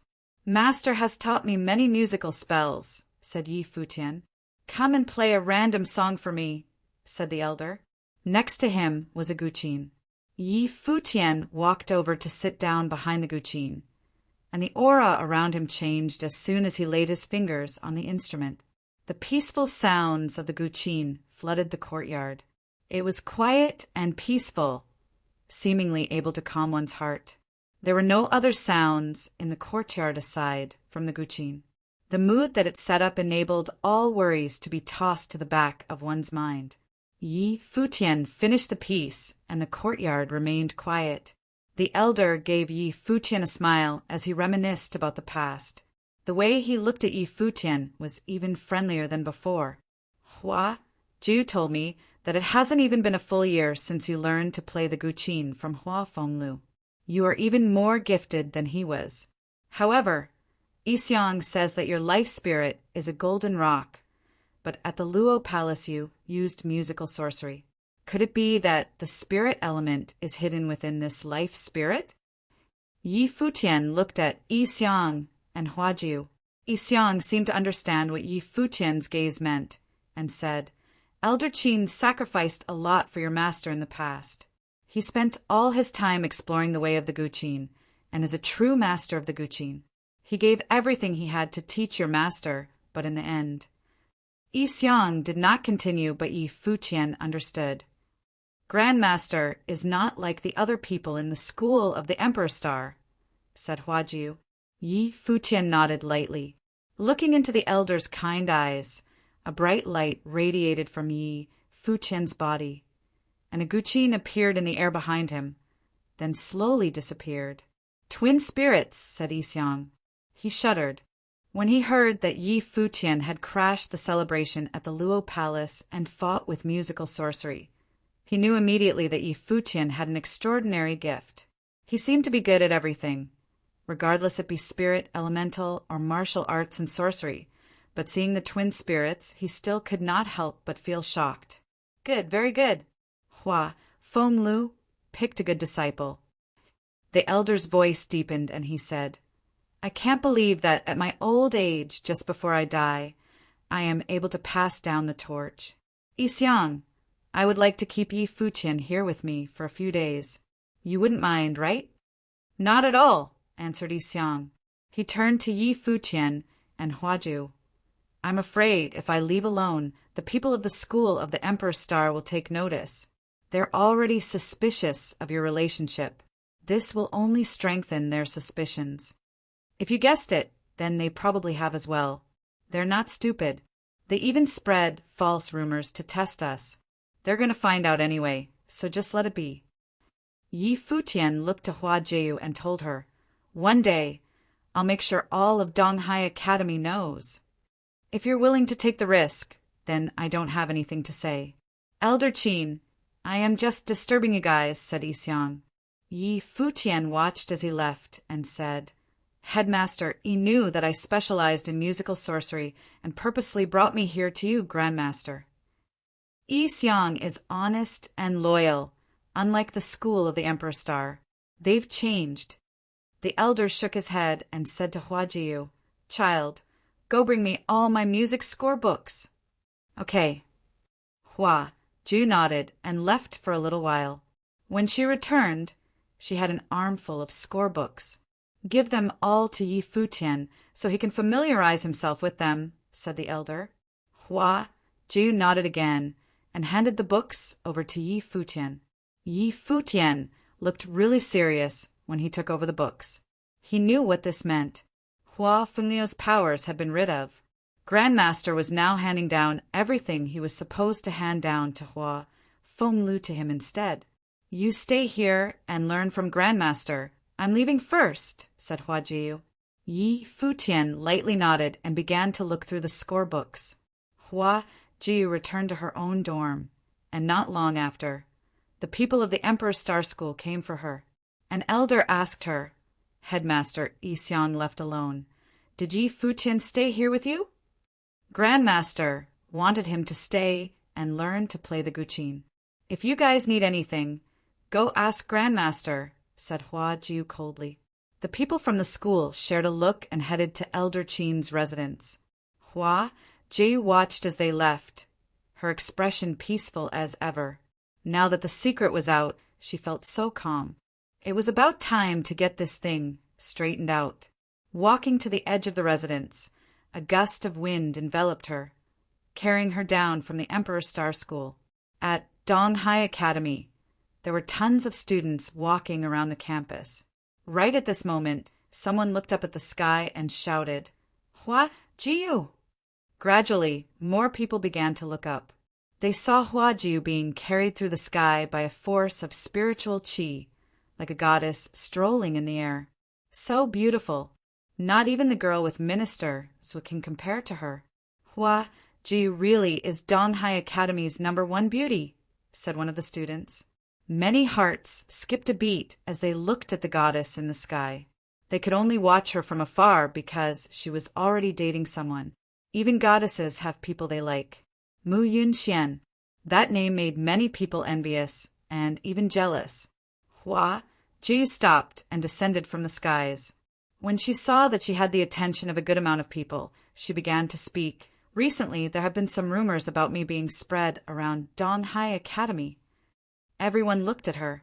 There seemed to be something different about Hua Jiu. "They are untrue," she said calmly. This stirred up some feelings instantly. For a while now, the rumors about Hua Jiu dating Mu Yunxian spread to every corner of the academy. Now Hua Jiu had actually spoken up. The rumors were false. Hua Jiu came all the way down from the school of the Emperor Star just to set things straight. Saying all she had to say, she turned to leave.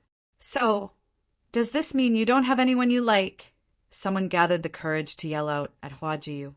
Hua Jiu slowed down. In her mind, a certain young man appeared, which brought a smile to her face. "I do have someone I like." Hua Jiu's smile had many people in a daze, but at the same time, their hopes and dreams were destroyed once again. Hua Jiu already had someone she liked. It's just that it was the rumored Mu Yunxian. "Who is he? Is he better than Mu Yunxian?" someone asked. Hua Jiu thought of the spectacular young man again and smiled even brighter. Mu Yunxian is not worthy to be compared to him. After that, she was up in the skies again, dancing through the clouds like a goddess. Everyone was shocked, frozen in place. Along with hearing Hua Jiu's words, they were able to hear the sound of their hearts break. Chapter 68. Hua Jiu's appearance instantly created a gust of wind in Donghai Academy. Rumors about her relationship with Mu Yunxian had abounded recently.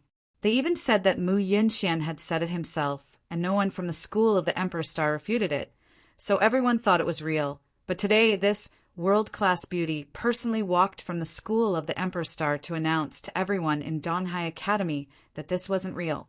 She had someone she liked, but it wasn't Mu Yunxian. Mu Yunxian couldn't be compared to the person she liked. Hua Jiu's appearance instantly created a gust of wind in Donghai Academy. Rumors about her relationship with Mu Yunxian had abounded recently. They even said that Mu Yunxian had said it himself, and no one from the school of the Emperor Star refuted it, so everyone thought it was real. But today, this world-class beauty personally walked from the school of the Emperor Star to announce to everyone in Donghai Academy that this wasn't real. She had someone she liked, but it wasn't Mu Yunxian. Mu Yunxian couldn't be compared to the person she liked. You can imagine the uproar to Hua Jiu's words. The most beautiful girl of Donghai Academy. It was like a slap to Mu Yunxian, the talent of the school of the Emperor Star. There was no dignity left for him.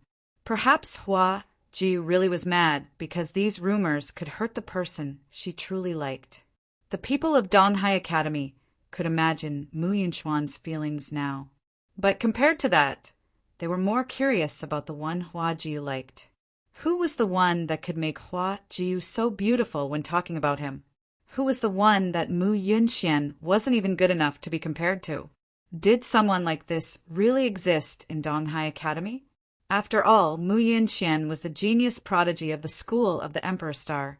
At that moment, the one Hua Jiu spoke of was practicing his guqin in the school.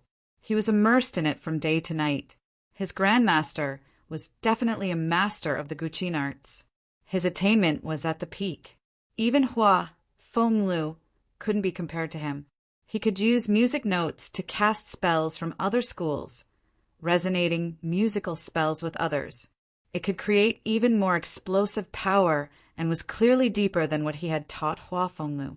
The man hadn't learned these. The night sky was as dark as ink, under the bright moon. The school of the Emperor's Star looked even more majestic. Music streamed from a pavilion. The youth sat on a stone bench and played the qin. A beautiful girl sat beside him, listening to the melody. Under the moonlit sky, this scene was so beautiful and peaceful. After a while, the music came to a stop. The youth gazed at the girl and said gently, "Fox, time to rest." "No, I want to stay here with you." Hua Jiu's eyes were as gentle as water. She smiled and shook her head. "Then I'll go rest with you," Yi Futian said. "No way." Hua Jiu smiled. What was this bad guy thinking now? "Huh, you're still not my girl," Yi Futian said, hurt. "That trick doesn't work." Hua Jiu smiled. He always pretended to be pitiful. Despite her words, she leaned against Yi Futian and slowly lied down into his lap. The arrogant and fairy-like girl at the Donghai Academy during the day had now become a girl in love. She was so gentle, it seems to work. Yi Futian looked at the pretty girl in his lap. He caressed her hair and dipped his head. He pecked her forehead. His eyes were filled with softness. Hua Jiu smiled sweetly. With her head on Yi Futian's thighs, she murmured, "Don't mess around. Keep practicing, and I'll rest here." Yi Futian gave Hua Jiu puppy eyes. "Fox, do you think I can practice with you here?" "I don't care. Let me sleep for a bit." Hua Jiu looked smug as she closed her eyes. "Oh, you sly fox." Yi Futian felt tragic, but he started practicing again. If anyone in Donghai Academy knew that Yi Futian felt sad now, they'd probably slap him to death. The music was peaceful, and Hua Jiu actually fell asleep quickly. Yi Futian looked down at the girl. Her eyelashes were long and pretty. A smile still hung on her face as she slept. It was sweet and beautiful. Seeing the sleeping beauty, Yi Futian smiled too. He murmured, "Fox, you suck." Then he raised his head and kept playing. The music continued from night to day. During the night, Yi Futian felt his energy changing. A slight smile appeared on his face. He had been frustrated all these days due to the rumors, but last night, he had felt more peaceful than ever before. With the music notes, he had a mental breakthrough without realizing. This way, he was at the 4-star glory plane for both martial arts and sorcery. A cough broke the early morning peace. Yi Futian saw the old man walk over. He smiled, trembled. Hua Jiu's eyes opened, and she got up, pink tinging her cheeks. "Grandmaster!"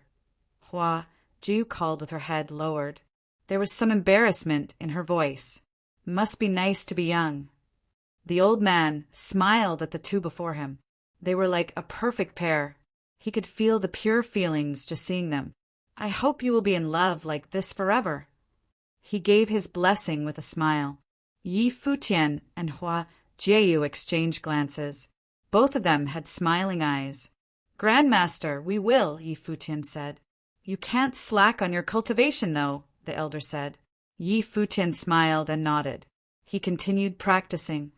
Hua Jiu stayed there and cultivated too. "Han Mo is here to greet his senior." A voice came from outside. The elder's smile faded. He said indifferently, "Come in." As soon as he finished, a few figures walked in. The first was the Emperor's Star Elder Yi Futian had seen before. "How have you been?"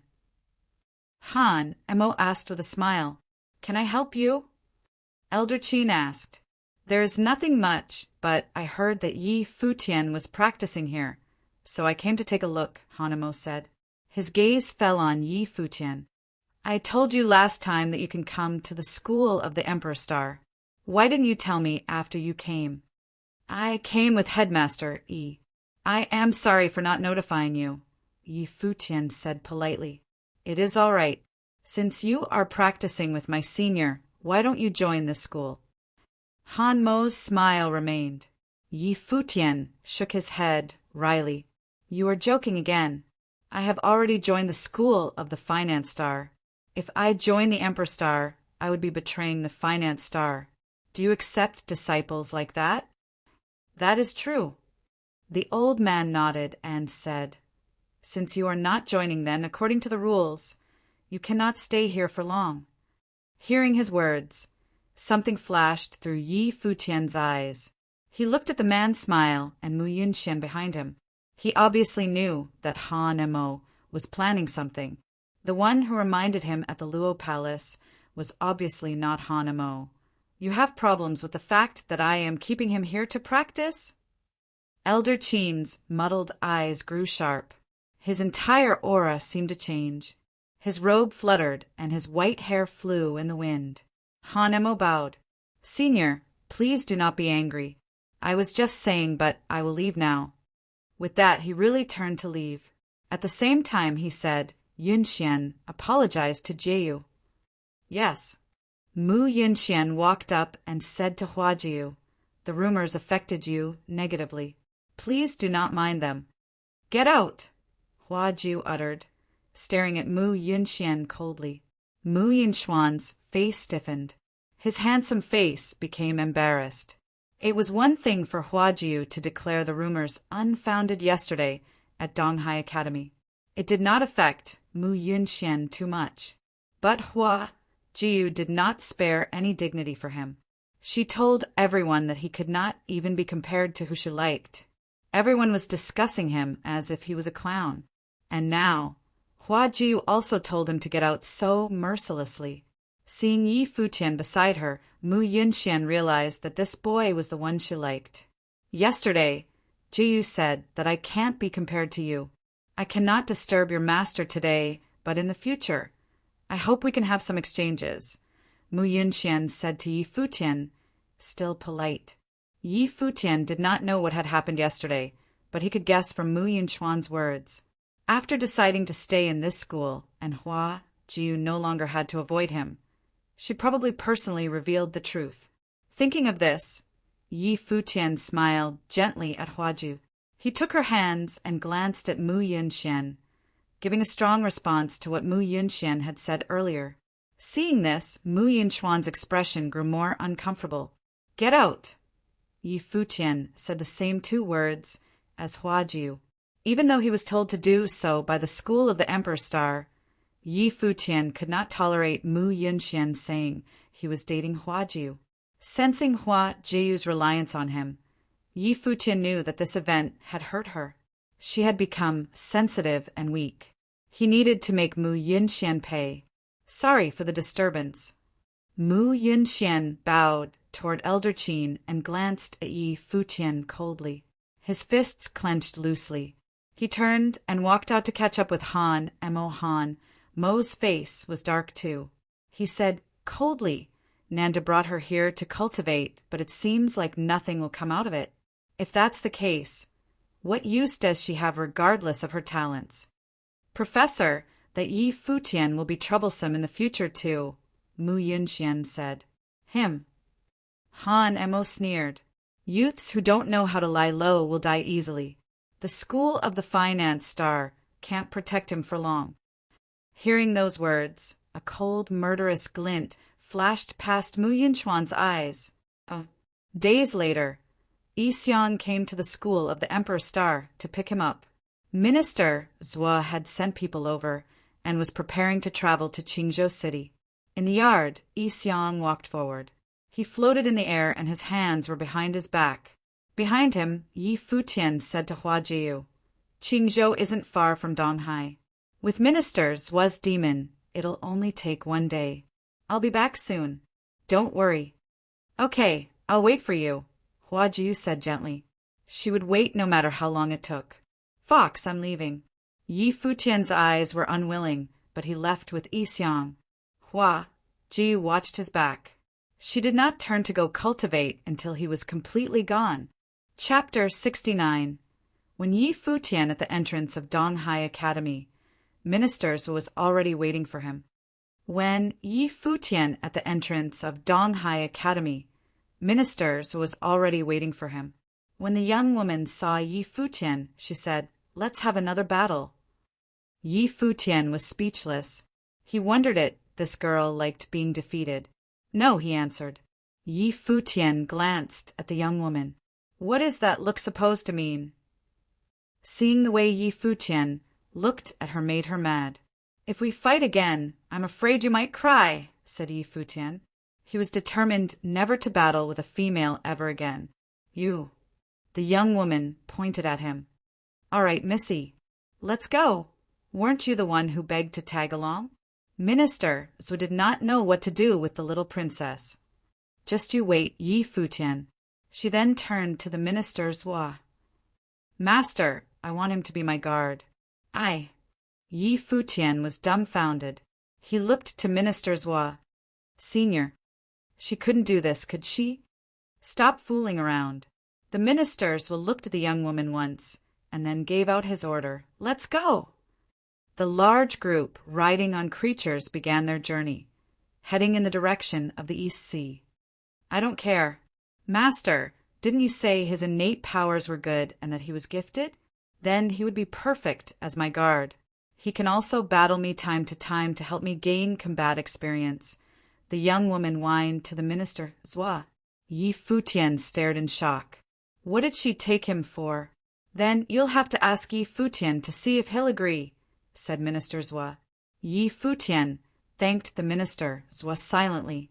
The young woman looked towards Yi Futian and said, "You're better off by my side than you are at Donghai Academy."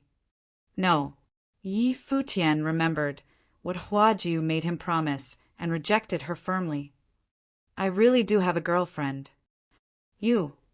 The young woman seemed to be adjusting to Yi Futian's shameless antics because she suddenly smiled. With a beautiful smile, she faced Yi Futian and asked, "Is your girlfriend really as pretty as I am?" Yi Futian saw her smile and did not know what to say. How could her expression change so abruptly? She was trying to get her way through the means of seduction. However, Yi Futian thought it was wasted effort because he was an honest man. However, he couldn't believe that she remembered what he said yesterday. When it came to appearances, women were indeed.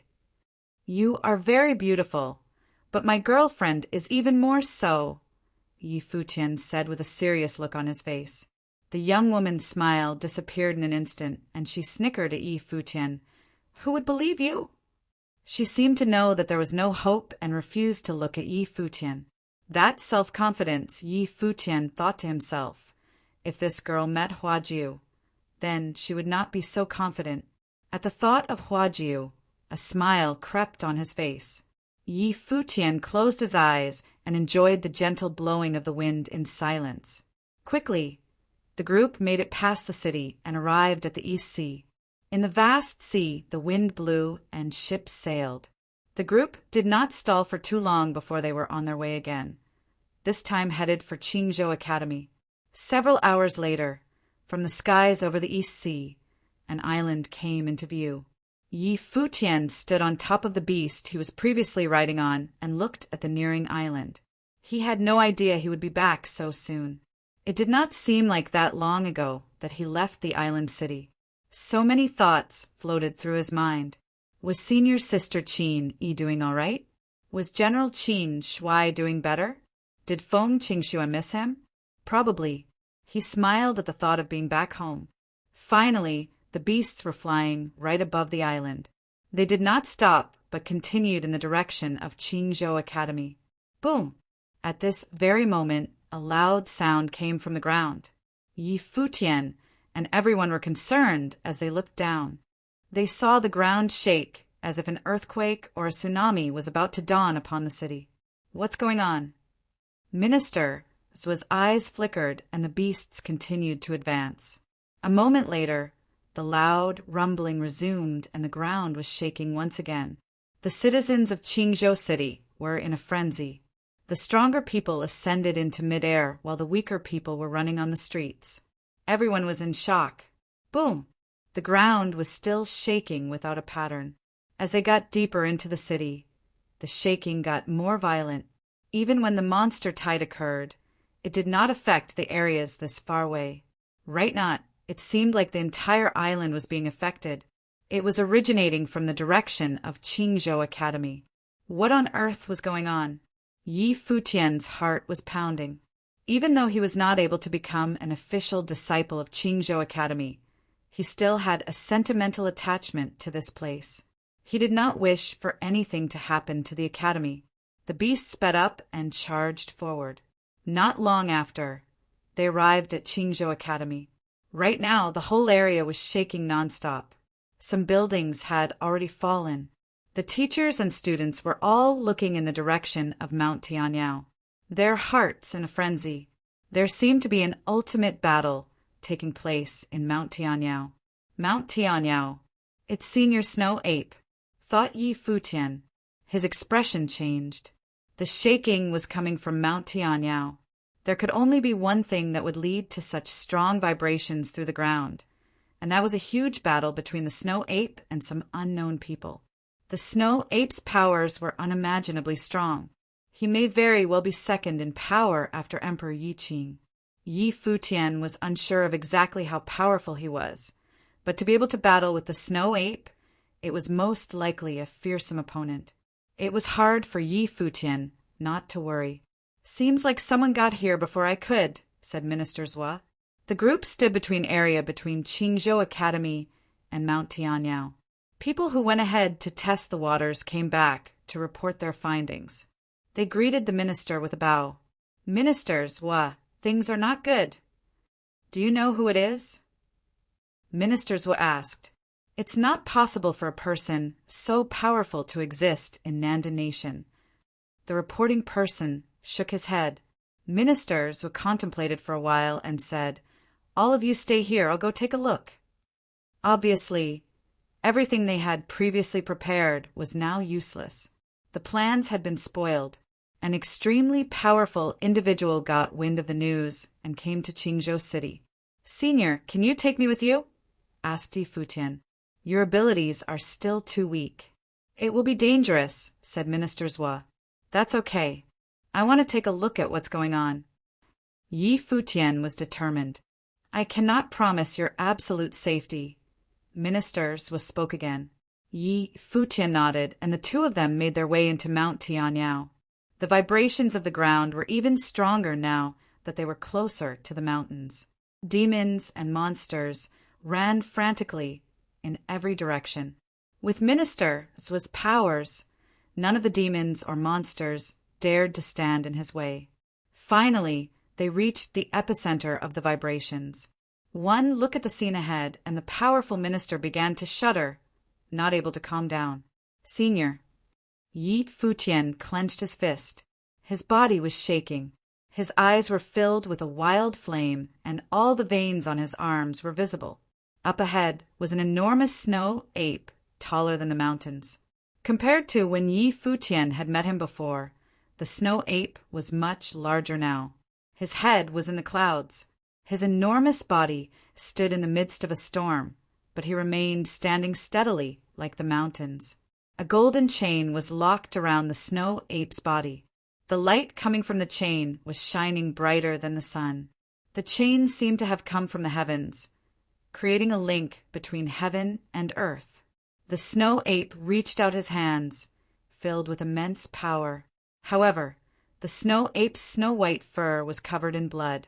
He was bleeding from wounds all over his body. He looked up at the figures in the sky unyieldingly. Yi Futian also looked up at the sky with his bloodshot eyes. Up in the skies stood a group of people. They were spread out in the air. A light shone from each of their bodies. This light enveloped them like a divine armor, and the people looked domineering, like the gods in heaven. Standing above them were two more people. They were quiet. One of the two was dressed in a robe of sorts. She was dazzling, elegant, and wholly like a celestial fairy. She did not look too old, maybe about Yi Futian's age. Even though she was young, her aura was outstanding. It was almost as if she was born superior to others. She looked very content. Beside her stood a figure that seemed like a divine general. His force field covered her, as if to protect her. Compared with Minister, was disciple, the girl one in regards of elegance and looks. Perhaps, even if the goddess-like Huaji were here, she would not be able to overshadow this girl. The two girls were on a similar level in terms of looks, but when it came to elegance, not even Hua Jiu could beat her. If Hua Jiu was compared to a descended goddess, then this girl was a celestial fairy straight from the heavens. It was almost as if the snow ape could sense Yi Futian's arrival. He looked over in Yi Futian's direction and seemed to have mistaken the situation. The snow ape looked at Minister Zhua with blood-red eyes, conveying his intent to kill. A loud growl sounded. The world seemed to have become frozen and covered in snow. Along with the clanging of chains, the snow ape charged at Minister Zhua, lifting his arms, preparing to attack. Minister's was face-paled. He could feel his body slowly being sealed by the ice. Senior. Yi Futian jumped in front of Minister Zhua. He realized that the snow ape must have mistakenly thought that Minister was holding him against his will. The snow ape struck the two with his hand, causing Minister Zhua and Yi Futian to land far away with a loud crash. The chain rattled again, but this time to pull him back. Minister Zhua and Yi Futian picked themselves up off the ground. At this moment, they noticed that the group in the sky were looking down at them. The divine general-like figure spoke to them. Kneel. His voice was domineering, superior, and arrogant. Greetings. I am a Prime Minister of Nanda Nation. May I ask who you guys are? Asked Minister Zhua. He joined his hands together in a salute. The fairy-like female looked down at them and replied, My family name is Dong Huang. Minister Zhua's knees hit the ground and he bowed his head to the floor. This was not only because the opposing side was power, but also because of their identity. Her surname was Dong Huang. The prophecy has been fulfilled. Minister Zhua thought to himself. A shiver ran down his back. The reason he was willing to risk coming here was because he told his own fortune. The prophecy said that this journey will not be dangerous. On the contrary, he would meet a person fated to become emperor. Never would Minister Zhua have imagined, by being fated to become emperor, it did not mean the emperor of the Nanda nation. It meant the emperor of the divine prefectures. Yi Futian did not kneel down. In the storm, he looked up to the sky. He stood up straight, and in this moment he was calmer than ever before. He met eyes with the air in the sky. The look they shared was a look of destiny. Chapter 70. Yi Futian looked at the girl up above. She looked back at him. Yi Futian looked at the girl up above. She looked back at him. My name is Dong Huang. Yi Futian even felt like that sentence was spoken to him instead of Minister Zhua. Boundless icy winds blew through, causing flurries of snow that fell from the sky. An indescribable coldness descended into the world. Everyone looked over at the towering mountain's vastness. They saw the snow ape look up the vault of heaven. It was sealed in ice with him as the center. The entire world was frozen. Child, look carefully. A voice floated into Yi Futian's ear. Then he saw a shadow appear inside the snow ape's body. It came straight out of the flesh. The endless ice and snow converged into a giant snow staff that the snow ape grasped. 9 heavenly attacks. The snow ape stood up, almost becoming one with the sky and earth. That moment, incredible power converged above the shadow. His body was so stable. Finally, the snow ape's large shadow moved. The first hit gathered the power of the world and slammed against the atrium. The air seemed to be sliced apart, and the frozen world was cut into 2. Endless wind and snow blocked everyone's vision except Yi Futian. The snow ape did not hit anyone. He was just teaching Yi Futian. It was the freedom meditation. Even though Yi Futian was sad, he knew that the snow ape was using his life to teach. This staff technique was evolved by Emperor Yi Qing when he created war techniques. Now, the snow ape was demonstrating it personally. After the first hit, the power intensified rather than weakening. When the snow staff was swung again, the power of the first hit seemed to meld into the second and sweep everything. Then the third hit, the fourth. Every hit's power seemed to be multiplying. By the eighth hit, the world was shaking, the mountains were trembling, and the earth had cracked open. The snow ape's location had turned into the world's most terrifying windstorm. The ninth hit, a voice said in Yi Futian's ear. Then he saw the snow ape go toward the atrium. The snow staff swung, and countless shadows of the staff appeared, flattening the sky. After that, Yi Futian could not see clearly anymore. Blinding light shone from above the atrium. It covered everything. The entire Mount Tianyao shook. The demons all knelt on the ground. An invisible power crashed into Minister Zhua and Yi Futian. They flew backward, but something was protecting Yi Futian. He was not fatally hurt, but there was pain everywhere. This windstorm lasted a long time, because, calming down, it began to snow in Mount Tianyao. White snow continued to float down. Yi Futian stood there gaping. The snow ape's shadow had disappeared.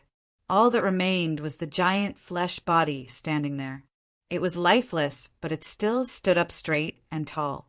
He was standing even in death. In the canyon behind him, Emperor Yi Qing's statue was still undamaged. It was as if the snow ape had defended the statue to his death. Yi Futian reached out.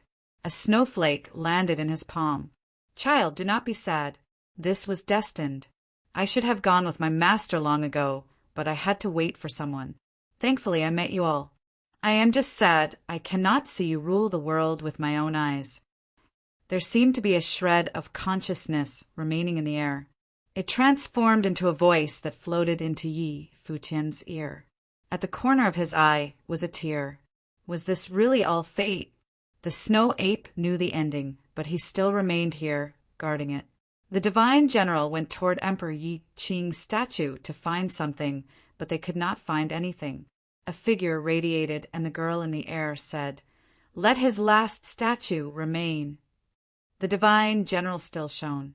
The terrible light fell upon the statue, flattening it to the ground. The statue that the snow ape had protected with his life had still fallen. "Princess, you should not have sympathy," the general said, retracting his light. The girl looked at him coldly and turned around. The people left with her. When she left, she looked down. Her gaze fell on Yi Futian and then moved away. Her figure disappeared in the horizon. When they left, Yi Futian collapsed too. Something had been supporting him before, but those violent shakes had even hurt Minister Zhua, let alone him. Before, he had forced himself to stand up and witness it all. Minister Zhua coughed out blood. He could not recover quickly. Everything that had happened was indescribable. He did not even see clearly how the snow ape had died. Walking to Yi Futian, he looked at the youth's calm face with a bit of gratitude. If not for Yi Futian, the snow ape would have killed him. He could feel the murderous intent. But Yi Futian was only a boy. How could he be so calm when faced with all this? He did not even kneel down. The girl from the sky had the surname Dongwang. Even the emperor of Nandu would have to kneel. Their statuses were too different. However, the youth had still been standing up straight. It was not because he was dumb from shock, but arrogance from his bones. At that moment, Minister Zhua had the illusion that the boy before him was as high and mighty as the girl from the sky. His eyes flashed. Then he sat down beside Yi Futian. His life spirit appeared. It was a life chart. The minister of Nandu was a rarely seen astrologer.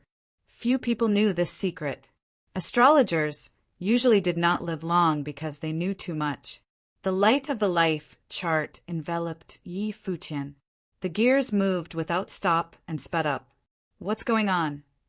Minister Zhua's expression changed. He stared at the uncontrollable life chart in shock. It spun crazily with noise until it finally slowed down. Minister Zhua stared at the chart. The needle spun until it pointed upward. It seemed to point at the sky. The minister collapsed onto the ground. Looking at the life chart, his heart twitched. This was impossible. How was this possible? Shouldn't it be the girl in the sky? Her surname was Donghuang.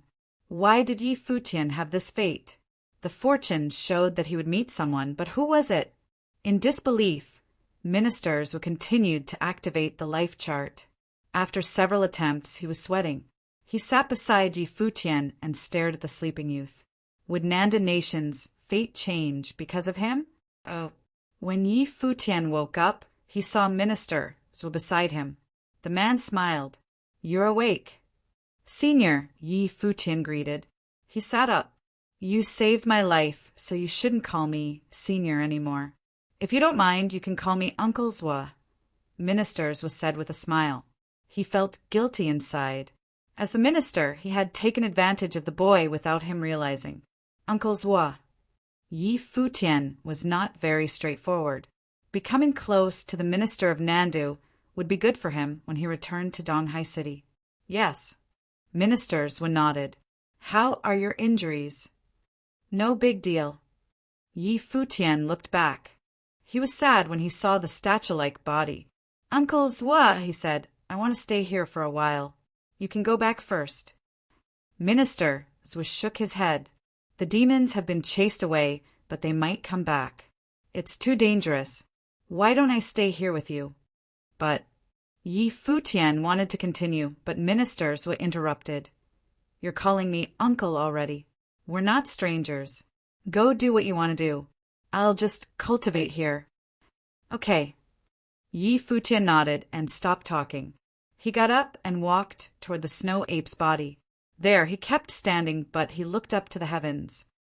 Senior, I can't take revenge for you now, so I'll just accompany you for a while. Yi Futian's voice was sad. He sat by the snow ape's body.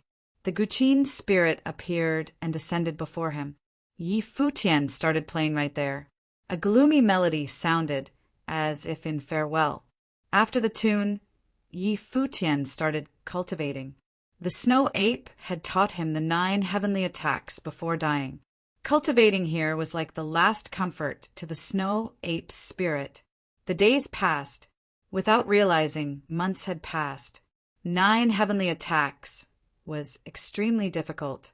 When Yi Futian learned the 3rd hit, both his martial arts and sorcery cultivation had reached the 5-star glory plane. That day, Yi Futian knelt before the snow ape's body. He kowtowed 3 times before standing up and turning around. He never looked back. Uncle Zwa, let's go back, Yi Futian said to Minister Zwa, who was cultivating with his eyes closed. The man opened his eyes and nodded. Okay. With that, he and Yi Futian flew into the sky. They left Mount Tianyao. Yi Futian's recent actions had been odd, but he did not ask. Once out of Mount Tianyao, they were close to Qingzhou Academy. Ministers was men were waiting there. Seeing ministers were return, they let out sighs of relief and went to greet him. Where's the princess? Ministers were asked. They were living in Qingzhou Academy while you weren't here, someone said. That girl has probably caused a ruckus, ministers was said. He walked forward and they all went toward Qingzhou Academy. The red-clothed girl was the princess of Nandu. She was now living in the School of Martial Arts. Many people were there right now. When Yi Futian walked in, he saw Qin Yi. Surprised, he called, Ms. Qin. Futian. Qin Yi was surprised when she saw Yi Futian. I wanted to go find you. Why are you here? Yi Futian asked. Hearing this, Qin Yi lowered her head slightly. Professor, you're back. The servants here don't know how to take care of people. I can finally go back now. The girl walked by. Many big figures of the School of Martial Arts were present. They all froze when they saw Yi Futian, but Yi Futian's eyes turned cold. Servant. Chapter 71. The people of the School of Martial Arts walked up and greeted him with bow.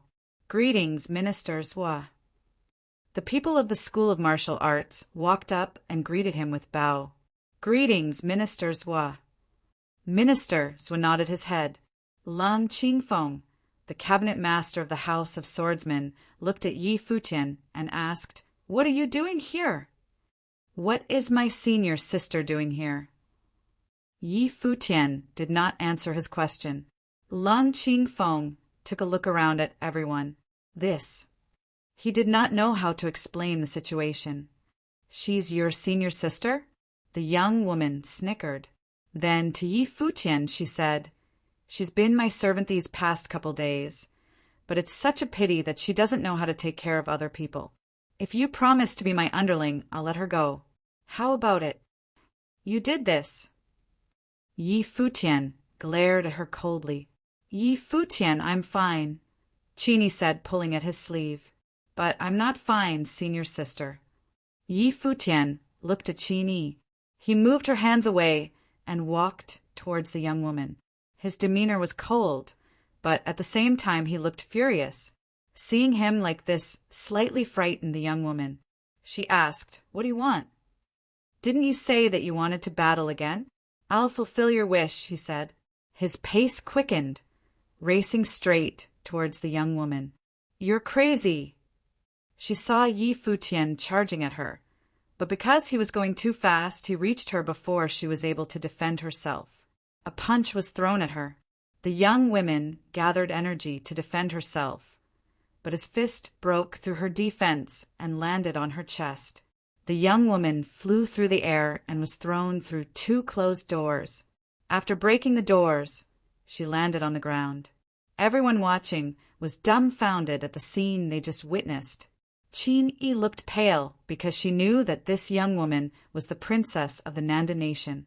Even Xiao Fan, the vice chief of the East Sea Prefecture and the person who destroyed Qin-yi's family, had to kneel down in her presence. Yi Futian actually threw her in the air with a single punch.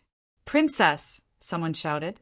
"Yi Futian, that was out of line," said someone from the School of Martial Arts, as a group of them went up to help the princess. The young woman walked out of the room she had just been thrown into with a hand on her chest. Her eyes were red, as if she was really going to cry. She had never been hit before.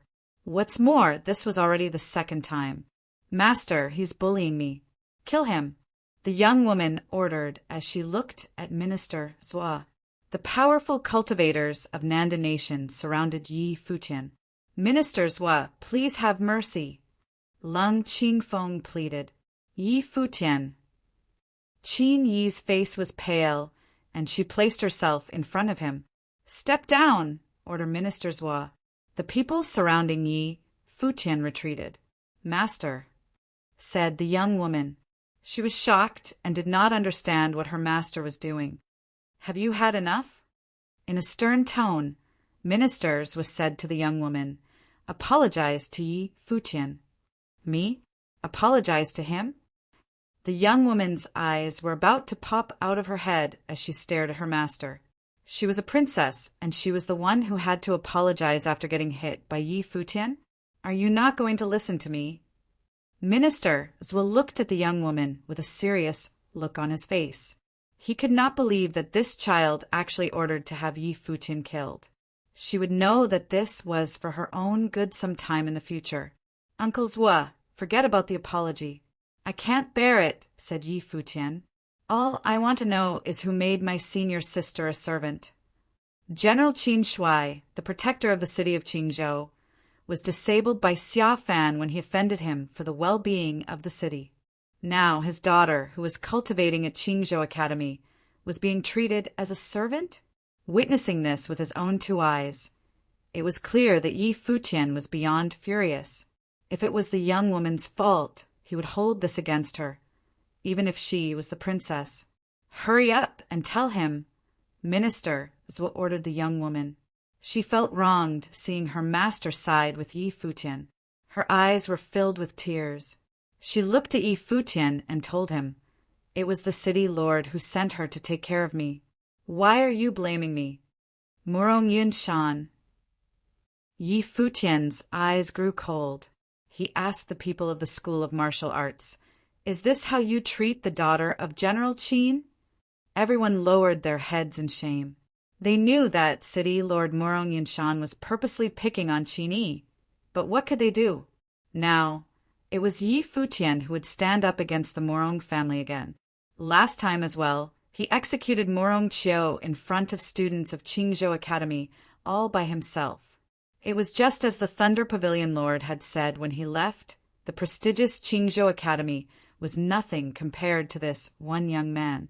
Not even a year had passed, and this young man was back in Qingzhou Academy. He was actually able to defeat a 5-starred glory plain mandate sorcerer with one punch. To add to that, the person he hit was the princess of the Nanda nation, and afterwards, Minister Zhuo even had the princess apologize to Yi Futian. The world had changed so quickly. When the Pavilion Lord of the Thunder Pavilion left, he said that Qingzhou Academy would know what they missed out on when Yi Futian became known to the world. It seemed like what he said was slowly coming true. Yi Futian's growth was truly shocking. General Qin. Ministers looked at Yi Futian and asked, Yi Futian, is there a story behind this? General Qin is the protector of our city, answered Yi Futian. He turned to Minister Zhuo and summarized the story of General Qin and Xiaofan, Morong Yunshan, and the others. When he finished retelling the story, Minister Zhuo became extra cold. He said, those bastards. Morong Yunshan plunged the people into misery and suffering, but has become the city lord? Uncle Zhuo, I want him dead, said Yi Futian. He was out for blood. Go! Bring him here, ordered Minister Zhuo. Understood! Someone answered his order and flew to find Morong Yunshan. The people of Qingzhou Academy shuddered at the scene. Was the Morong family done for? One word from the Prime Minister of the Nanda nation was enough to have a whole family killed off, even if it was the city lord. Yi Futian called out Qin Yi. She looked at the young man standing in front of her. It hadn't even been a year since she last saw him. What on earth had he been through? For her, he attacked the princess. Senior sister, everything is okay now. Yi Futian smiled at Qin Yi. She nodded, eyes red. In this time, she learned the truth about human nature. Many people treated her poorly. Even the people who courted her before changed their attitude towards her. As if it was not enough that Xiaofan and Morong Yunshan caused her father's disability, Morong Shan used the arrival of the princess as an excuse to suppress her growth in cultivation. Don't you still owe me an apology? The young woman asked Yi Futian. She still felt wronged. Senior sister, did she give you a hard time? Yi Futian asked Qin Yi. No, she said as she shook her head. Then I'll forgive you, he said to the young woman. You. The young woman pointed a finger at Yi Futian, not knowing what to say. Then she turned to look at Minister Zhuo with puppy dog eyes. That's enough. No matter what, you were in the wrong first. Why do you need a servant when traveling? Treat this as a lesson learned, said Minister Zhuo gently. He then turned to Yi Futian. Yi Futian, I watched her grow up. Other than being a little obstinate, she doesn't mean any harm. Please don't take what she does to heart, and take care of her if possible. I need him to take care of me. The young girl felt that Minister Zhuo was a little strange since coming down from the mountains. What on earth happened? Uncle Zhuo, that's too much. I was a little rash. This situation had nothing to do with the princess. So I am at fault, said Yi Futian. Minister Zhuo showed much respect for Yi Futian. Even though he saved Minister Zhuo on Mount Tianyao, Yi Futian knew that there was a limit to what he could do. After all, the young woman was the princess and her master was Minister Zhuo. Is this the attitude you use in an apology? The young woman chewed on her own lip. Fine, then I'll promise to battle you the next time you ask, he said. Who wants to fight you? The young woman scratched her head. After that one punch, she finally realized she could not defeat him. Ministers saw her expression and could not help but smile. It looked like her temper had dissolved. Yi Futian and the princess should have made up by now, right? After a little while, Morong Yunshan was escorted to them. He still had no idea what was going on. When he saw Yi Futian, Morong Yunshan saw red. His son, Morong Chiu, had died at the hands of Yi Futian. Greetings to Minister Zhua and the princess from Qingzhou City Lord, Morong Yun Shan, he bowed. Yi Futian, what do you want to do with him? Asked Minister Zhua. I want him beheaded, Yi Futian answered without hesitation. Morong Yun Shan was in complete shock. He lifted his head to look at Yi Futian. What was going on? Off with his head. One word from Minister Zhua, and the people standing behind Morong Yun Shan restrained him. In this moment, Morong Yun Shan finally realized the predicament he was in. Please spare me, Minister Zhua. What did I do wrong? Morong Yun Shan's expression was completely different.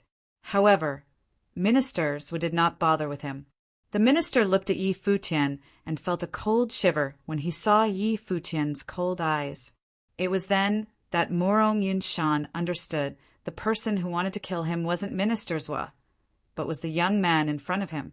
He was once an outer sect disciple of Qingzhou Academy. Morong Yun Shan thought of the fall quarter examinations. That was the first time Yi Futian stood up in the middle of the stage, stubborn and unwavering. Morong Yun Shan never expected that the lives of both him and his son would end in the hands of Yi Futian. I cannot accept this. Morong Yun Shan screamed furiously. A moment later, Qingzhou City Lord was dead in Qingzhou Academy. Have the Morong family property confiscated, ministers were ordered. Immediately, his people left to get things taken care of. What do you think of making General Qin the new city Lord of Qingzhou City? Minister Zhua asked Yi Futian. Thank you, Uncle Zhua. Naturally, Yi Futian had the same thought, but he did not feel right asking this of Minister Zhua. He was so shocked at this treatment he was receiving from Minister Zhua. Yi Futian was being treated so well it was getting suspicious. The casual words exchanged in this courtyard flipped the whole city upside down. First, the powerful Morong Chamber of Commerce was destroyed. Originally, the municipal guards tried to resist, but when they found out the Prime Minister of the Nanda Nation ordered the destruction, they gave up the thought of defending it. There were also many guards in the municipal guards who actually volunteered to clean out the Morong family house. They did not want to be suspected of siding with the Morong family. Then, out of nowhere, General Qin was invited to fill the spot of City Lord. All of this happened in such a short period of time. Very quickly, the news spread all through the city of Qingzhou. Qingzhou Academy was the first to get the news. All the students were extremely shocked. They heard that the leader of all these events was actually Yi Futian. Chapter 72. In Qingzhou Academy, two figures strolled through the forested path in the academy like a couple. The girl was 18 years old. It was the prime of one's youth. She was pure yet sexy. The boy was a bit younger but had an outstanding aura and was very handsome. In Qingzhou Academy, two figures strolled through the forested path in the academy like a couple. The girl was 18 years old. It was the prime of one's youth. She was pure yet sexy. The boy was a bit younger but had an outstanding aura and was very handsome. Do you have to leave today? Qin lowered her head. She walked quickly and her voice was sad. Yeah. Yi Futian nodded. You brat. You want to leave as soon as you see your senior? Am I that unappreciated? Qin gave Yi Futian a look. Senior, you know that Donghai City has a lot of things that need someone so successful to do, Yi Futian said jokingly with a smile. I trust you. Qin glared in mocking anger and then smiled. Back then, you said you were a mandate sorcerer, and I didn't believe you. Now, I'll believe whatever you say. My charisma is getting stronger, Yi Qingxian said proudly. Are you falling for me? Qin was taken by surprise. She smiled and continued walking forward as she said, Yeah, I am. Well, it doesn't matter. Too many people are pursuing me. Senior, you're too slow. Yi Futian smiled. Go die. Qin raised a slim leg and kicked Yi Futian while rolling her eyes. Qin looked especially attractive now. The students who passed by saw the two play fighting. They were all envious. thinking that Yi Futian was still the same powerful Yi Futian. But now, they were no longer looking at him with jealousy and hatred.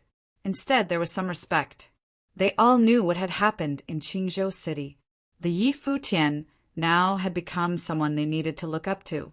In the future, he might even become a legend of Qingzhou Academy. There was a pretty girl standing in the near distance. She was beautiful and tall. After half a year, her beauty had increased. "Senior, look, I didn't lie," Yi Futian said to Qin Yi after seeing the girl. "Look how cocky you are." Qin Yi sighed inwardly, and they walked forward. "Why didn't you come see me?" Feng Qingxue asked as she forced herself to smile. "I'm here now, aren't I?" Yi Futian smiled. "The little girl from before has become more beautiful. Do you miss me?" "This brat." Qin Yi looked at him, speechless from his narcissism. "Yeah." Feng Qingxue nodded with a smile. Qin Yi was shocked. "That sucks. You'll have to keep missing me." Yi Futian shrugged. Feng Qingxue studied him. "I want to see the outside world too.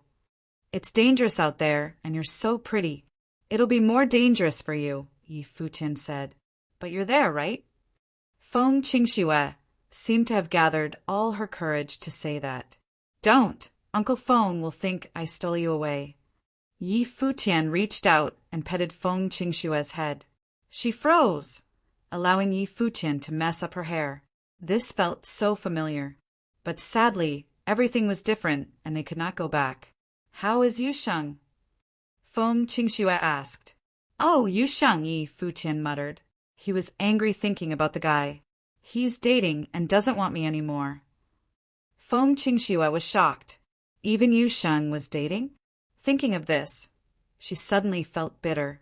It seemed that time had really changed a lot. "What about you and Hua Jiyu? Are you dating?" Feng Qingxue studied him. "She can't escape from me. She didn't want me to come here." Thinking of the fox, Yi Futian's eyes twinkled. He was still smiling casually, but it made Feng Qingxue jealous. They were the perfect pair. "I wish you two well." Feng Qingxue smiled gently. "We will." Yi Futian smiled as well. "I'm leaving. I don't want you two to miss me too much. So I'll hug you too." "Okay." Feng Qingxue nodded. She walked forward and hugged Yi Futian. She leaned her head against his chest as if wanting to enjoy that feeling. For a moment, her heart was besieged. Tears rolled down instantly. She pushed Yi Futian away and ran off with a tear-streaked face. So that was how it felt to hug him. Looking at Feng Qingxue's back, Yi Futian sighed inside. Qin Yi rolled her eyes.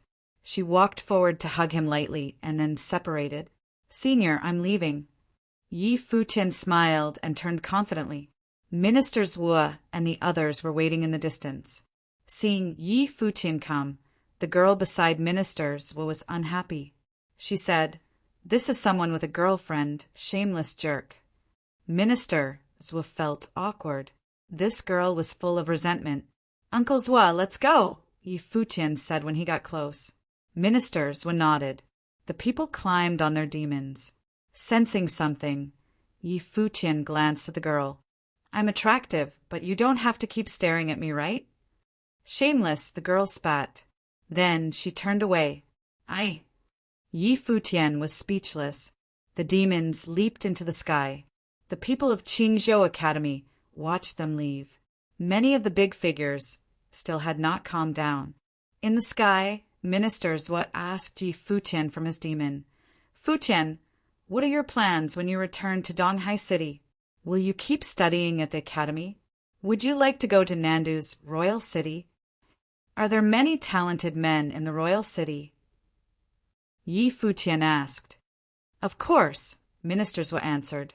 "The best of Nandu go to the royal city, including the most talented from Donghai City." "Really?" Yi Futian chuckled. "Of course I will, but not now." "Oh, I'm sure you have many things you still need to do in Donghai City. I won't pressure you, but next spring, something big will happen in Nanda Nation. You must come." Ministers Wu smiled. "What big thing?" Yi Futian was confused. Do you know about Nanda Nation's history? Ministers were asked. I heard from my professor that Nandu was once ruled by the Nanda family, Yi Futian answered. Then, Emperor Donghuang and Emperor Yi ruled over the divine prefectures of the East. The powers of the world were reordered. Nandu was weak and walked down from the throne, replaced by the current king. Yes, the current royal family is named Luo. In order to remind themselves, they have not changed the name of the country. In addition, they hold a Tingfeng banquet every 10 years. Next year will be the next full decade.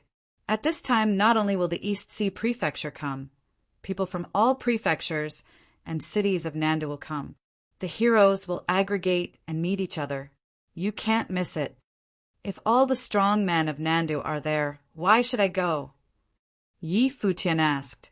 The stars of the banquet are your generation. The goal is to see the future of Nanda Nation. The outstanding figures of Donghai Academy would definitely be included. Minister Zhua answered. Oh. Yi Futian nodded. He first thought of his professor's ailment. Since the Tingfeng banquet was important, if the king noticed and liked him, it would be easier to heal Hua Fenglu, right? Oh, Xia Fan is the young master of the East Sea Prefecture. With his father there, I cannot deal with him directly. After returning, I must take care of some matters. To protect you from danger, I'll keep the decree of the minister with you. People will treat it as if I'm there. Minister Zhua gave Yi Futian his badge and said, You still have to be careful about assassinations. Yi Futian looked at the badge. He needed it, but he did not accept it. Uncle Zhua, he said. He was still suspicious. Was Minister Zhua treating him so well really because he helped block the blow from the snow ape? He had defeated the princess with one blow because he was brash. But instead of blaming him, the minister had made the princess apologize too. Take it. This is useless for me. Just don't do bad things under my name. Ministers was said jokingly. Okay. Yi Futian nodded and took it. He would remember this gift. The badge was truly useful to him. Professor. The princess of Nandu looked at Yi Futian with jealousy. Who was the minister's true disciple? The group advanced forward and finally reached Donghai City. Minister Zhua personally saw Yi Futian to the academy. Futian, remember, don't miss out next spring. Your stage shouldn't be in Donghai City, Minister Zhua advised. Okay, Uncle Zhua. I'm going back now, Yi Futian said. Minister Zhua nodded and watched as Yi Futian entered Donghai Academy. Let's go back too, Minister Zhua said. But then a figure walked out. He said before Minister Zhua, Greetings, Minister Zhua. I am Nanda Ku. You are from the Nanda clan. Yes, Minister Zhua. I have waited here for many days. My clan leader wishes for your help. Nanda Ku bowed. After pondering, Minister Zhua nodded. Since Nandu is inviting me, I will go with you. After you, Minister, Nanda Ku said politely. The group once again set off and soon arrived at the Nanda clan's home. Hearing that Minister Zhua had arrived, the clan leader personally welcomed him to the courtyard. Other than the two, there was also a beautiful girl. It was Hua Jiyu. Minister Zhua, this is a descendant of the Nanda clan. Could you please tell me her fate and fortune? The clan leader asked. Not many knew that Minister Zhua was an astrologer, but he did. Okay. Minister Zhua nodded. Jiyu, please cooperate, the clan leader said. He had once asked Minister Zhua to calculate his, but was rejected. Some things were better left unknown. However, Minister Zhua thought that Hua Jiyu was unimportant. Hua Jiyu looked at him. Since Minister Zhua was back safely, that guy should be back too. He had lied saying he would be back in 1 or 2 days. Minister Zhua walked to Hua Jiyu and cast his life chart. The light enveloped Hua Jiyu. After a count, Minister Zhua collected his life spirit. He was shocked. Staring at Hua Jiyu, he thought it was unbelievable. What kind of people were they? Why were their fates all so crazy? Chapter 73. When the leader of the Nanda clan saw the serious look on Minister's face, he could not help but ask, "How is it, Minister Swa?" When the leader of the Nanda clan saw the serious look on Minister's face, he could not help but ask, "How is it, Minister Swa?" "I have some questions. May I speak with her alone?" Minister Swa asked. The Nanda clan leader nodded and left them alone. Minister Swa looked at Huajiu, a great beauty at the age of about 16, 17. She would not lose by too much in comparison with the goddess-like girl from Mount Tianyao days ago. "Are you betrothed to anyone?" he asked her. Huajiu froze, then shook her head. Minister Swa was silent, seeming to be deep in thought. But then he saw Huajiu looking at him intently. "Senior, the person you brought to the city of Qingzhou, is he back?" "Huh." Minister Swa was confused. "The person he brought to the city of Qingzhou?" "From Donghai Academy," she explained. Minister Swa stopped to think for a moment, and then his eyes brightened in realization. In his mind, he thought of the words a certain young man said, "I already have a girlfriend, and she's more beautiful than you." "He's already returned to the academy." Minister Swa smiled and nodded. She smiled as well, feeling the worry in her heart disappear. "Brother Nandu." Minister Swa called out. The Nanda clan leader returned upon being summoned and looked at the two people in the room in confusion. "Goodbye," Minister Swa said to the clan leader. Then he turned with his hands joined to salute Huajiu. This was not a gesture to a junior, but a gesture of respect and honor. The Nanda clan leader was shocked and asked, "Minister Swa, what does this mean?" Minister Swa just laughed loudly, and with every step he ascended in the sky. The head of the clan leader yelled out to him, "Minister Swa!" The fate of an empress, the mother of the world. Minister Swa's stern voice traveled.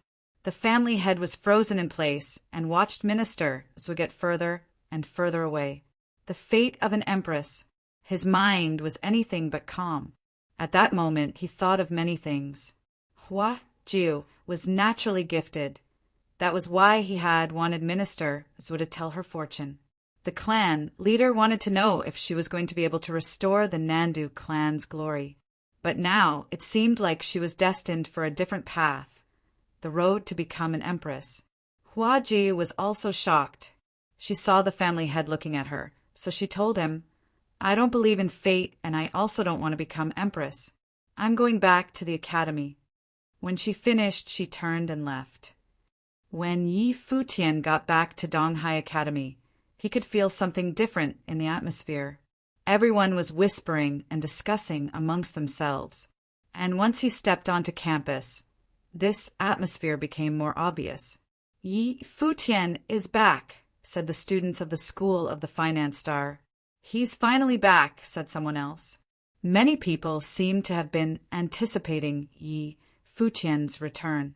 They all looked so happy to see him. This type of treatment was something new to Futian. While he walked to his destination, people were greeting him. "Hey!" A beautiful girl called out to Futian from the building of the finance school above. Futian turned his attention to the graceful girl. He knew her. She had made a lasting impression on him. After all, she was the first female to tell him that he wasn't a man. It was going to be difficult to forget someone like her. "I have a name." Futian smiled. She just stared at him and asked, "What level are you now?" 5-starred glory plane. "You're not trying to fight me again, are you?" Futian was feeling uncertain. Were all girls crazy about fighting? One just left, now there was another. "I won't fight you. The ones you have to fight are the people of the Emperor Star School and the Treasury Star School," the girl said. Futian looked confused. More people came up to them. "What happened?" Futian asked. He had just returned, and the atmosphere at the academy felt strange. "Junior brother Futian, the Finance Star School hasn't been doing too hot as of late," said a young man. "Why is that?" asked Futian. "Recently, the students of those two schools have been very arrogant. From time to time, they'll pick fights with the students of other schools, and our school is the most pitiful because they seem to be picking on us in particular, the young man explained. The students of the School of the Emperor Star and the School of the Treasury Star are stronger to begin with, so naturally the students of our school can't compete with them, said someone else. Yi Futian had gotten famous around Donghai Academy for fighting, so everyone from the Finance Star School was excited for him to be back. Yi Futian frowned. Both of those schools had previously paid a visit to Yi Xiang to congratulate him on taking on a disciple. Now they were joining hands to torment the School of the Finance Star. There was definitely a secret involved in all of this. What did the two elders of those schools talk about with Yi Xiang that day? Yi Futian remembered that Yi Xiang came to reprimand him that day after their little chat. He seemed to be in a bad mood. Based on how things were going now, something definitely happened that day. Where's Yu Sheng? Yi Futian knew. With Yu Sheng's bad temper, he would not have just stood by and watched all of this happen. It gets me angry just talking about what happened. Someone spoke. Because of this situation, junior brother Yu Sheng went to block off the entrance of the School of the Treasury Star. He beat up a ton of people, but those shameless jerks had 2 8-starred glory plane cultivators gang up on him. One of those guys is the second strongest glory plane cultivator in their whole school. As a 5-starred glory plane cultivator, junior brother Yu Sheng battled to his best ability, but was defeated in the end. Yi Futian had a fairly good understanding of Yu Sheng's powers. The 3-level difference should not have been a problem, but his opponents were from the Treasury Star School. One of them was even known as the second strongest glory plane cultivator, so they were probably also naturally gifted to begin with. Yu Sheng was still not able to release his life spirit and show his true potential. So if they ganged up on him, it was understandable that he was defeated. Okay, I got it, said Yi Futian. He then began to walk back to his dorm. In the courtyard, Yi Futian could see Yu Sheng. He was topless, showing off his copper-toned skin, while Yi Qingxian was applying medication to his wounds. You guys have already progressed to this stage while I was gone. Yi Futian blinked his eyes in disbelief and approached the two. Yi Qingxian blushed and glared at Yi Futian. Stop joking around. Good going, Yu Sheng. You got the nerve to go pick a fight at the School of the Treasury Star as a 5-starred glory plane cultivator? Why don't you go fight every student? You feel good about yourself? Yi Futian stared at Yu Sheng. How are your injuries? Nothing too bad. I'll be better in a couple of days. It's Yi Qingxian who insisted on applying medication, said Yu Sheng, holding back a smile. Doesn't this kind of treatment make you want to go get hurt again? Yi Futian laughed. Yi Qingxian rolled her eyes at his comment. If you want to get hurt, then go alone. You're so protective of him already. Yi Futian was speechless. Then he asked her, Yi Qingxian, what the hell is going on with the schools of the Emperor Star and Treasury Star? She turned serious at his question. I heard from Father that they're getting greedier for power and want to change the way the 7 schools are run at Donghai Academy. How do they plan on doing that? He squinted his eyes in confusion. They want to be the top powers of Donghai Academy and for the 7 schools to be joined together, said Yi Qingxian. So, that's why they're sending their students out to pick fights, asked Yi Futian. Yeah, I think it's their way of making their wishes clear to the academy, nodded Yi Qingxian. Their 2 schools have always been the strongest of the 7, and so most of the best students are gathered in those schools. Right now, there aren't many students from the other schools who can defeat them.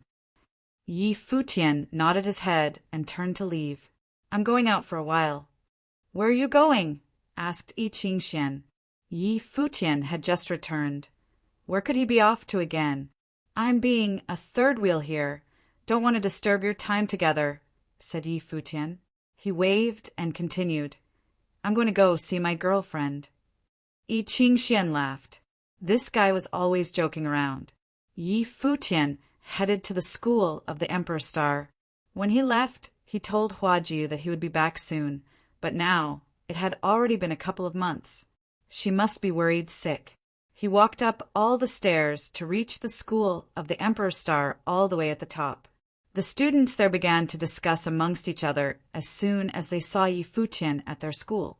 What was he doing here now after leaving with Minister Zhu months ago? Someone asked. I don't know. His powers are really strong. He was even able to defeat the disciple of Minister Zhu, but he still can't compare to our school's genius, Zhou Mu. I heard Zhou Mu has already gotten to the 6-starred glory plane. If Yi Futian and Zhou Mu met, then Yi Futian would be done for, someone remarked. Yi Futian ignored all these comments. He was going to get revenge on the 2 schools later.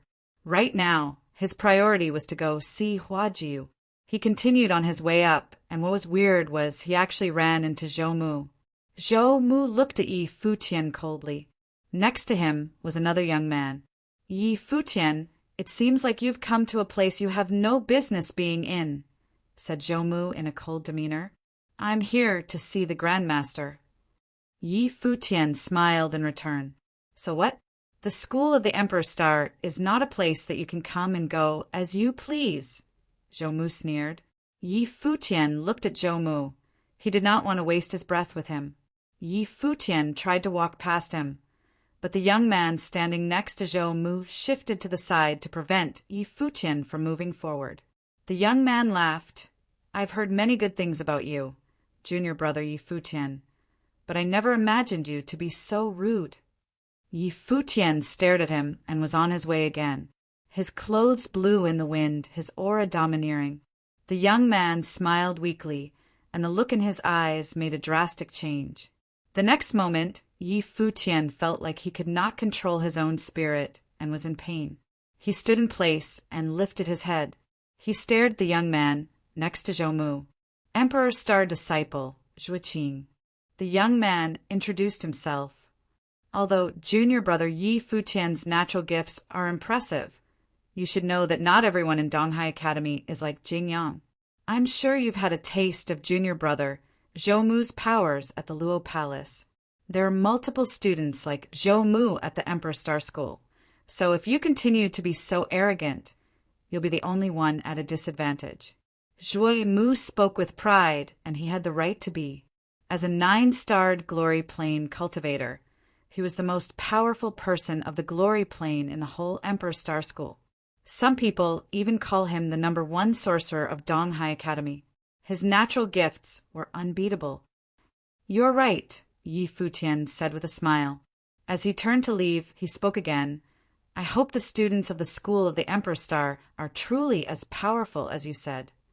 Yi Futian was in such a rush to get to the school because he was afraid Huajiu was worried about him. But since he was stopped on the way, then he could only use a different way to let her know he was back.